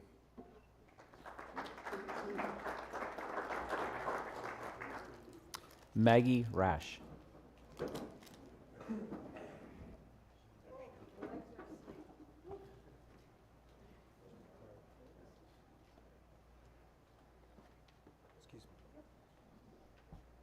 Hello. I am here on behalf of the Pennsylvania Falconry and Hawk Trust. So I am our new liaison to the PA Game Commission, so any bird-related questions that you get, I'm your person. One of my goals is I want to open a clear line of communication. I know that falconers and the Game Commission haven't always seen eye to eye in the past, but we just want to help. There's a lot of young blood in the Pennsylvania Falconry and Hawk Trust and Pennsylvania falconers in general. And most of us are conservation biologists to some degree. A lot of us are wildlife educators, wildlife rehabilitators. And so I believe that there's a lot that we can do to help with education and help with surveying and pretty much anywhere we can see fit. The first thing I want to bring to your attention is with the snowshoe hare. We were mentioning yesterday that you need surveyors. You need people out in the woods that are actively looking for the snowshoe hare, especially if they're hiding in snow or in brush piles. And PA falconers are out in the woods literally beating brush piles to get rabbits to run out. So even if it's not the target species that we're going for, a lot of us have birds that are smaller than would take down the hare. If we're hunting with a Cooper's hawk or a sharp-shinned hawk or a kestrel, we're not going to be catching the hares. But with bigger birds, big red-tailed hawk certainly could. I know I have a friend with a goshawk who caught a hare the other day, and we're able to send in that survey information so that you have that information. The second thing I want to bring to attention is I personally support the pine marten introduction. And also I know that the pine marten and the northern goshawk have very similar habitats and habitat parameters. So I think that by helping the pine marten and helping with that reforestation, and I read very quickly through the management plan, but I didn't look too much in detail, but any efforts with the reforestation for the pine marten is going to inevitably help the northern goshawk. Now, segueing into that with the northern goshawk, I know it was listed as endangered in Pennsylvania recently, I think not this September, but the September before. We want to help. And in any way that we can, whether that's doing surveys, new nest studies. I know there was some discrepancy in our past with that aspect, and I want to encourage PA falconers to help in every way that we can. Because the only reason what we're doing is we love the birds.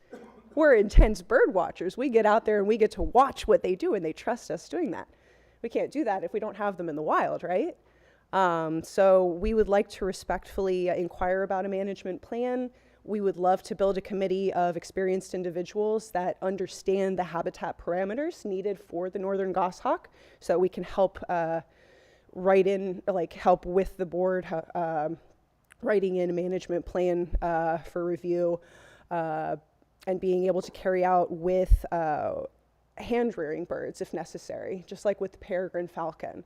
So we were able to bring them back from extirpation in the eastern United States using traditional falconry techniques. In Pennsylvania, we have a couple of people who breed captive goshawks. I don't know if that could come into play with a reintroduction, raising them in a way that's suitable for wild introduction, not imprinting them on humans, but in a way of wild hacking. That's what we did with peregrine falcons. And just any way that we can help. I want to make sure that you guys know that I'm working to break this barrier between the Game Commission and falconers. We want to help. The only other thing that I believe I have is actually regarding the age range for falconry. I know that recently for rifle hunters, the minimum age requirement to be independently hunting is 16. It was 18, now it's 16 for rifle. We would like to see that reflected in falconry. Right now, you can become a apprentice falconer under supervision at the age of 12, because that's the age that you can be supervised with a rifle. Right now, our legislature says that at 18, you can become a general class falconer and practice independently. We would like to request that change to 16, just to reflect with gun hunters being able to go out independently at 16. But that's all I have. All right, do you have any questions for me? Yes? No? Okay. All right, thank you. Mike Yoder.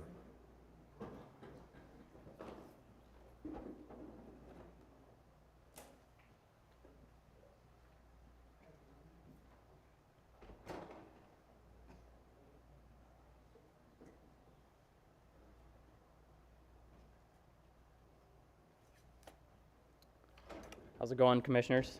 My name is Mike Yoder. I woke up this morning at 4:30, didn't eat anything, and drank too much coffee, so I'm a little shaky here. I want to introduce Drone Deer Recovery to you guys. I'm the founder of Drone Deer Recovery. I started it 15 months ago and have over 300,000 sportsmen that have started following along on all platforms: YouTube, TikTok, Facebook, Instagram.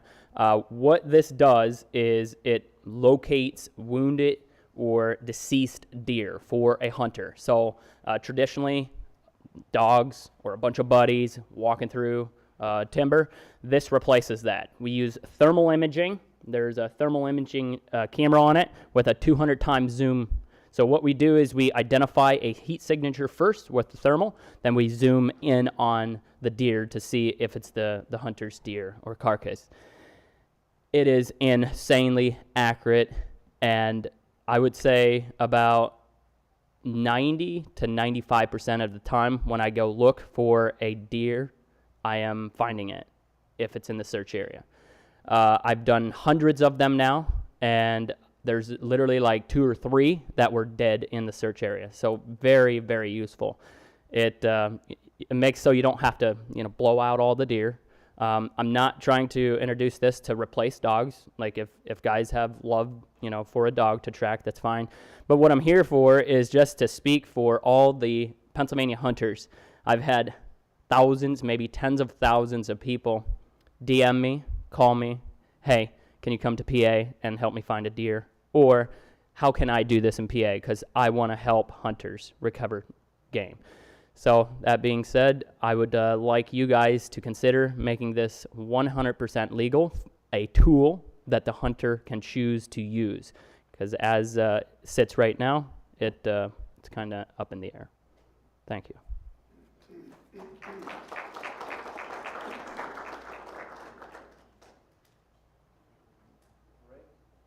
Greg Levengood.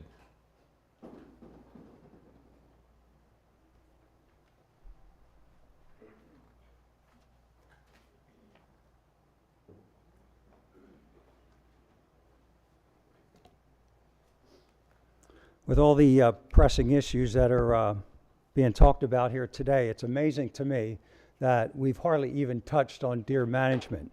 So that's always one of my favorite topics. So I'd like to share with you kind of a boots on the ground report of this past deer season from the Susquehannock State Forest in southeastern Potter County where I hunt.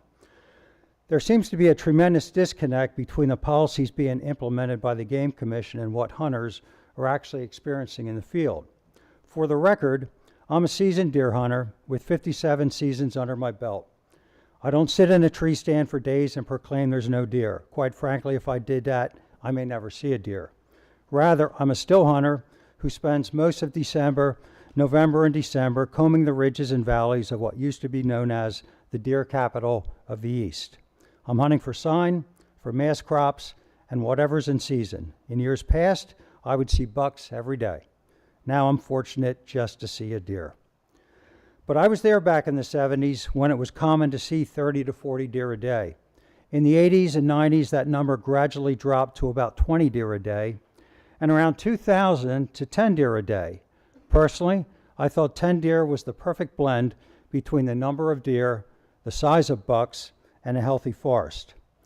Unfortunately, Gary Alt felt differently, so when he came on the scene in 1999, deer management programs were implemented to dramatically reduce the deer herd.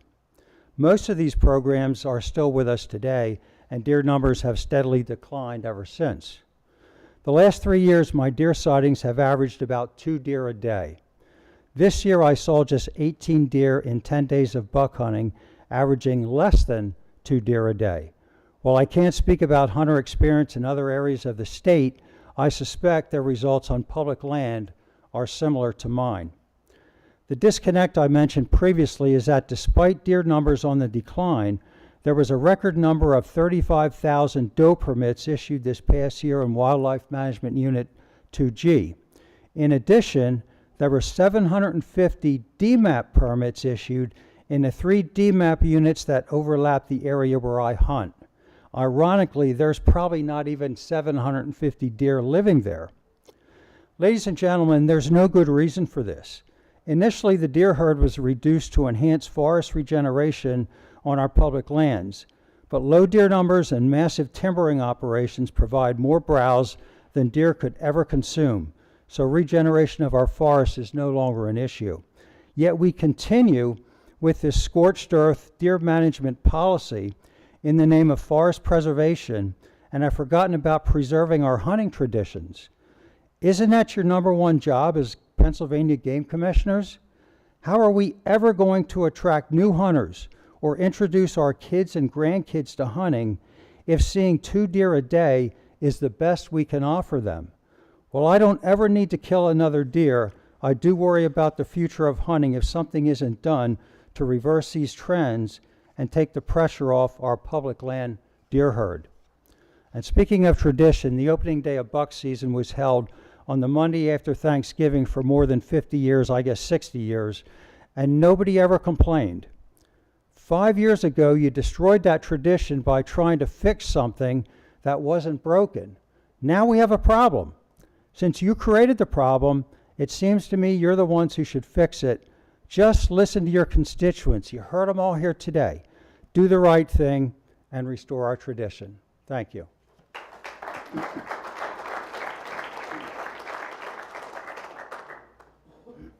Tim Hellings.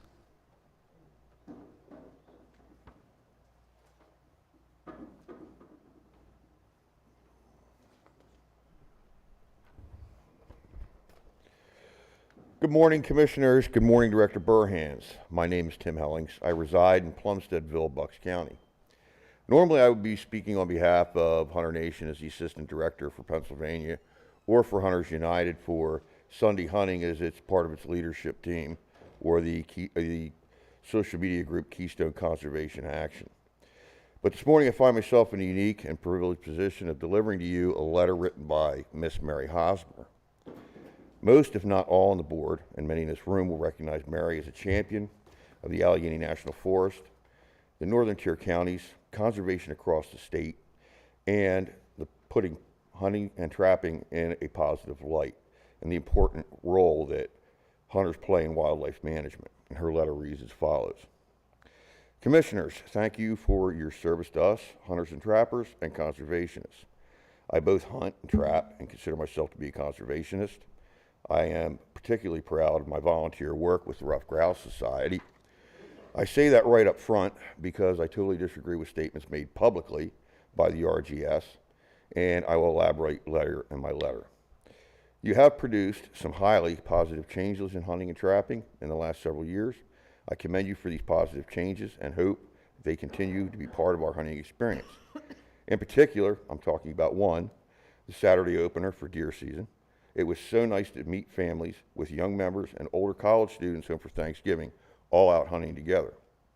2, the Sunday day right after the Saturday opener after Thanksgiving, giving families the entire weekend to hunt together with schools and colleges being off for the weekend. And 3, the concurrent seasons during rifle deer season. And 4, the opening of an otter season in WMU2F. Thank you. I wish to elaborate on what I see as another opportunity to benefit us trappers and conservationists without harming hunters, and that's the reintroduction of the marten, a heritage species for PA. PA is both suitable habitat in quantity and quality in northern PA, particularly the counties of Elk and McKean where I hunt and trap. Martens use both coniferous and deciduous hardwoods as structural diversity existing from ground canopy to cover. This type of forest structure exists, so the habitat is clearly available. Bulk of marten diet is small mammals, 70%, and birds less than 10%.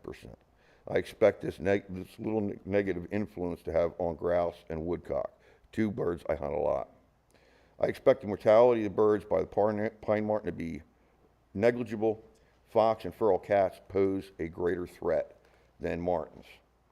Some people indicate that the martens will destroy bird nests. Martens are facultative generalists in their foraging. They are going to eat the occasional egg, but I expect mortality faces greater threats from heavy ground predators such as opossums, coons, foxes, feral cats. Grouse and woodcock exist with martens in other states, and they did so here in PA at one time, and I expect they will do so again. The RGS indicated that the marten reintroduction might be used by anti-conservation groups to halt or litigate against forest management. Therefore, the RGS was opposed to the reintroduction. I disagree with that philosophy completely and am disappointed that the RGS hung their hat on this potential threat. Ask yourselves as conservation leaders, what would Teddy Roosevelt do? On marten reintroduction, the habitat is here in PA. Martens are not going to be heavy predators on birds. Martens are not going to be negligible predators on eggs, and martens will provide another opportunity for PA trappers in the future as their population grows. I hope I live long enough to have the opportunity to trap a marten. Martens are already in New York and may eventually reach PA, but I fully support the reintroduction. Please do the right thing for wildlife, and thank you for allowing me to comment. Mary Hosmer. My personal thoughts on the subject very much mirror Mary's. Thank you to the Board of Commissioners for your volunteer service and to Director Burhans for your leader of the agency for the sportsmen, sportswomen, and non-hunting citizens of the Commonwealth. Thank you.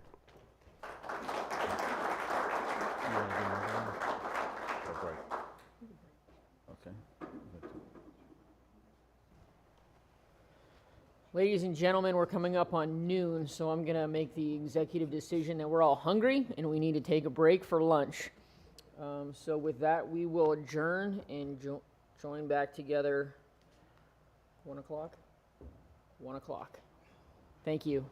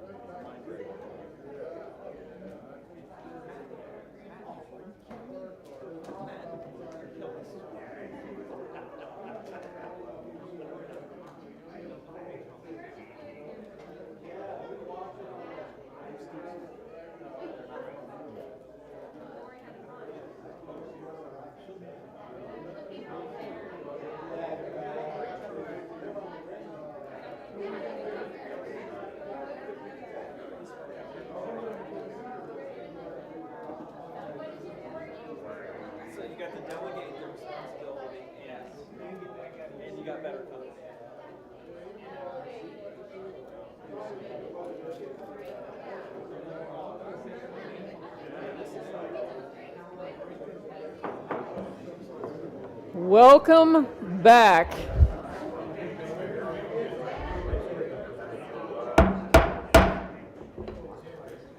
I hope everyone's lunch was delicious and you found gum and mints in the whole nine, because we still have a bunch of public comment to go.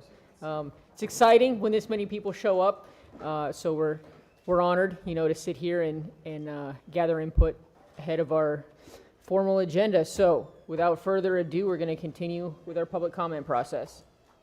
Aaron Haynes.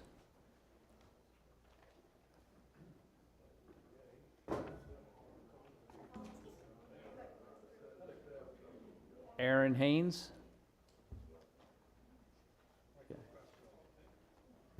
Jason Amory.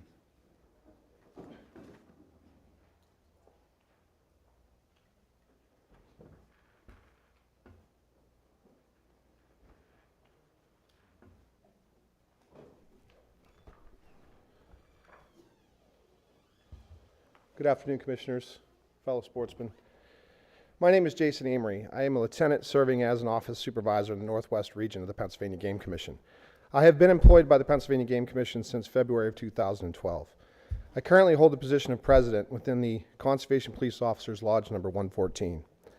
I offer my comments today on behalf of state game wardens within the Pennsylvania Game Commission and waterways conservation officers within the Pennsylvania Fish and Boat Commission.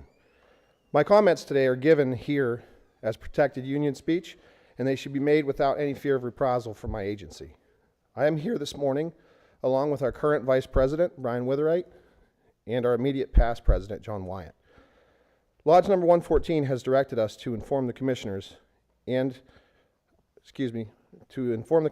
a recent unfair labor practice decision, which our past president will detail in his remarks. As our current president, I feel that it is important that the commissioners understand that this unfair labor practice decision is merely a symptom of a larger issue. I am here today to defend our members and to give them a voice. Our union has tried consistently over the last several years to negotiate with our Human Resources Department and our agency's management. We have been repeatedly ignored. Various members of our union have been lied to, threatened, and retaliated against. We have utilized all remedies available to us, including filing repeated grievances and unfair labor practices. Unfortunately, there has not been any improvement in their hostile attitude towards the members of our labor union. We believe that we are being victimized by members of our agency who possess an anti-union attitude. We are here today to seek your help. We would also like to inform you that our members are no longer willing to accept this treatment. We will be seeking any remedy that this body can provide and any others that we may feel are appropriate. We would be happy to discuss this matter with you, and we are prepared to offer any supporting information that you should require. Now, you can imagine how difficult it is for me to be here today. It was only a few short years ago that they were putting my name on the wall around the corner as an Officer of the Year for the Game Commission. So, deeply saddened to have to be here today to talk to you in this capacity. I understand what it may do to me in my career, but I'm here to do my duty and fear no one, as that young man said earlier. So, thank you for your time.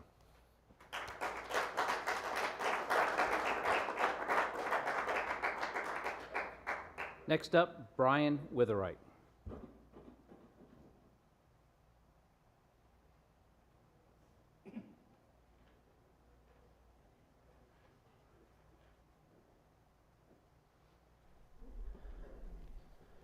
Good afternoon, everyone. Board of Commissioners, sportsmen, thank you for gathering this afternoon. I'm Brian Witherite, as mentioned by President Amory. I'm a state game warden. I'm a sergeant in the Southwest region of the Pennsylvania Game Commission. I've been employed and executed my duties for nearly 25 years. I'm the current Vice President of Lodge 114, and as the Vice President, I represent the agency's K-8 bargaining unit members in all facets of labor-related activities. On behalf of our officers, I address this board today in my elected capacity. I want to provide you with a perspective of the current culture and working climate that our officers are experiencing throughout the Commonwealth.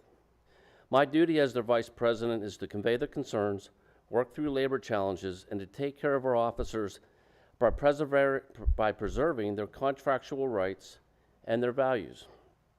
I advocate a positive working relationship with senior staff and management, and as we collectively navigate a variety of personal challenges, contractual hurdles, and the recent historic changes to our profession as state game wardens. Unfortunately, within the last few years, the relationship between the officers, various region management, and the Harrisburg office has diminished. There is a lack of trust and willingness to promote a positive culture within the officer ranks. Our officers do not feel their concerns are heard, that their work is undervalued, and more importantly, they collectively have lost confidence with members of senior staff who provide direction and oversight in the workplace. There is not one specific instance that brought us here today. It has been an accumulation of actions displayed that is a result of where we are. For years, we have attempted to foster positive labor relations within the regions and the executive office. Various PGC labor relations coordinators that I've worked with over the years have supported this effort. However, depending on the region, the Bureau, or the executive office, the joint effort has fallen short of resolution, and then I am tasked with moving various contractual rights and issues that are in dispute, along with through the various challenges to preserve them. When we disagree, that's okay. That is why the processes are in place. However, when management remains silent on ongoing labor issues when inquiries are made, then that silence speaks volumes to our officers. The accumulation of this frustration reached its pinnacle with the release of the September 2023 ruling of the PA Labor Relations Board. The order identified a lack of integrity, union retaliation, repeated efforts to investigate and apply unneeded discipline, and expose what other members felt was occurring within the PGC. This realization is unfortunate. It has further eroded trust and confidence and created a division between the Fraternal Order of Police and this agency, and that is unfortunate. I am disturbed by this. In my 15 years as a union official, I have never received the amount of feedback and level of frustration that the majority of our officers are conveying. There was one meeting that was scheduled at my request with the executive office regarding this issue. We left that meeting with an understanding that all parties would move forward that was ruled in the order. However, later in the day, I was notified that the agency elected to appeal, which is their right. Since that meeting's conclusion, I have made numerous inquiries on options that the PGC is considering for the other officers impacted by this decision, and those have gone unanswered. This not only affects the officer that is identified in the labor relations order, but the other officers that are affected by it as well. I ask you as the governing body of this agency, do you understand the concern, or is this your initial awareness of the ULP and the Labor Board ruling? Do you have a pulse on what our officers are experiencing and what the needs are? In conclusion, all employees are expected to be truthful, act with integrity, follow the Commonwealth work rules and standards of conduct while working together in promoting the mission of the agency, and when we disagree, to professionally work together to settle the issue. I promote that, and I believe my actions representing the officers of FOP 114 reflect my commitment to them in this agency. I ask you, are you willing to do the same? Are you willing to change the identified shortcomings? If so, I welcome that discussion. Thank you.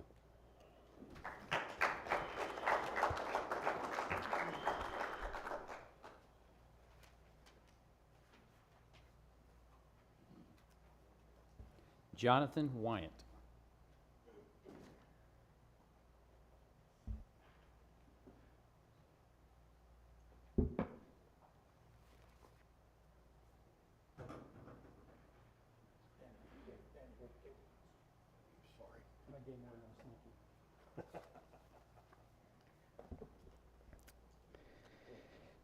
Thank you for this time. I'd like to thank Madam President and members of the board. My name is Jonathan Wyant. I've been a game warden in the Pennsylvania Game Commission for almost 25 years. I am the past president of FOP Lodge 114, and I am its current trustee. What's being circulated among the board is a packet that I've prepared for you. That packet is representative of what Brian had stated regarding this 23-page award from the from the Labor Relations Board. Also in there is a letter from Lodge 114 to the executive director and my resume, and also my contact info. Ladies and gentlemen, I've done my very best for my 25 years to be the best employee that I could be. I am consistently rated as an outstanding officer, and I believe my resume will speak for that. And it's been my pleasure and my great pleasure to be a part of this agency. But the reason why we're here today is for the conduct that you're going to read in that award. It's unbelievable. It's egregious, and it is unwarranted. That conduct is not an isolated incident. That conduct goes back to conduct that we've brought to the executive director's attention over 5 years ago. And I'm saying to you now, this is an accepted culture within the Pennsylvania Game Commission. What is the result of that? Well, before I get to that, you don't have to take my word for it. You can read that award, and you can make your own conclusions about what it means. So what are the results of that? The results are, unfortunately, our good people are leaving at an unprecedented rate. Not that we don't have good people here, and not that we don't attract good people. And you don't have to take my word for it. You can see for yourself. The best people are not applying for the promotion, and why not? And I will give you one reason why not, and you don't have to take my word for it. You can ask them yourselves. They don't buy into the culture that that award allows. And our new employees, the ones that are the most fresh to this agency, are quitting at an unprecedented rate. And that's because they refuse to accept that culture. That award is a very public statement about the double standards of treatment within people in the Pennsylvania Game Commission. Those are the not accountable and the accountable people. And you can decide which one officers like me fall into.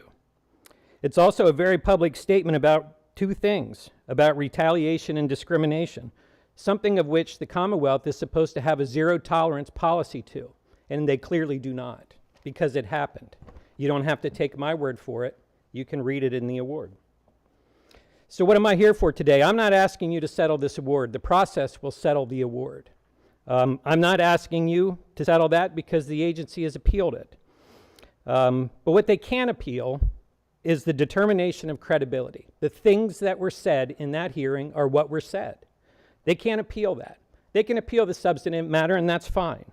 I am supremely confident that this side or our side will prevail. I'm not asking you to make those that should have led lead. I can't do that. And why can't I do that? Because their purpose is very clear. No enforcement of the zero tolerance policy and no enforcement of discrimination and retaliation speaks volumes. They've had the duty to intervene, and they did not, and they chose not to. They have the accepted and permissible culture of the things that they've allowed to happen, and they are also permissive of the subordinate culture that you're going to read in that award. So the question that I would have if I was a commissioner after I read this is have they done the same thing to me as a commissioner? And the fact is we don't know. Have they done the same thing with the legislature, and have they done the same thing with the people of the public? I'm running out of time, and I would very much like to speak much more at length at this, but I'm going to finish up my comments by saying this. Colin Powell is a hero of mine, and he said the following: "The day soldiers stop bringing their problems is the day you've stopped leading them. They have either lost confidence that you can help them or concluded that you do not care. Either case is a failure of leadership." And ladies and gentlemen, that's what we have here today, and there's only one person that can answer why all of that happened, and that is the person that is under the sole control, and his employment is at your will. So I would ask you to begin to ask those questions. I would say that the FOP Lodge 114 is very happy to have any conversation that you would like, and my contact information is in your packet. Thank you for my time.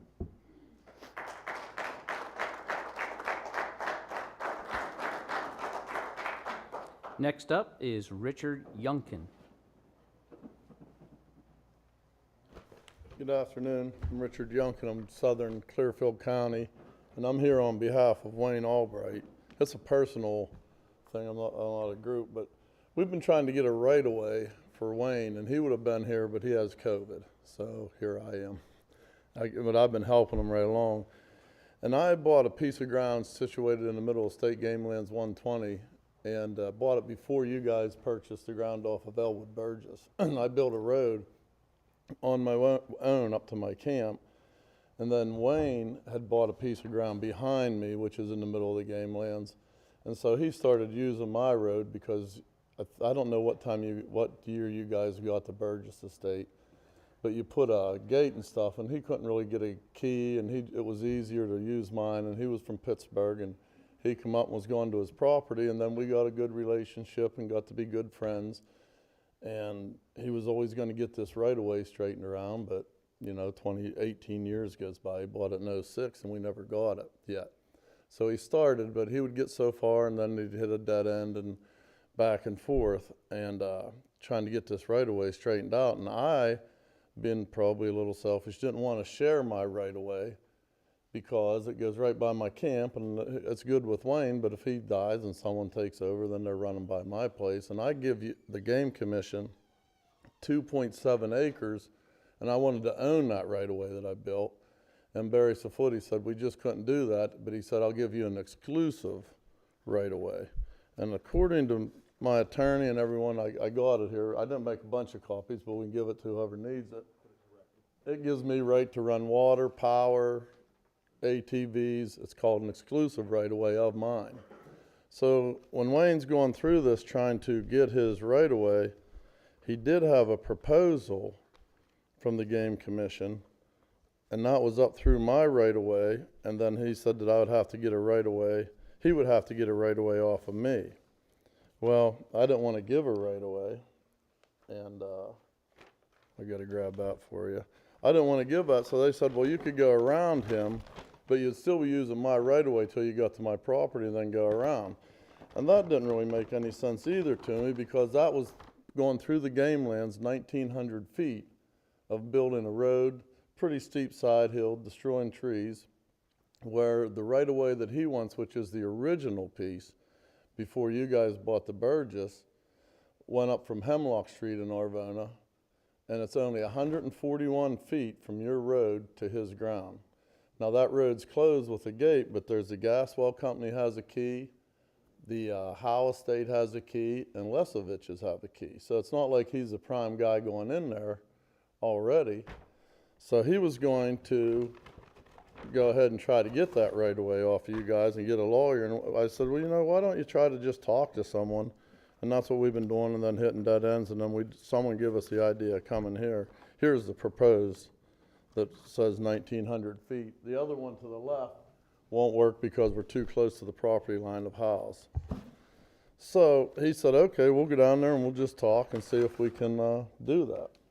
So here, the other thing is, if we go up through my right-of-way, you still don't have a legal right-of-way, because I got a right-of-way through the Game Commission, but the Game Commission nor me have the legal right-of-way because we cross two properties at the end of the public road.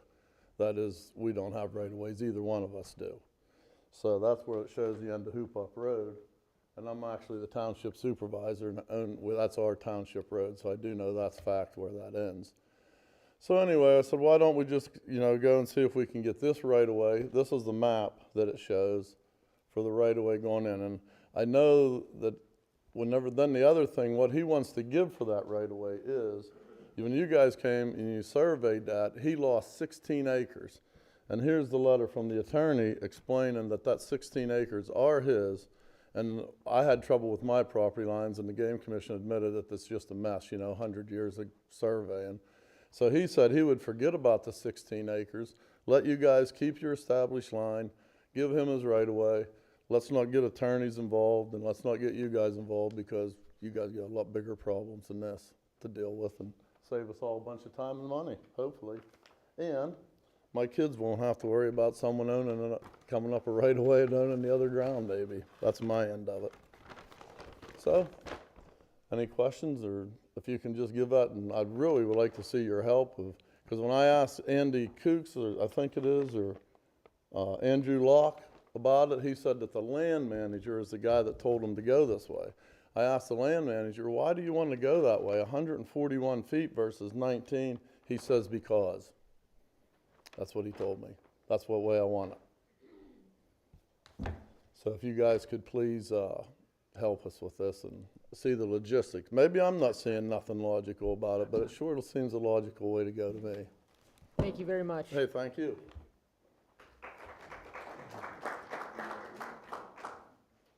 Jim Stefanak?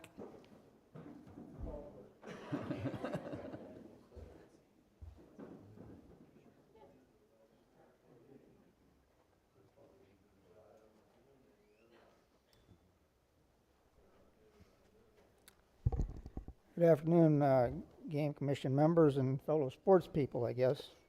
My name is Jim Stefanik, and I'm a non-resident hunter. In 2019, the Game Commission changed the deer season open to a Saturday start with the goal of increasing the number of hunters, which would be then reflected in general license sales. But now we've all heard that the Game Commission stated that the reason for the increase in general license sales in 2019 was most likely due to the Saturday start, especially in the 18 to 34 age group. However, other facts that have been presented today by other people show that the increase in layoffs and unemployment, particularly in that same age group, may well have been the main contributor. Game Commission comments in the past mentioned that over the years, upticks in sales have been coincided with upticks in unemployment. Since that 2019 assumption, and as recently as last spring's meeting, the Game Commission press release claimed that the increase in the aged 18 to 34 age group was still the reason they voted to stay with the Saturday start. The question is, after 4 or 5 years, does that remain the case? Of the hunters that were in that age group in 2019, roughly 25 have left that group just by the fact that they had another birthday. So in order to maintain that increased number, there would need to be at least the same number of people enter each year since. The fact that the 18 to 34 age group now falls into the adult license holders, then the adult license sales would have to go up. However, since the COVID bump, adult license sales have decreased. And in 2022, we're actually over 27,000 lower than 2018, the last year of the Monday start. The number of junior license sales has continued down in the entire time frame, and those hunters should be the feeder for the young adult license hunters. So where does the mentioned increase in the 18 to 34-year-old come from? And if it's actually increasing, it's definitely not making up for the total loss of adult hunters. Let's consider the non-resident hunters. They had an upward trend since 2018. There were over 7,000 more non-resident general licenses sold in 2022 than there were in 2018. But there were also over 9,000 more additional non-resident licenses sold for archery, bear, and muzzleloader combined. So did more non-residents decide to spend $101 just to hunt deer on Saturday and possibly Sunday? Or did they pay the $101, buy additional license, and take advantage of all the other extra opportunities that were started in 2019? Which, by the way, took place weeks and months before the Saturday start. Remember, you have to have a general to buy the additional. Another thought in one of the past Game Commission meetings was mentioned that camp owners are one of the groups that favor the Monday start, but they were dismissed as being a minority of hunters. This group has actually done more to promote recruitment and retention of hunters than most, if not all, other groups. Those hunters over 55 years old are also mentioned as a big proponent of Monday start. A 54 to 55 year age range has been mentioned as about the average of PA hunters. That being said, basically half the hunters are 55 and over, and half are 54 and under. So if half are between 18 and 54, then those in the 18 to 34 age group are not quite half of that half, or less than 25%. So why does the Game Commission continue to show a preference to that minority, while pointing out that camp owners, which are similar to 25%, are a minority that do not need to be considered? We said earlier, liberty and justice for all when we took the Pledge of Allegiance. In summary, since 2019, as recent as 2023, the Game Commission continues to tout the questionable theory that the increase in license sales, especially in the 18 to 34 age group, as well as non-resident hunters, is basically a result of the Saturday start. Additionally, both of those groups are minorities. The truth of the matter is the Saturday start has not achieved the goal of increasing the number of sales in our hunters, period. So bring back the Monday start, listen to the majority of hunters, and regroup to work on a true root cause of the decline. That is if you truly want to stop the decline. Thank you in advance for making that correction.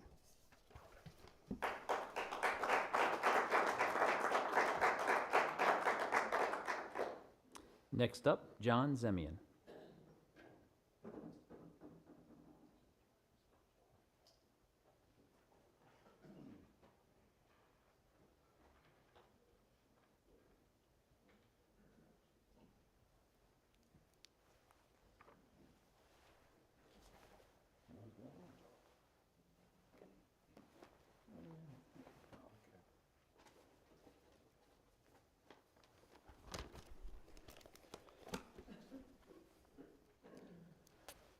I better leave these on, I guess. Hello, Commissioners. Glad to be here. Thank you for the opportunity to speak. And same to all the hunters, conservationists, and everybody still left in the room. So today I'm here representing the Kinzua Quality Deer Cooperative. We've been a group of wildlife biologists, scientists, hunters, and just regular people, volunteers, that have managed and done research on 74,000 acres of land located partly in the Allegheny National Forest and also partly on private timber company land. So it's a mixture of public and private land that's all open to public hunting. You don't need a permit or anything to get on there to hunt. So it's open to public hunting. And what we do is we operate a check station and we check deer there. We check their weight, we check their age, we check their antler size. We also look at the habitat. We do population surveys, and we also look at vegetation surveys to see what impact deer are having on the environment. Over the past 20 years, the Commission's enacted a whole lot of different rules and regulations to help bring deer numbers in balance with the environment. And all of our data shows that the forest has improved in quality for white-tailed deer and for a lot of other wildlife, and also for forest regeneration, okay?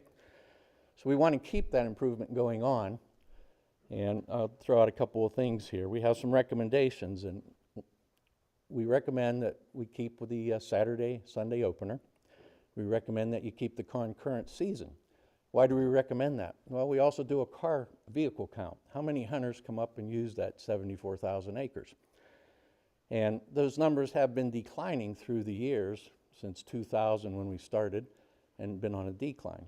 Since the Saturday, Sunday opener, the number of vehicles parked and going hunting, the opening Saturday and Sunday has increased. So we were getting, 10 years ago, about 200, maybe 220 cars. Now we're getting 260 to 280 cars parked in the same area. Also in the last 2 out of the 3 years, we had our highest deer harvests brought to the check station. So we checked 73 deer. We check the weight of the deer because the weight of the deer gives you an idea how healthy the habitat is. Do they have enough food to eat? From 2000 to 2016, when deer numbers were reduced through all the different programs, we saw the habitat improve and we saw the weights of the deer increase. 2016 and 17, it kind of topped out. And since 2017, deer numbers have been on the rise. Most hunters even admit it. You know, deer numbers are going up and the amount of food per deer is going down. So we saw the weights decrease a little. However, with last year's season, with the increase in DMAP permits, which is another good thing we thank you for, and the increase in antlerless allocations for 2F, we actually saw the weights kind of hold stable for this past year. So our reports are available to the public. We have a website, kqdc.com. Kinzua Quality Deer Cooperative is on Facebook, so anybody here wants to look up our stuff, last year's report is on it. March of this year, our report will be on it again too. So a couple other recommendations we have is we believe that all junior hunters and all mentored hunters, when they buy their regular license, they should automatically get an antlerless license. That way they don't start off thinking buck-only hunting, you know. They should be allowed to harvest a buck or a doe in their first 4, 5, 6, 7 years of hunting without buying this special antlerless permit. We also recommend that the week between Christmas and New Year's is a time when school kids are off from high school, elementary school, colleges are off. Lots of people have vacation time. that's a great time to increase our antlerless deer harvests and allow people to use rifles on the DMAP areas, like the KQDC and other areas in the state. So we recommend with CWD problem still expanding in Pennsylvania that you take every step, follow the biologists, try to keep that deer number population in balance with the habitat to slow the spread of the disease. Everything we've looked at in the past 22 years and a lot longer shows us that, hey folks, we can't have this unlimited number of deer. You can't have 30 of them running by you every time you go out there hunting, you know. Some people think it's a sacrifice to go hunting and see less deer. Well, if you think it's a sacrifice, it's time to make a sacrifice for the future, for the kids and the people that are gonna hunt someday in the future, so that they have a healthy deer herd and that they have a good habitat to hunt in. So it's not always what people want to hear, but it's an important thing for people to understand. So, okay, with that, if I got a minute or two left, I've lived and worked in Cameron, McKean, and Elk County for almost 50 years now.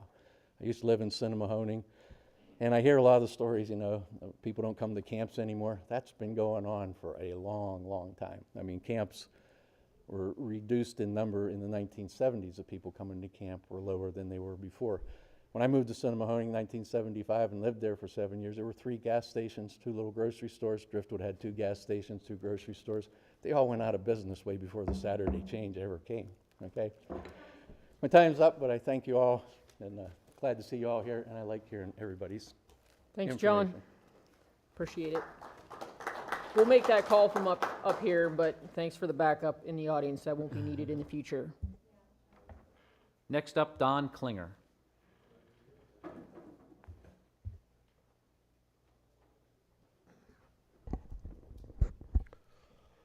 Hello, I'd like to thank the commissioners and Executive Director Burhans for allowing me to come and talk today.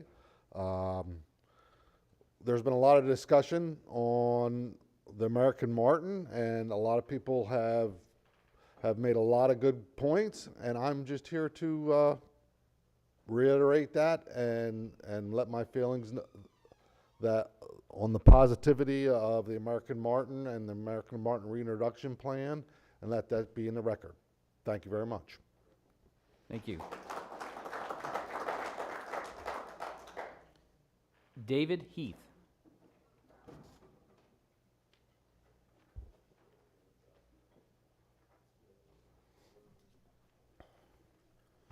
Wow, the crowd has really shrunk.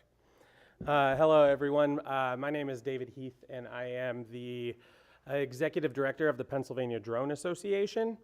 But more importantly, I'm a lifelong hunter and a grandson of a former Deputy Game Protector, Fish Warden, and Deputy Chief of Law Enforcement for the Fish and Boat Commission. So I've grown up kind of around here, and drones tend to be my passion. And as a lot of you know, it's been a lot of conversation, and I know drones haven't been discussed really since 2016, I think, with the Game Commission. So I guess my little audience participation, how many of you own a drone in the audience?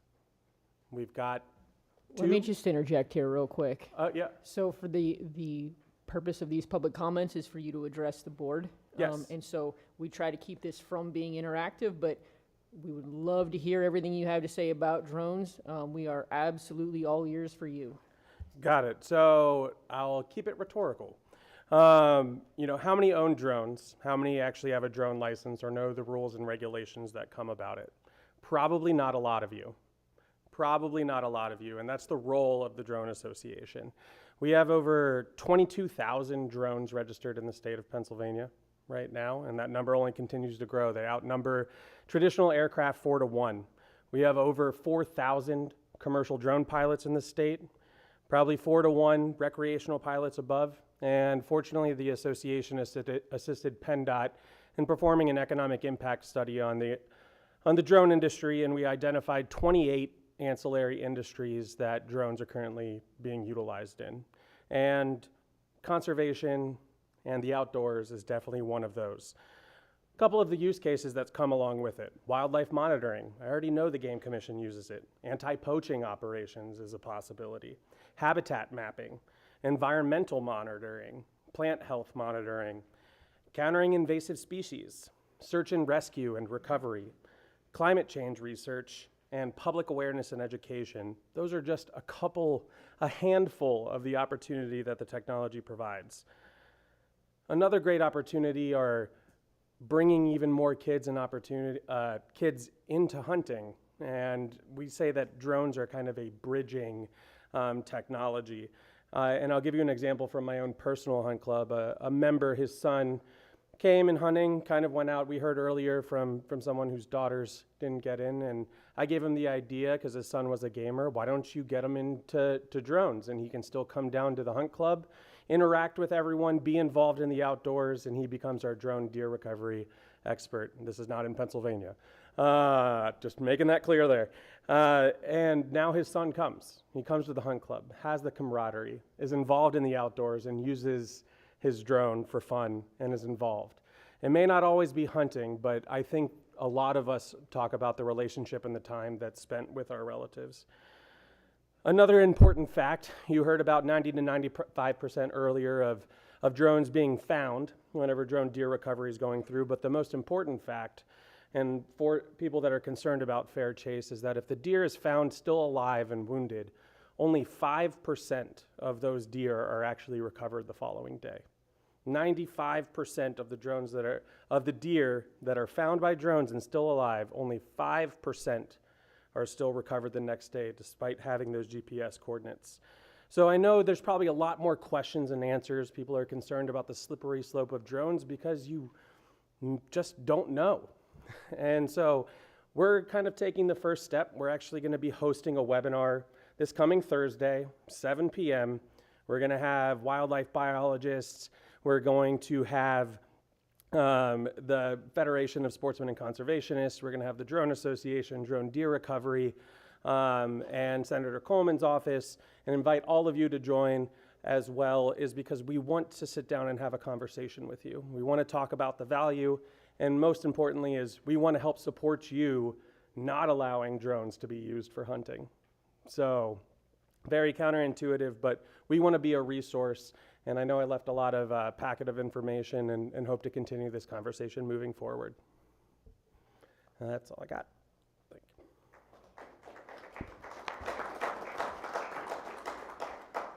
Bradley Grimm? I saw a G and a squiggle. Did I get it right? Excuse me? I saw a G and a squiggle. Is it Grimm? Yeah. Oh, you're getting me nervous. I thought it was going to be last. You saved the best for last. I said somebody messed up. Thank you for allowing us some time to speak. First and foremost, I want to tell everybody that I am a proponent for returning to Monday. I don't want definitions to get messed up. I am for it. I am advocating for it. I support it. However you want to say it, I am for Mondays. So don't get your definitions all messed up there. I'm not comfortable up here in front of people, never have been. The young lady said that a while ago. That's his first time and she's uncomfortable. It's not my first time and I've always been uncomfortable. I took time to sit and watch the stream from yesterday's meeting. I could not be here personally, but when you're showing your graphs and your statistics and all that, for some reason you break it down 35 and younger, 55 and up. I don't know exactly why you do that, but I'm in the 55 and up. I'm sure everybody knows that. But I'd break that down into people that own huntable acreage. How many 35 and belows? I was 35 once. I had a family, kids. Financially, I couldn't own land that much. Now I do. I don't like this Saturday opener. Last year, I was pretty bent on not purchasing a hunting license and closing my land to hunting. I spoke with some people that had cooler heads. We had legislation coming out and everything and was probably going to get straightened out, so I did hunt last year. This year, it's not an ultimatum. It's just going to be a consequence of staying with your Saturday opener. If you stay with the Saturday opener and don't even at least consider the Monday opener, It'll be the first time in my life since I was 12 years old I'm not going to purchase a hunting license. And any huntable acreage I have is going to be closed to hunting. I have land in 3 different counties, 3 different MNUs, WMUs. I've never posted all of it. I do have some here in York County posted for other reasons, not because I'm against hunting. I was against posters. I think that starts in an epidemic. Once one goes up, they're everywhere. I don't like doing that, but I also am not going to support the Game Commission with my purchase of hunting license and allowing people on my acreage anymore. I've said for years, access to private land in PA is getting to a point to where if you don't own it, you're not going to be able to hunt it. That's just the way it's going. I've seen it. Your antler restrictions work. We got bigger deer, but I think along with that bigger antlers, put more value on the deer.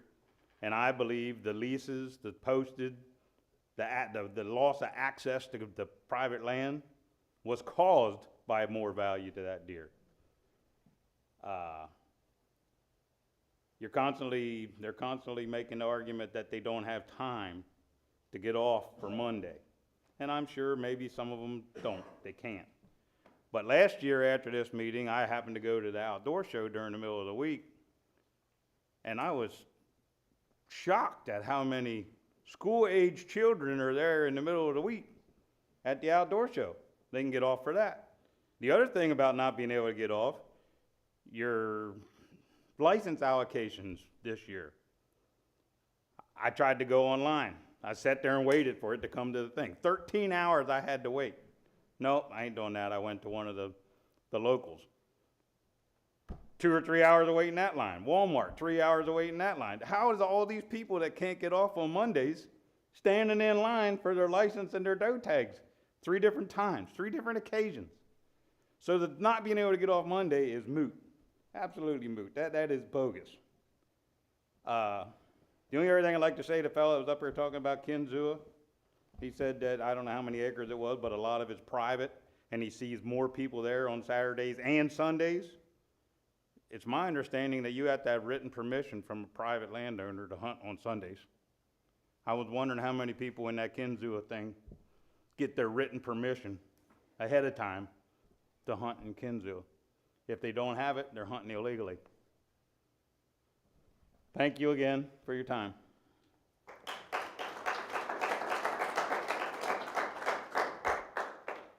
And now, the best for last, Mike Reiner.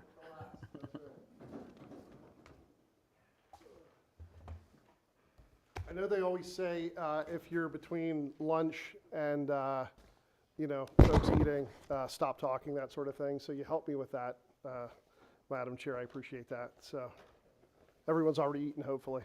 So I'm going to hand this out real quick. This is from our.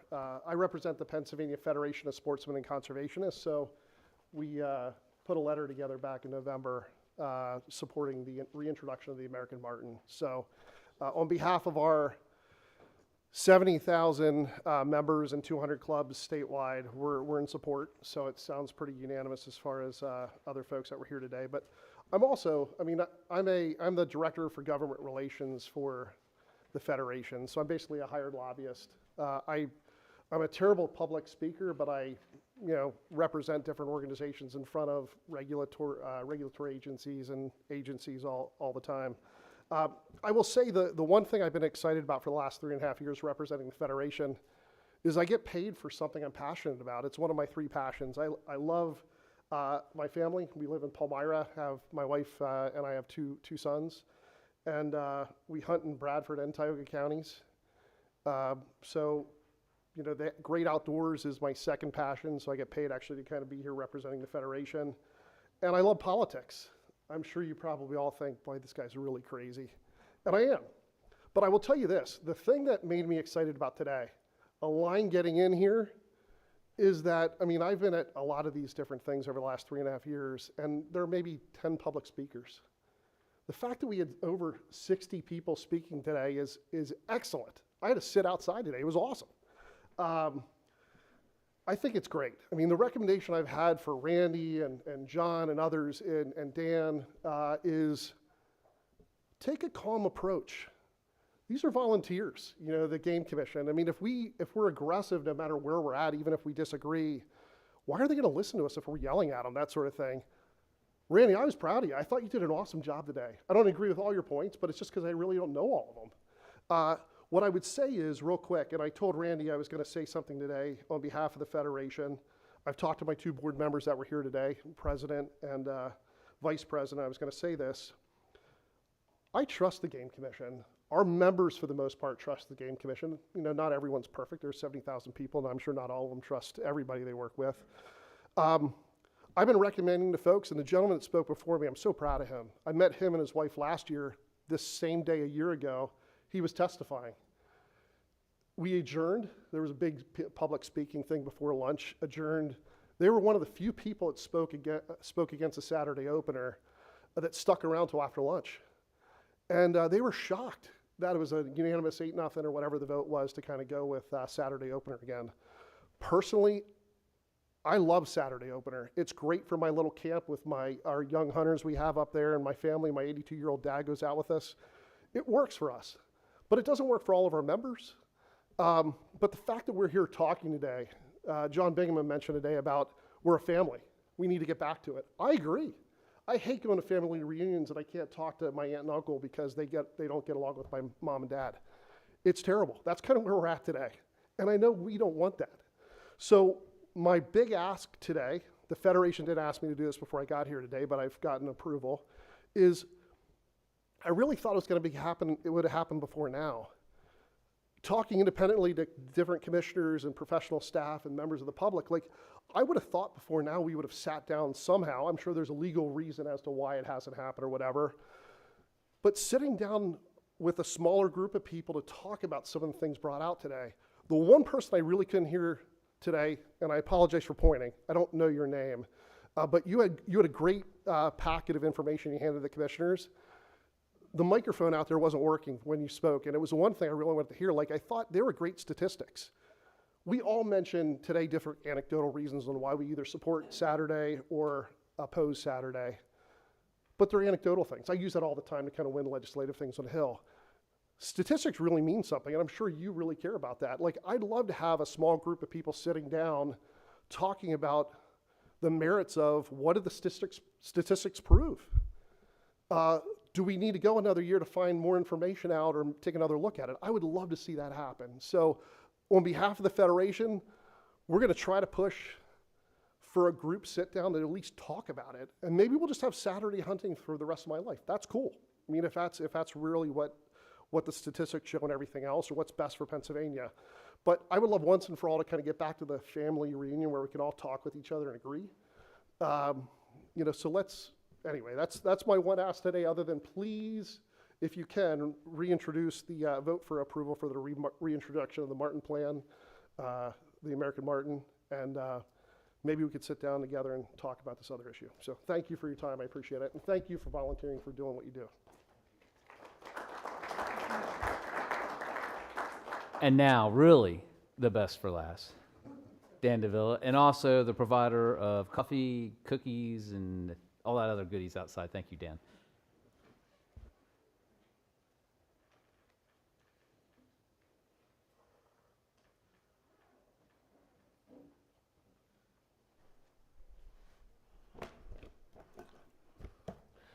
I'm one short. Yeah, good thing is I'm not going to take 5 minutes. I think we probably have cauliflower here by now. It's been a long day, and I've got a 4-hour drive home, and I got a little bit of a bug.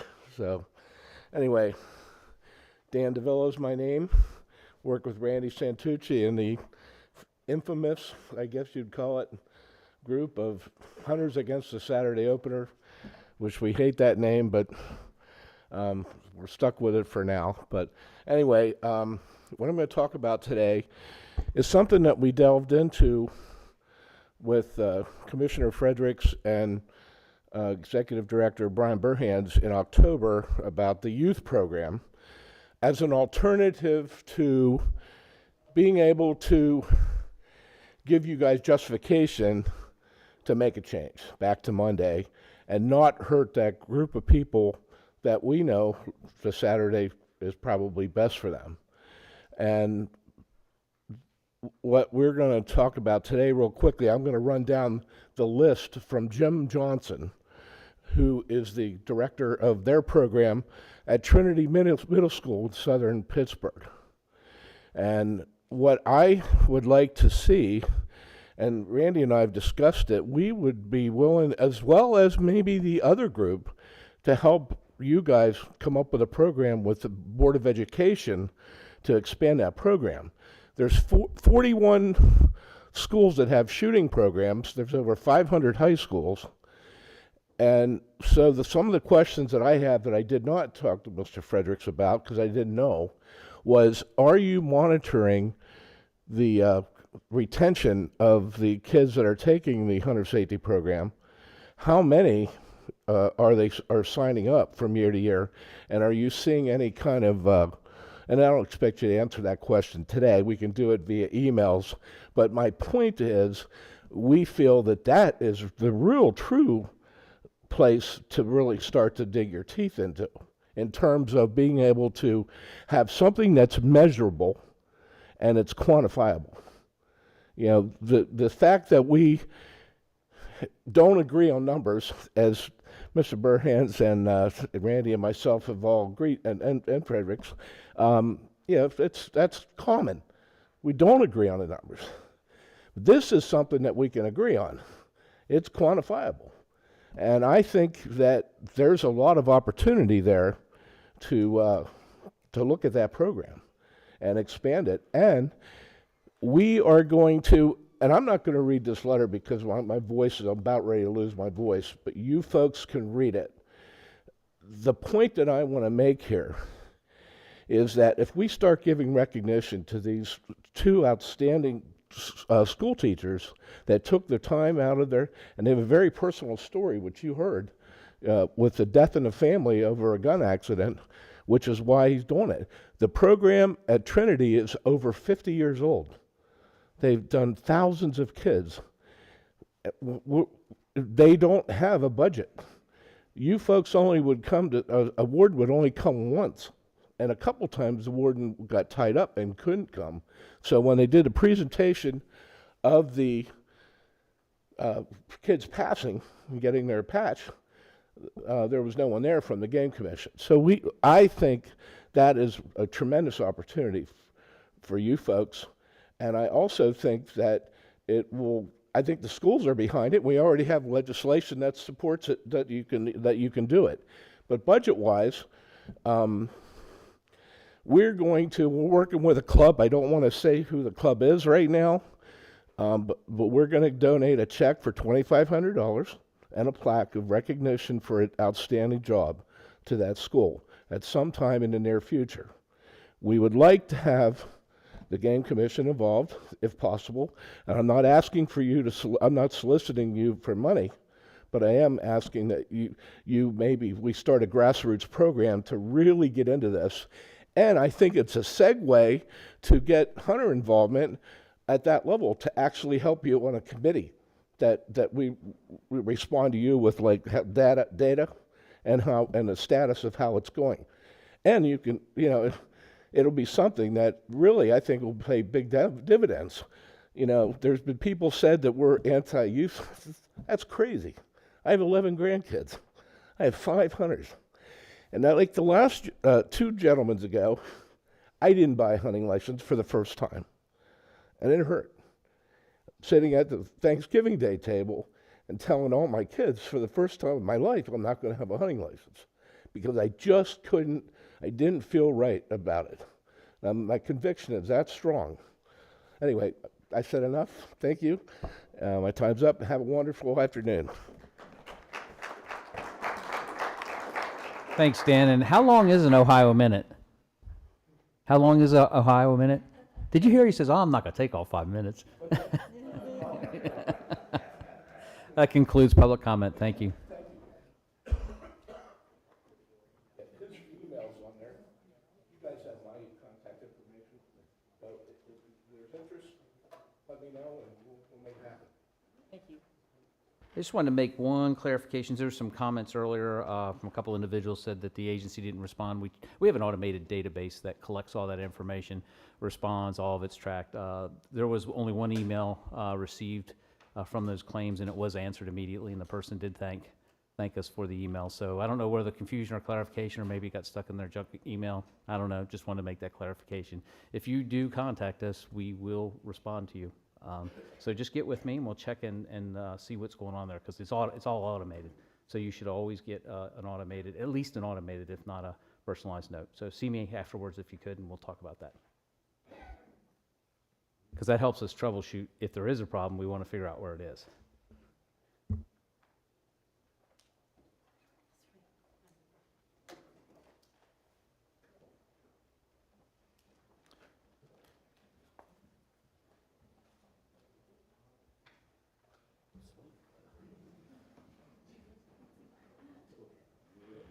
So with that, I'm going to go ahead and call this meeting to order. Begin with a roll call of commissioners. Mr. Secretary, if you could please call the roll. Yes, ma'am. Christian Snep-Geiger, President. Present. Scott Floridor, Vice President. Here. Dennis Fredericks, here. Alan DeMarco. Here. Stanley Kinnick. Here. Mike Mitchick. Here. Todd Pride. Here. Haley Sankey. Here. And Robert Schwam. Here. Madam President, you have a quorum. Thank you, Mr. Secretary. Do I have a motion for the approval of the minutes of the commission meeting held September 16th? So moved. 2023? Second. Any discussion? Second. Mr. Secretary, please call the vote. All those in favor say aye. Aye. All opposed? The ayes have it. Thank you. The first item for consideration can be found on page 2 of your agendas. Pheasant hunting within a wild pheasant recovery area is currently limited to youth participants who are authorized by permit to hunt in designated pheasant hunt zones within the central Susquehanna WIPRA only. Youth participants are selected for WIPRA hunting access permits through a raffle conducted by the Commission. The Commission determined these restrictions are no longer necessary because the biological impacts of hunting on wild pheasant populations can be adequately controlled by limiting harvest to male pheasants and by following an annual executive order process specifying whether a season is to be opened and, if opened, the season length and bag limit that will apply. Therefore, the Commission is proposing to amend Section 141.28 to eliminate age restriction and permit requirements and provide the Director the authority to annually designate WIPRAs to be open to hunting and establish appropriate season dates and bag limits. As a result of this regulatory change, all individuals eligible to hunt pheasants statewide would also be allowed to participate in pheasant hunting within WIPRAs, subject to landowner permission. Do I have a motion So moved. and a second? Second. Any discussion? Mr. Secretary, please call the vote. All those in favor say aye. Aye. Opposed? The ayes have it, Madam President. Thank you. Kristen, if I could, Madam President, if you don't mind, just say Sure. a quick piece about this. I'm really proud of this, program. I don't think we talk about this enough, but with Andrew's presentation yesterday on the quail recovery program, I think it's just another emphasis of the successes we've had in Pennsylvania, bringing back, our wild pheasant population. And those populations are small and limited in scope, but it's a real great success story that I think just having this brought up, we should draw attention to that, and hopefully the great success we're going to see from the bobwhites as well with the reintroduction this March. So, thank you. So how many folks are you going to take out there hunting? I don't own any of the land, or I'd make that decision. I'll bet we could make some phone calls. I bet. Thank you very much. Thank you, Madam President. The next item for consideration can be found on page 4 of your agendas. To effectively manage the wildlife resources and provide hunting and trapping opportunities in this Commonwealth during the upcoming license year, The Commission is proposing to amend Section 139.4 to provide updated seasons and bag limits for the 2024-2025 license year. The 2024-2025 seasons and bag limits have been amended to reflect current available scientific data, population and harvest records, field surveys, and professional staff observations, as well as recommendations received from staff, organized sporting groups, members of the agricultural community, and others interested in the management of the wildlife resources of this Commonwealth. For small game, eligibility to participate in the early October pheasant season segment would be expanded to include mentored hunters of all ages, and the executive director would be provided with increased flexibility to authorize pheasant hunting within wild pheasant recovery areas. For wild turkey, fall season length changes are proposed for numerous wildlife management units based on analysis of long-term turkey population trends and results of turkey hunter surveys. Season length would be increased in 11 WMUs, and WMU 5A, previously closed to fall hunting, would be opened for a 3-day season. Season length would be reduced in 2 WMUs, 3D and 4C. For black bear, the October muzzleloader season is proposed to be shortened to 3 days to reduce harvest rates on female bears and therefore promote stabilization of the bear population. For fur bears, WMU 2D is proposed to be opened to bobcat hunting and trapping because habitat and population data indicate that this unit can support sustainable bobcat harvest. Also, the fisher trapping season is proposed to be increased by 1 week in all WMUs open to fisher harvest to provide additional opportunity and to make fisher and bobcat trapping seasons concurrent. No changes are proposed for elk or white-tailed deer seasons. However, it is likely that analysis of license sales and harvest data following the January meeting will indicate a need for additional antlerless deer hunting opportunity in chronic wasting disease WMUs where antlerless license allocations did not sell out and/or antlerless harvest goals were not met in 2023-2024. Do I have a motion So moved. and a second? Second. Any discussion?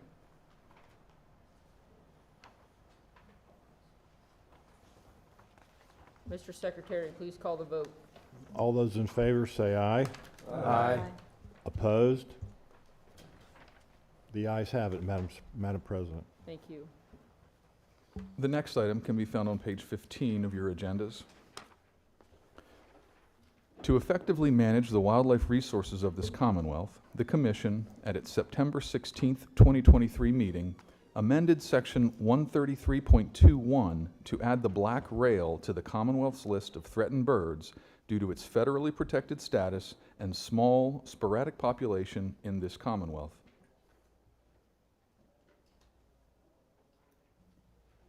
Do I have a motion? So moved. Second. Any discussion? Mr. Secretary, please call the vote. All those in favor say aye. Aye.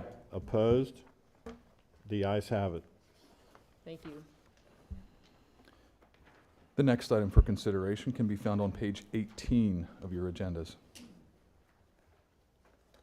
The American marten is a fur bearer once commonly found in portions of Pennsylvania, but extirpated from the Commonwealth in the early 1900s due to deforestation and unregulated harvest. In accordance with Goal 1.3b of the Pennsylvania Game Commission Strategic Plan 2020 to 2023, and as authorized by the Commission at its July 9, 2022 meeting, Commission staff developed an American marten reintroduction and management plan for Pennsylvania. The plan outlines a long-term, 10-year strategy to translocate the species back to the state and then conduct long-term monitoring to evaluate the reintroduction. Communication strategies, partner engagement, costs, and timelines are also included. At its September 16, 2023 meeting, the Commission authorized release of the proposed American marten reintroduction and management plan for a 60-day public comment period. All comments have been considered and appropriate revisions to the plan have been made. The Bureau of Wildlife Management is requesting final acceptance of the 2024 to 2033 Marten reintroduction and management plan. Do I have a motion So moved. and a second? For the purposes of discussion, Madam President, I'll second that. Thank you, Commissioner Fredericks. Floor is open for discussion. Madam President, I'm very much concerned about. We've got some other folks. I was overruled. They don't agree. Sorry about that. Madam President, I have some concerns about this reintroduction, and I know it's very important to a lot of people that worked very hard, as well as the agency. First of all, the climate here in Pennsylvania is not what it was 100 years ago. Snow cover, which is very important to the survival of our marten, provides thermal protection as well as protection from our predators such as bobcats, coyotes, and the fisher, which all three of those species are on a stable and growing population. I feel that I need a little bit more time to take a look at this and get a better feel that we're not serving this critter up on a silver platter. I think it's important that we do a little bit more education and discussion. And also, at the same time, I'm not convinced that our forest is suitable enough in that area. I realize that our hemlocks are somewhat on a decline with the current situation with the woolly adelgis. So I'd like to take a little bit more time on this. Thank you. Yes, Madam President. Yeah. Thank you, Commissioner Swalm. I just want to add to that. I, first of all, understand the biology and all the science and the effort that it went into it, and very much support all that.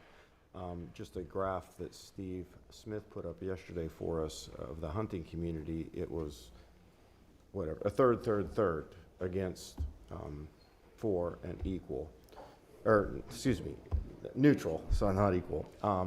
I'd just like to spend, my thinking is spend a little more time and just flesh that out a little better on what that's telling us, but would be happy to support the initiative in the future. Madam President? Sure. I'd like to echo both our commissioners, what they said.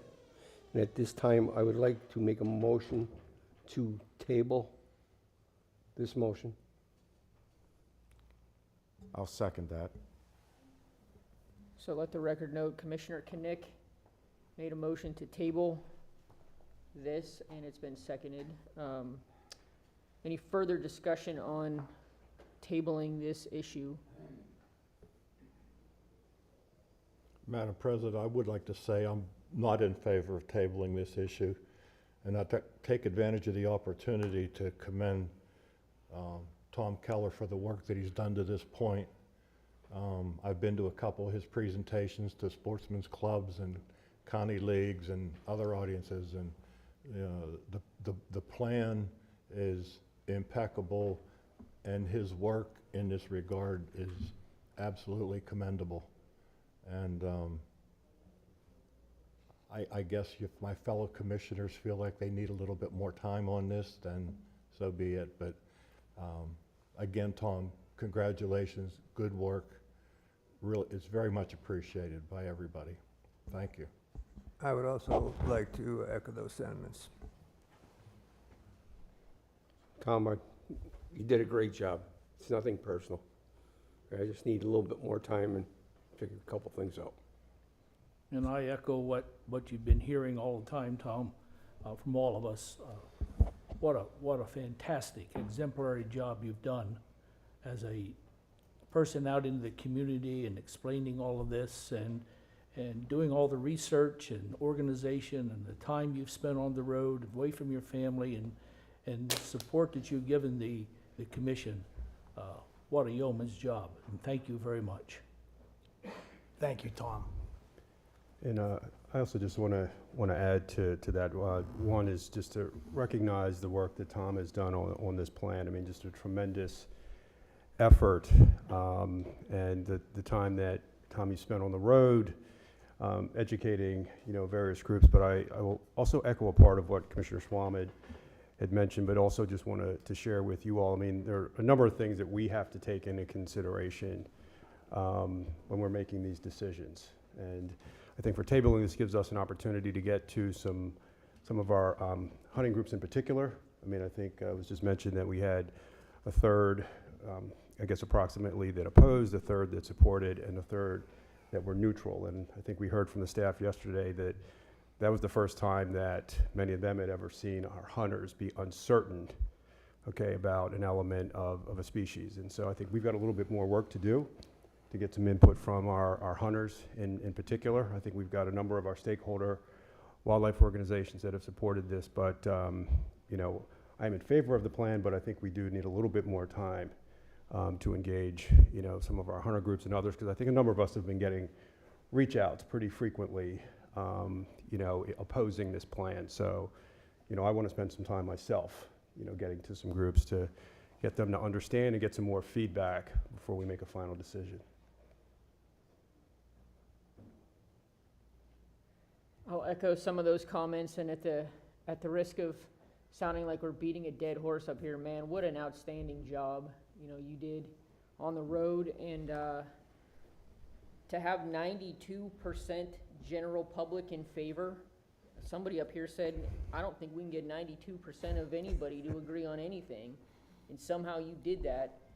And I think every commissioner up here understands that it is our responsibility as commissioners to engage those other stakeholders, those other groups that we don't traditionally engage with. They're not our core group of folks, and a lot of them are here today. So thank you for coming and weighing in on this. I think we also, as commissioners, and knowing that that hunters are a core and key stakeholder, and that we've never had the statistics before of a third of those stakeholders that are historically very opinionated people telling us they have no opinion, makes us as commissioners want to go out and talk to folks in our district.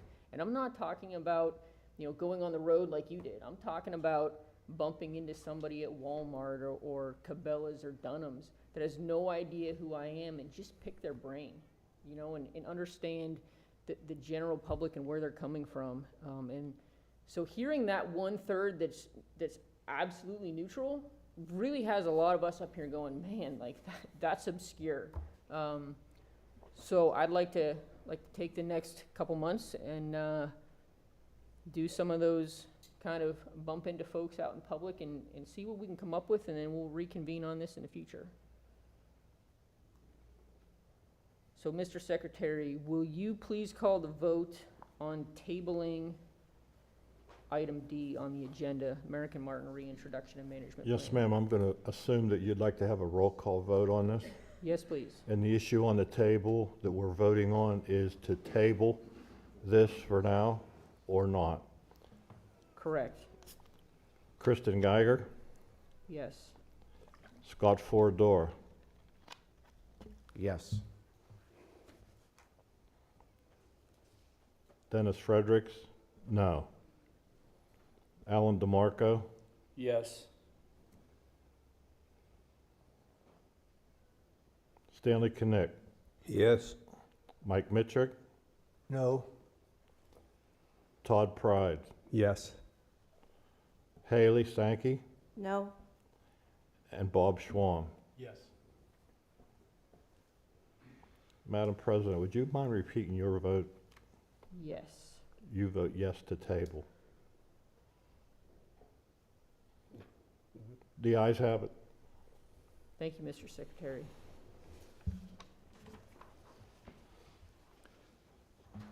The next item can be found on page 19 of your agendas and also comes from the Bureau of Wildlife Management. The black bear is a valuable resource in Pennsylvania. A comprehensive plan for managing the bear resource was first approved in 2006, with a mission statement to maintain healthy black bear populations in suitable habitats throughout the Commonwealth that provide hunting and recreational viewing opportunities without human-bear conflicts exceeding levels acceptable to citizens in Pennsylvania. The Commission developed a 5-year revision to the Bear Management Plan, maintaining the original mission statement while updating background information, objectives, and strategies to reflect the current scientific knowledge and stakeholder input. At its September 16, 2023 meeting, the Commission authorized release of the proposed revised Black Bear Management Plan for a 60-day public comment period. All comments have been considered and appropriate revisions to the plan have been made. The Bureau of Wildlife Management is requesting final acceptance of the 2024 to 2029 Black Bear Management Plan. Do I have a motion? So moved. Second. Any discussion? Mr. Secretary, please call the vote. All those in favor, say aye. Aye. Opposed? The ayes have it, Madam President. Thank you. The next item can be found on page 20 of your agendas. Due to growing public concern for the apparent decline of snowshoe hares in Pennsylvania and the potential of this species to benefit from focused habitat management, the Commission developed a comprehensive snowshoe hare conservation and management plan to maintain or increase snowshoe hare populations and their habitat within the Commonwealth of Pennsylvania for current and future generations. The management plan provides a comprehensive summary of snowshoe hare biology, historic and current status in Pennsylvania, and habitat and harvest management strategies. The plan also provides supporting objectives and strategies to achieve snowshoe hare specific goals related to population monitoring, assessment, and management related to habitat and harvest. At its September 16, 2023 meeting, the Commission authorized release of the proposed snowshoe hare management plan for a 60-day public comment period. All comments have been considered and appropriate revisions to the plan have been made. The Bureau of Wildlife Management is requesting final acceptance of the snowshoe hare management plan. Do I have a motion? So move. Second. Any discussion? Mr. Secretary, please call the vote. All those in favor, say aye. Aye. Opposed? The ayes have it. Thank you. The next item for consideration can be found on page 21 of your agendas and comes from the Bureau of Wildlife Protection. The Commission is proposing to amend Section 141.4 relating to hunting hours to replace the current hunting hours table and migratory bird hunting hours table to accurately reflect the dates and hours of legal hunting for the 2024-2025 hunting trapping license year. Do I have a motion? So moved. Any discussion? Mr. Secretary, please call the vote. All those in favor, say aye. Aye. Opposed? The ayes have it. Thank you. The next item is on page 24 of your agendas. To effectively manage the wildlife resources of this Commonwealth, the Commission, at its September 16, 2023 meeting, amended Section 141.18 to authorize electronic devices used to disturb water with the purpose of preventing ice formation. This amendment is now before the Commission for final adoption. Do I have a motion? So moved. Second. Any discussion? Madam President, I think we talked formerly about following up on this in a year or two, just to make sure there's nothing, no adverse effects of this. I just wanted to put that out there on record that we plan to revisit this in the future, if Thank you. necessary. Thank you, Commissioner Sankey. Any other points of discussion? Mr. Secretary, please call the vote. All those in favor, say aye. Aye. Opposed? The ayes have it. Thank you. The next item can be found on page 26 of your agendas. To effectively manage the wildlife resources of this Commonwealth, the Game Commission, at its September 16, 2023 meeting, amended Section 135.2 to prohibit any person from using or possessing controlled substances or drug paraphernalia on hunter access properties. A violation of this provision will be graded as a summary offense of the 5th degree, carrying a potential fine of $100 to $200. This amendment is now before the Commission for final adoption. Do I have a motion? So move. Second. Any discussion? Mr. Secretary, please call the vote. All those in favor, say aye. Aye. Opposed? The ayes have it. Thank you. The next item for consideration can be found on page 29 of your agendas.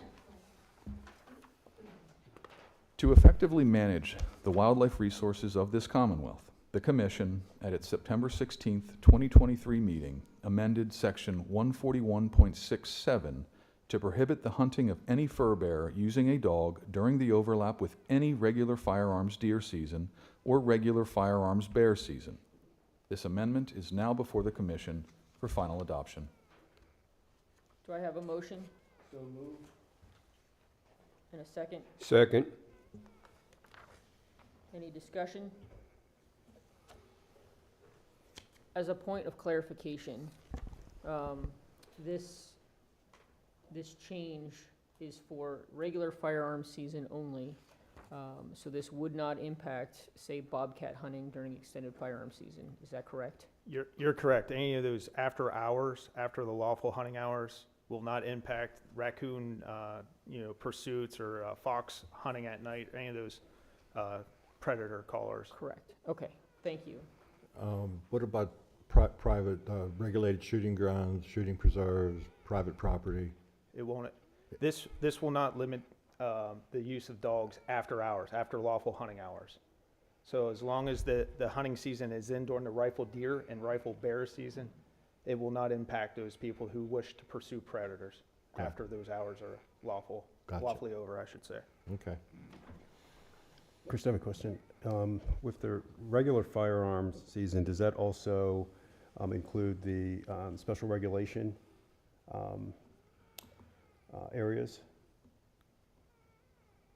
If it's during the regular deer season, it doesn't go into those extended seasons. Okay. So the definition of regular firearm season is that approximate 2-week window. Correct. It's Correct. it's listed as it's listed in the digest under the regular. Okay, perfect. Any other discussion? Mr. Secretary, please call the vote. All those in favor say aye. Aye. Opposed? The ayes have it. Thank you.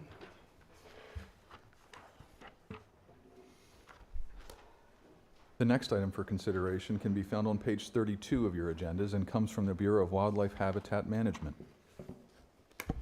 The estate of Donald M. Heller and Michelle H. Conway are offering to donate .17 more or less acres of land in Logan Township, Blair County, an indentured estate game land number 267. Access is from Lookout Avenue. Do I have a motion So moved.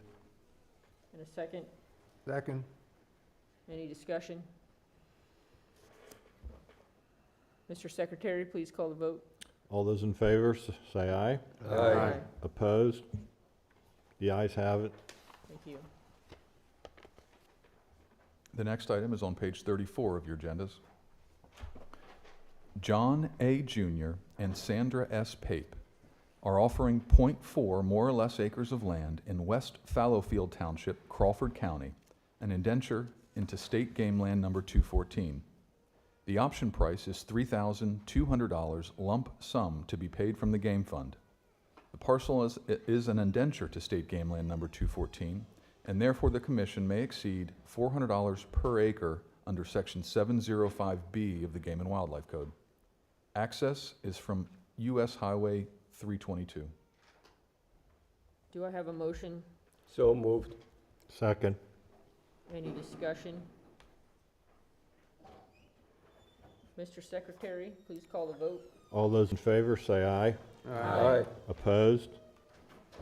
The ayes have it. Thank you. The next item for consideration can be found on page 36 of your agendas. Western Pennsylvania Conservancy is offering 124 more or less acres of land in Cambridge Township, Crawford County, near State Game Land number 277. The option price is $49,600 lump sum to be paid from the Game Fund. WPC's acquisition of the property is contingent upon them receiving funding through a partnership grant provided by the United States Fish and Wildlife Service through the North American Wetlands Conservation Act. Covenants, conditions, and restrictions associated with this grant will be required to accept the property. Access is from Perry Highway. Do I have a motion? So moved. A second? Second. Any discussion? Madam President, for reasons that I occupy a seat on the board of the Western Pennsylvania Conservancy, I will need to abstain from this vote. Thank you. Commissioner Fredericks.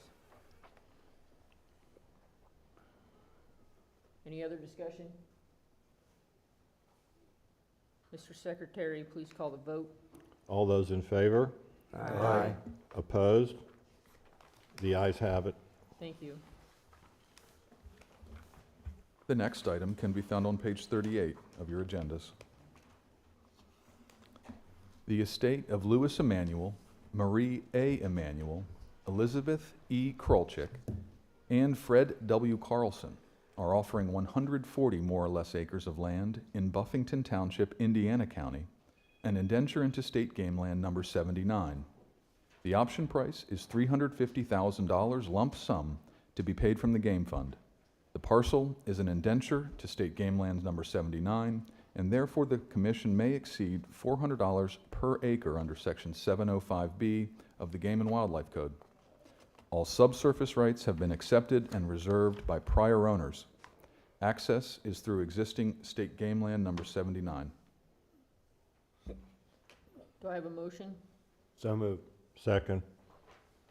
Any discussion? I have a question. If you look at that State Game Land 79, there's a little spot right dead center in the game lands. You know, do they have a right-of-way to get in there? I'm going to call it a reverse L. So the top perpendicular property, that one does have a right-of-way coming across from the north. The long piece that is vertical, they do not currently. They are in the process of trying to get a right-of-way from the top L. I don't know how to explain it. So that they can come in from the north, but they do not have illegal access across the game lands from the south. Their access point is from the north. Thank you. And our staff is currently working with them and negotiating on that, correct? We are not involved. The two, they are negotiating with the other person that already has a right-of-way on the north side. They're actually, their title ties together, so Okay. we're So not it's going out to of be. our hands anyways. Exactly. Perfect. Are they interested in possibly selling that little piece? I've only had contact with, well, I should say our regional staff had contact with the one landowner. He has reached out. The other one has not returned a phone call or a letter yet, so I'm not sure what their thought process is. Okay, thank you. Any further discussion? Mr. Secretary, please call the vote. All those in favor say aye. Aye. Opposed? The ayes have it. Thank you. The next item for consideration can be found on page 40 of your agendas. Land Management Systems, Inc. is offering 87 more or less acres of land in Eldred Township, McKean County, adjoining State Game Land number 301. The option price is $87,000 lump sum to be paid from the Game Commission's restricted account, representing funds from third-party commitments for compensation of habitat and recreational losses which occurred on state game lands from previously approved projects. Acquisitions using this account may exceed $400 per acre. Land Management Systems, Inc. will retain the subsurface rights. Access is through existing State Game Land number 301. Do I have a motion? Second. Any discussion? It's a quick question. Do we know who owns the parcel in between? I'm sorry, the parcel in between, I mean, just north of that. I did, and I don't remember. I can look it up, it's on my phone. No, you don't have to go through that trouble right now. We can get that later. All right. No, I have his email. I have a question. What is the green line going through there? Is that just some kind of waterway or? That is the Allegheny River. So a good chunk of this property, about a third of the year, it is flooded.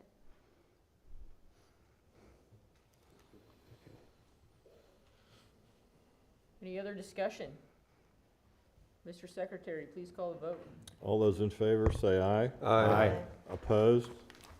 The ayes have it. The next item can be found on page 42 of your agendas. The Margaret A. Bueller 2013 Irrevocable Trust is offering 94.25 more or less acres of land in Horton Township, Elk County, adjoining state game land number 44. The option price is $220,000, lump sum to be paid from the Game Commission's restricted account, representing funds from third-party commitments for compensation of habitat and recreational losses which occurred on state game lands from previously approved projects. Acquisitions using this account may exceed $400 per acre. Access is from Route 219. Do I have a motion? So moved. Second. Discussion. Mr. Secretary, please call the vote. All those in favor say aye. Aye. Opposed? The ayes have it. Thank you. The next item for consideration can be found on page 44 of your agendas. HJJS LLC is offering 262 more or less acres of land in Greenfield Township, Blair County, adjoining and connecting two tracts of state game land number 41. The option price is $355,560, lump sum to be paid from the game fund. This parcel provides critical access to state game land number 41, and therefore the Commission may exceed $400 per acre under Section 705B of the Game and Wildlife Code. Access is from Sproul Mountain Road. Do I have a motion? So moved. A second? Second. Any discussion? I have a quick question, it's just curiosity. Yes. At the end of the pointer there, it points to what looks like it's a road, I assume, or is it a railroad spur? No, there is no railroad, so that is 99 with a little bit of their right-of-way for an interchange for Sproul Mountain Road then? Is that what you're Okay. looking at? So it's a four-lane highway then with the two vertical Yes. pieces? Yes. it Thank is. you. You're welcome. Any additional discussion? Mr. Secretary, please call the vote. All those in favor say aye. Aye. Opposed? The ayes have it. Thank you. The next item for consideration can be found on page 46 of your agendas. John and Susie Brannick are offering 124 more or less acres of land in Frankstown Township, Blair County, adjoining state game land number 147. The option price is $390,000 lump sum to be paid from the game fund.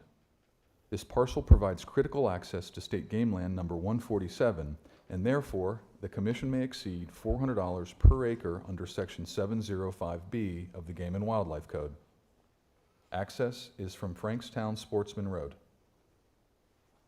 Do I have a motion? So moved. Second. Any discussion? Mr. Secretary, please call the vote. All those in favor say aye. Aye. Opposed? The ayes have it.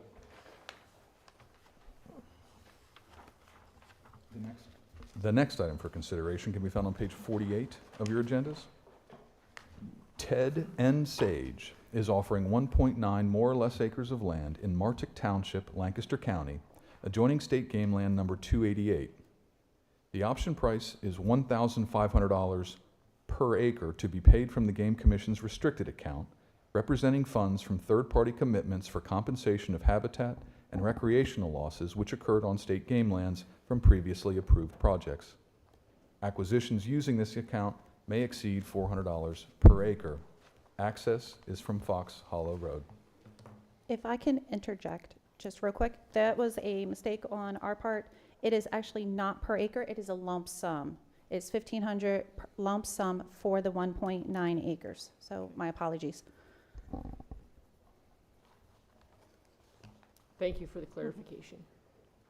Do I have a motion? So moved. Second.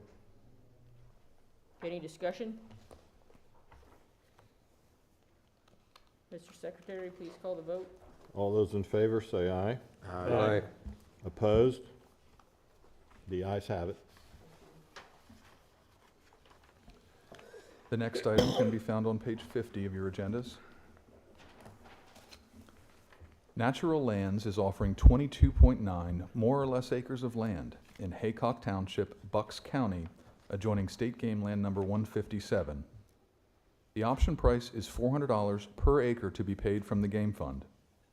Natural Lands' acquisition of the property is contingent upon them receiving funding through partnership grants provided by the Pennsylvania Department of Conservation and Natural Resources and the United States Fish and Wildlife Service through the Highlands Conservation Act. Covenants, conditions, and restrictions associated with these funding sources will be required to accept the property. Access is through existing State Game Land number 157.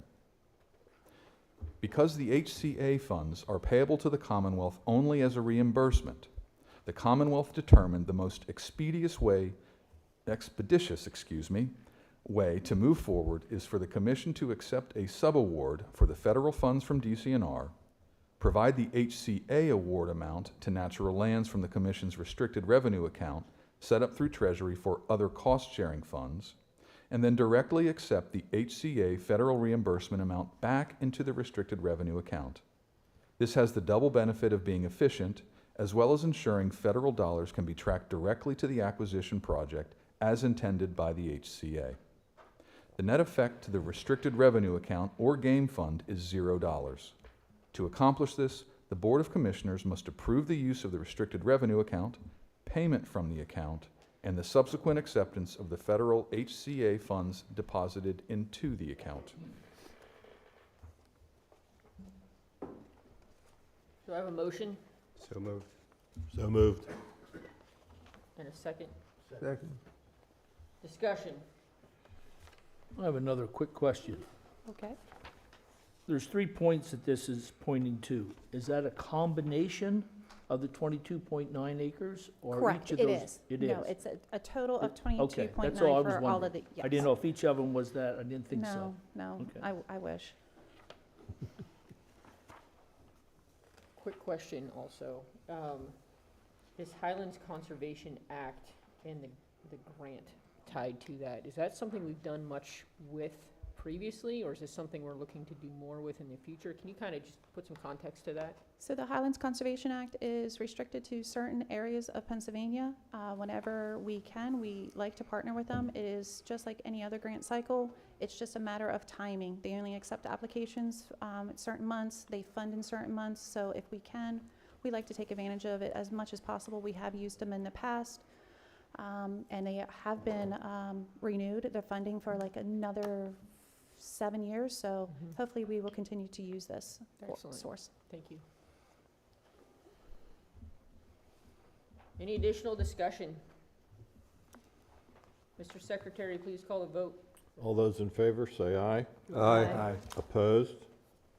The ayes have it. Thank you. The next item for consideration can be found on page 52 of your agendas.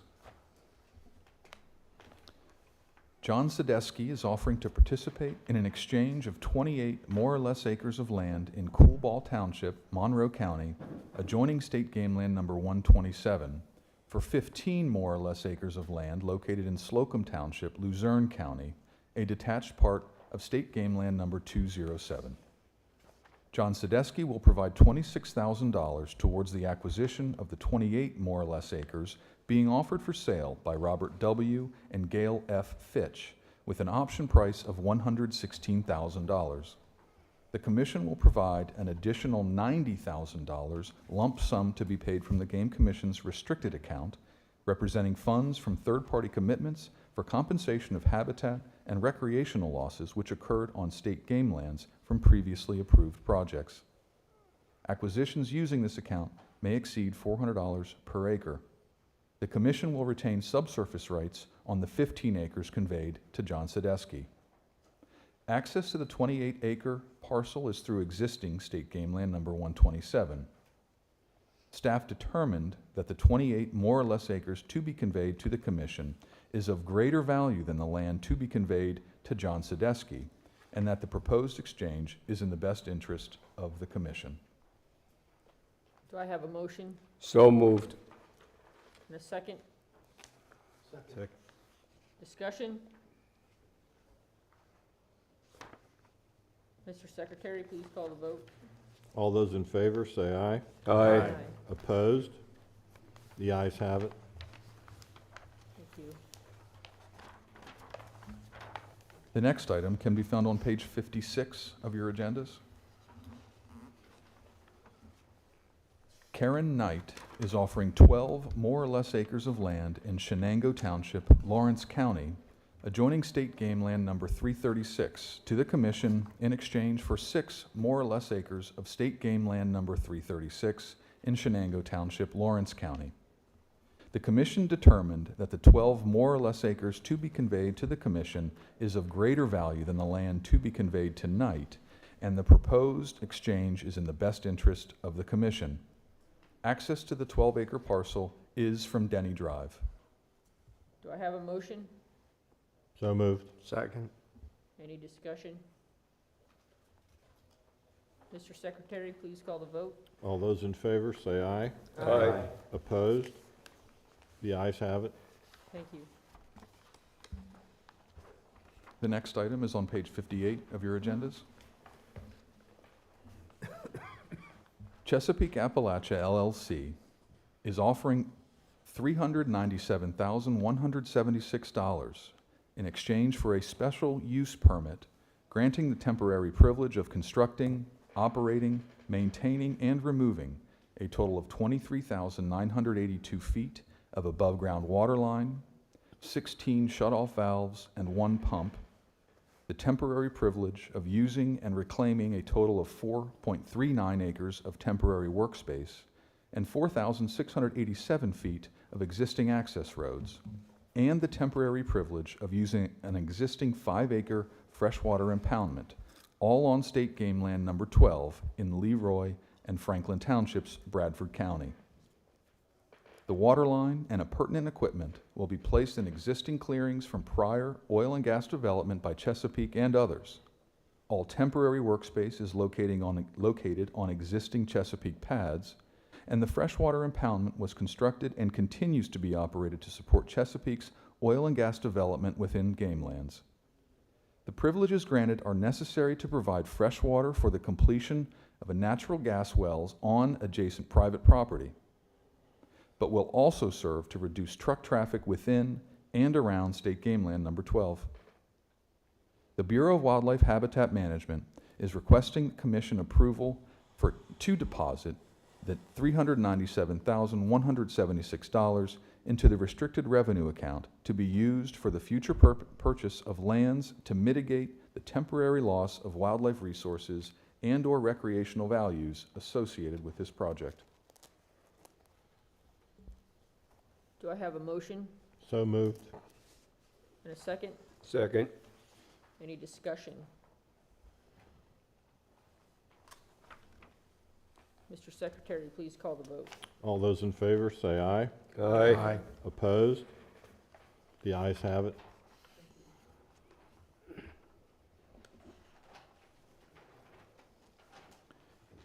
The next item is on page 60 of your agendas and is an informational item only. Therefore, no action is required.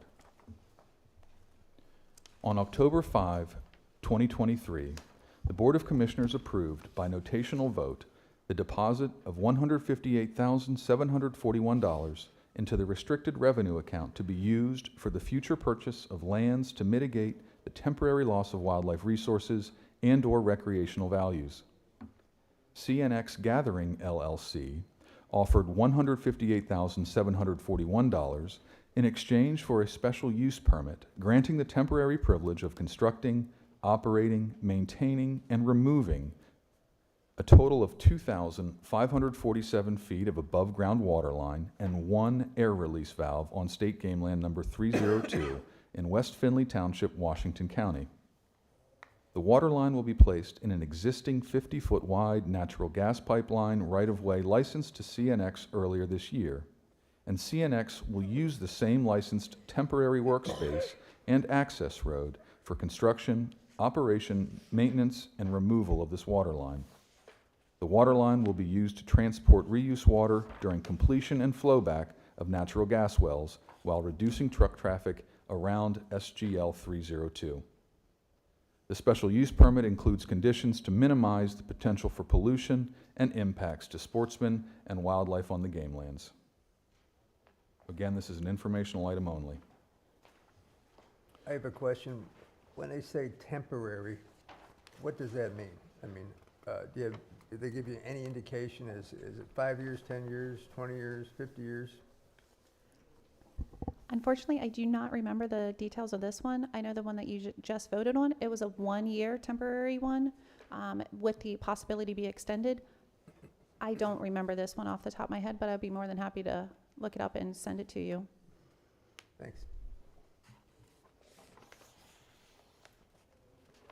The next item is on page 62 of your agenda. On October 18th, 2023, the Board of Commissioners approved, by notational vote, the acquisition of 75 more or less acres of land in Cherry Tree Township, Venango County, and indenture into state game land number 96. The option price is $318,750 lump sum to be paid from the game fund. The parcel is an indenture to state game land number 96, and therefore the Commission may exceed $400 per acre under Section 705B of the Game and Wildlife Code. Acquired timber will retain the oil and gas rights. Access is from Hamilton Corners Road. Again, this is an informational item only, therefore no action is required.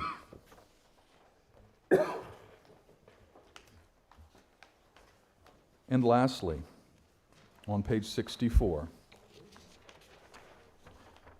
on May 10th, 2023, the Commission entered into a cooperative agreement with Ernst Farms, LLC, and French Creek Recreational Trails, Inc., for the purpose of creating and maintaining a recreational trail along the length of the former Bessemer and Lake Erie Railroad that traverses state game land number 213, totaling 1.4 more or less acres in Crawford County. Under the terms of the cooperative agreement, Ernst Farms, LLC, agreed to convey title to 27 lots totaling 3.9 more or less acres in the Lakeview Plan of Lots in exchange for the privilege of developing and maintaining the trail. This is an informational item only, therefore no action is required.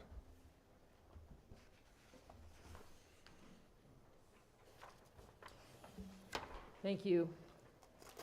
Under new business, Commissioner Sankey and Commissioner Knick were the nominating committee for the 2024 Pennsylvania Game Commission Board of Commissioners officers. So you could bring us up to speed on where you're at with that. On behalf of the nominating committee, we'd like to nominate Commissioner Scott Foradora for president, Commissioner Dennis Fredericks for vice president, and Commissioner Alan DeMarco for secretary for the year 2024. Thank you. Do I have a motion? I will make a motion. I'll second that. Any discussion? Can I have like 6 months to think about it? No. We'll give you 6 seconds, though. Time to call the vote. He's still counting to 6. Mr. Secretary, will you please I'm call the vice vote? president now. All those in favor, say aye. Aye. Opposed? The ayes have it. Thank you. Madam President? Yes. Or past Madam President. Before we adjourn, myself as well as others, I'll ask if they want to say words, want to sincerely thank you for the last year of your leadership and your dedication to wildlife. Your passion for the resource is second to none. We've got in very heated discussions, and you've never backed down, but you advocate a position when we disagree or when we agree, and you've never held any hard feelings. You're a pleasure to work with, and you have a bright future. So on behalf of myself and the commission, we'd like to thank you, but others may want to say a few words. I definitely want to say something. One, it's this first full year for me being on the board. It was great, Kristen, seeing your leadership. Contrary to a part of public belief, we all don't always get along. You've navigated some of the fistfights and others that others may miss, but it's been a great year having you, and hopefully you'll continue to be here. And Scott, you got really big shoes to fill. Kristen, I'd also like to thank you very much. Kristen, I'd also like to thank you very much for all your leadership over this past year. You've done a really great job. Thank you. Kristen, I'd also like to say, as a first-year board member, thank you so much for helping me get on board and always being there. And I really appreciate your dedication and all your effort that you put into this. Thank you, buddy. Kristen, thank you very much for being our president. It was a pleasure to work with you, even though we didn't agree on everything, especially e-bikes. But I tell you what, it was a pleasure, and thank you very much for everything you've done for the commission.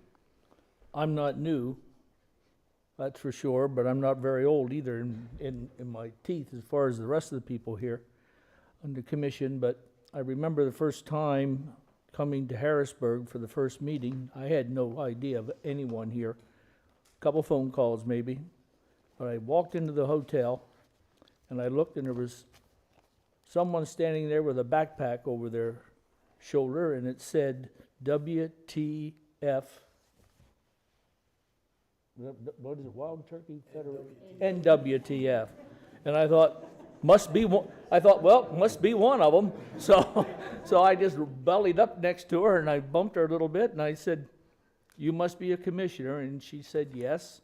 And I said, "I need a little guidance, I think." And she said, "We'll get you through this." And she's been a wonderful leader. Thank you so much.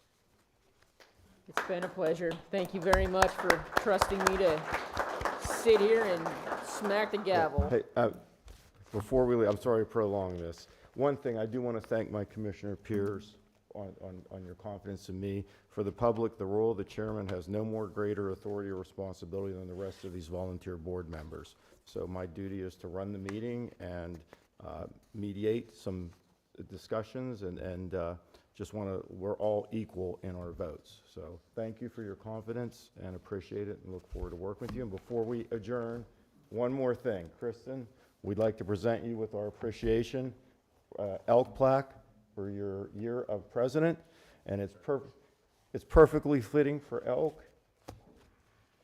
Kristen just lucky man, got engaged to a wonderful person, and the engagement ring is an elk tooth with pretty diamonds, and it's beautiful. So Kristen is an elk hunter, so we felt it was appropriate. Thank you.